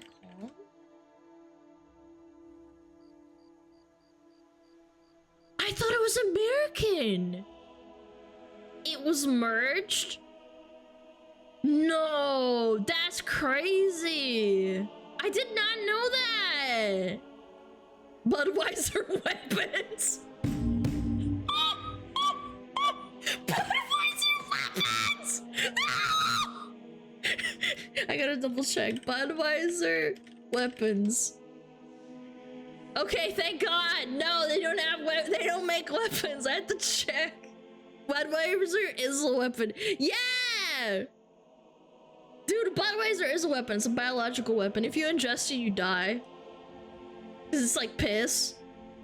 Amgen Healthcare. IBM, of course. IBM. Sans China. Wait, what? The hell is Sans China? Aker BP Energy. Yeah, probably oil. Norway has a lot of oil. Intel, of course. Walt Disney's only 65. I thought they were like way bigger. Chat, I'm not gonna lie. I thought Walt Disney would be top 10. IBM used to make M1 carbines. Oh, I know, like, it's IBM, but like... Verizon? Okay. Piece of shit dog shit company. Hate you. Intuit. Intuit. Rio Tinto. Materials. Wait. Go back. Go back. Rio Tinto? What's that? It's Australian too. What's that? Oh, mining! Oh, it's mining. Okay, understood. Chat, I'm learning. I'm a woman. Alibaba, naturally, I know what that is. T-Mobile. Purple trash. Agricultural Bank of China. Comcast. Donna her. Donna her, I barely know her. Wells Fargo! Novartis, more like Novartis. Abbott Laboratories. Dude, all the healthcare's at the top, man. We're not even breaking the top 50. Linde Materials, probably mining as well. SAP C. Maersk. Wait, Maersk, that sounds familiar. I feel like I have a product of Maersk. Fucking Abbott, yeah, Abbott, disgusting medical. Oh, shipping, yeah, you're right. Yeah, shipping, you're completely right. Never mind. I probably won't say this is anecdotal, but like it's kind of, never mind. Petro China, ding ding ding ding. I hate Cisco.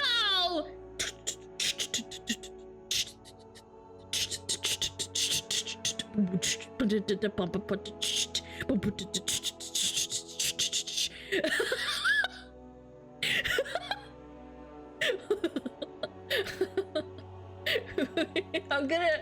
You guys got fucking PTSD, huh?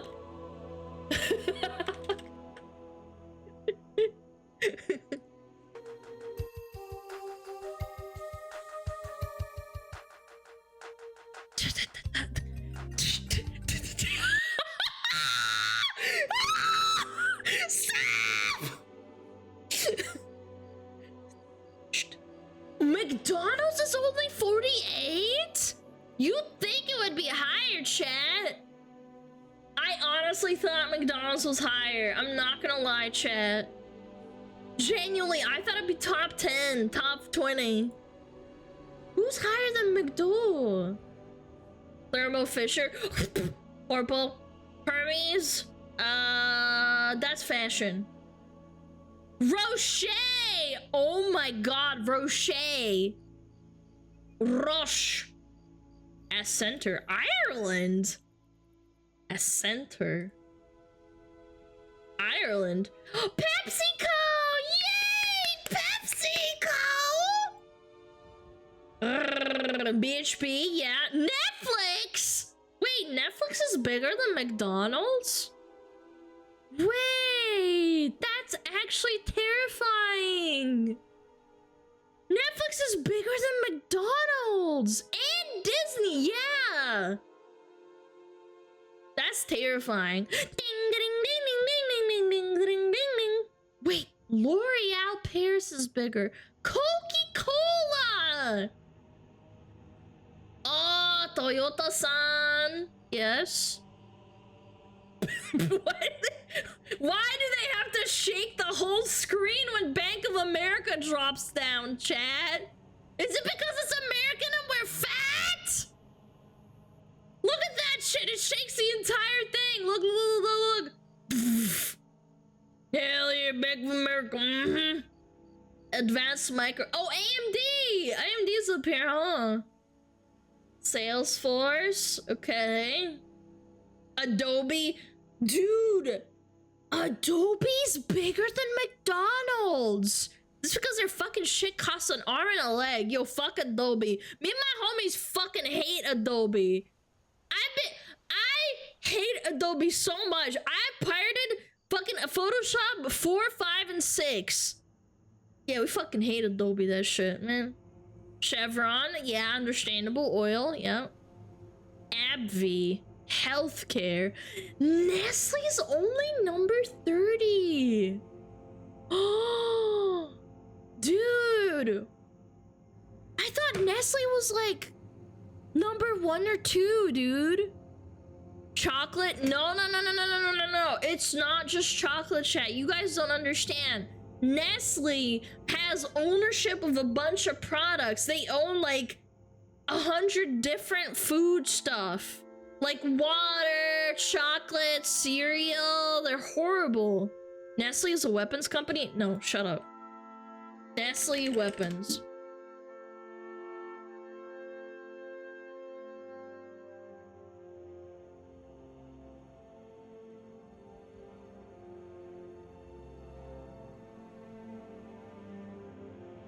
No. No, I don't think it is. No, shut up. No. What? No. Chat. Nestle does slavery and performs military actions too. Yeah, that's what I'm reading. I'm like flabbergasted. Oh my god, dude. They don't make weapons, but they're fucking sponsors of war. Of course they are. They're in top 30. We can check, chat. We can check. Nestle. Merc. Costco! Does Costco make weapons? Honestly? They don't? Okay, I like Costco. I am a strong Costco consumer.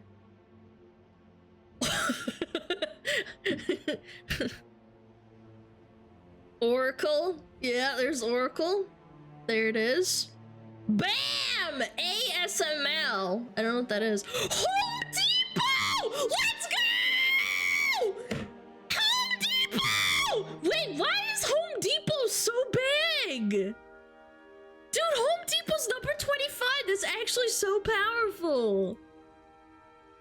Samsung? Yeah, understandable. Samsung's massive. Protector, Gamble, Procter & Gamble, Tencent. Tencent is bigger than McDonald's. I keep thinking like McDonald's is like this powerhouse, but it's actually... Oh my god, I keep bumping and I'm so sorry. There it is. I keep bumping my finger. Dude, Tencent's huge, man. Fuck you for running League of Legends. Johnson & Johnson, naturally, piece of shit. MasterCard, yep. Louis Vuitton, fashion. Notice how every French export that has a lot of money is all like fashion and shit. ExxonMobil, fucking Oilers. Walmart! Walmart is bigger than McDonald's and MasterCard. Dude, Walmart is bigger. Walmart's huge in Canada. It's huge in America too, obviously, but like, holy shit. I didn't expect it to be like top 20. United Health Group. I hate healthcare. Fucking Corpo Borpos. Novo Nordisk. JP Morgan, Chase, yep, classic. Taiwan Semiconductor Manufacturing. Those are the motherfuckers that had a chip shortage and they almost didn't let me get my graphics card. Visa, yep. Broadcom, yep. Understandable. Lily? It sounds so innocent, chat. Yo, I'm gonna look something up. Do they make weapons? Lily and Co. weapons. Ellie, Lily, and Co. weapons. No, they don't make weapons. It's a medicine company. Okay. They make life-saving drugs. They sell out for an insane premium. Oh, so they technically kill people. Yeah, they technically kill people. They don't have the direct like blood on their hands, but like indirectly. Yeah, pharma. I love big pharma. Rubbing my fucking boobies right now. Love what pharma. They sound so innocent too. Lily. It's Shy Lily all along. Big Orca Pharma Incorporated. Tesla. Wow. I'm actually impressed.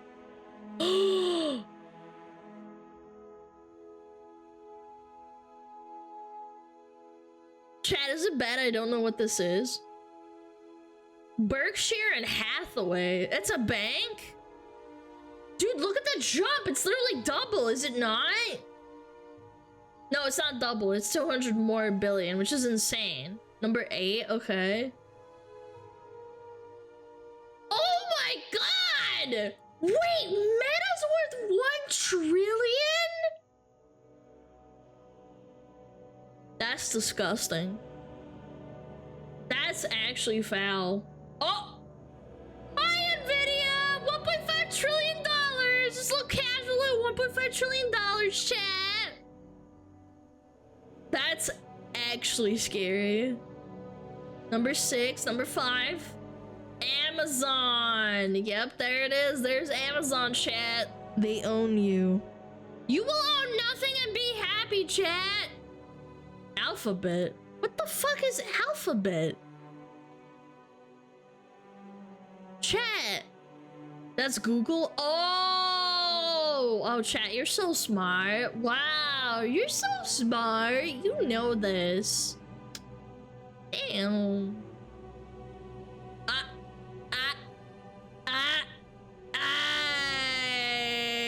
Saudi Arabia number 2. Let's go! The Oilers! $2.1 trillion! Who's number 2?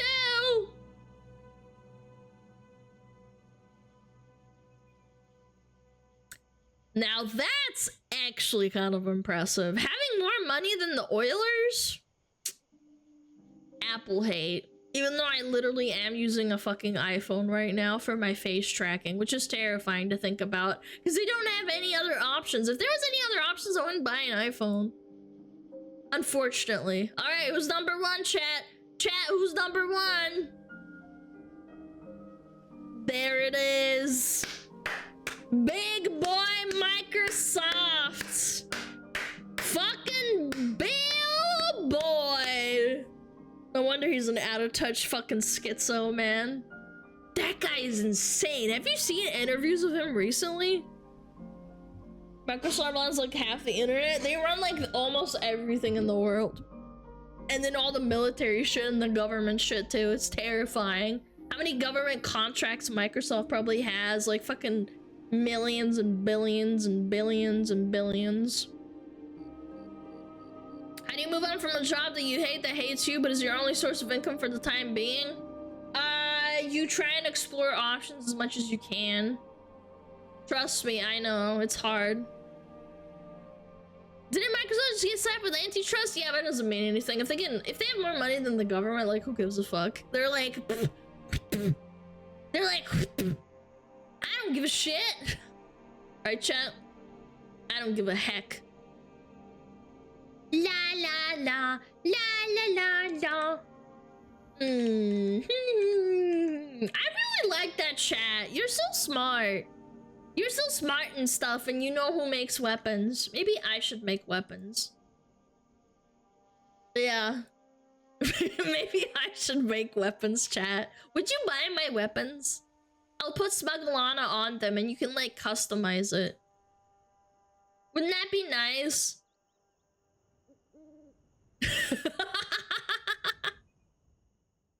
Yeah, I'll put like an IBM and it'll like explode and like it'll be like a bunch of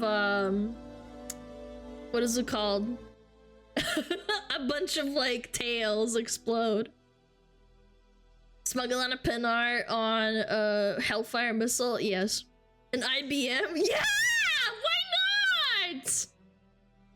Yeah, ballistic missile. You guys are not being creative.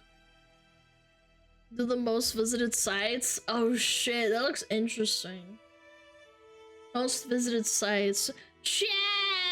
I like the brain rot. Can we do one more? Let me look it up. Yeah, let's do it. Let's do it. Most visited sites. It's from World Data 3D. Yeah. I found it. I like the brain rot. Chat. It's not really brain rot either. Come on, it's not that bad. It's fun. Okay. I have to mute it though because it's copyrighted music. It's annoying. I like rotting my brain. Me too. I like learning what companies have missiles. Alright, most visited websites in the world 2023. Okay.ru, social network for Russians. Booking. ESPN. I'm actually impressed. ESPN is in the top 50. ESPN seems so irrelevant. How many websites make weapons? I don't know. FC2. Never. Ooh. eBay! Ooh, eBay really fell off. I remember when everyone used to use eBay. EBC, yeah, it fell off. Indeed. I hate Indeed so much. Indeed is so bad. I hate that website. CNN. Crick Buzz. What the fuck? Oh, it's Indian cricket. Man, they love cricket over there, huh? Pinterest. Wait, Spotify is Swedish? Oh. PayPal, yeah. AliExpress. Top 10 are porn.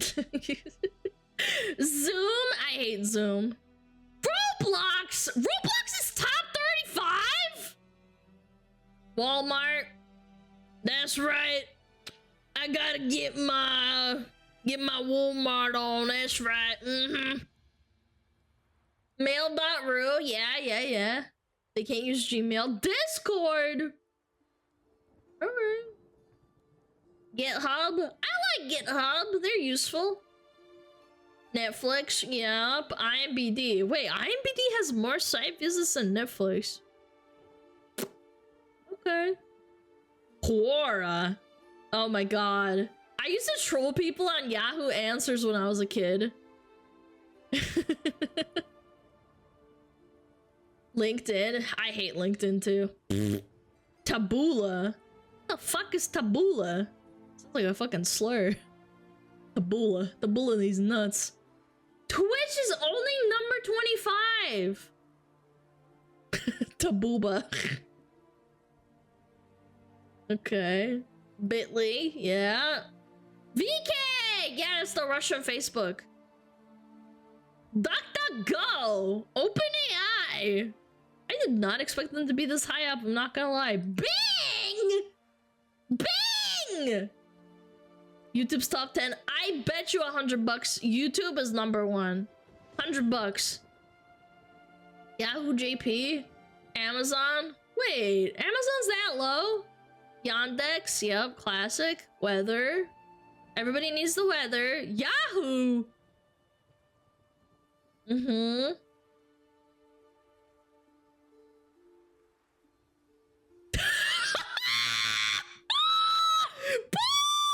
It's porn! Is that the Czech Republic?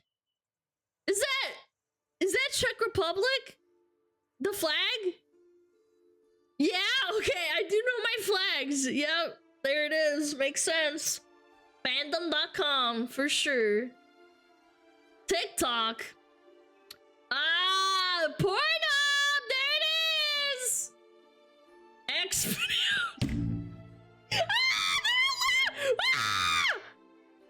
They're all together! They're holding hands! Asura. I've never visited that in my life. Reddit. Oh boy. Oof. Oof. Instagram. Blech. Wikipedia. Okay. Number 5. Twitter. Facebook. Number 3. Number 2 is YouTube. Oh shit. I lost. Who's number 1? Is it like... Chad, is this some fucking Chinese site that I don't know?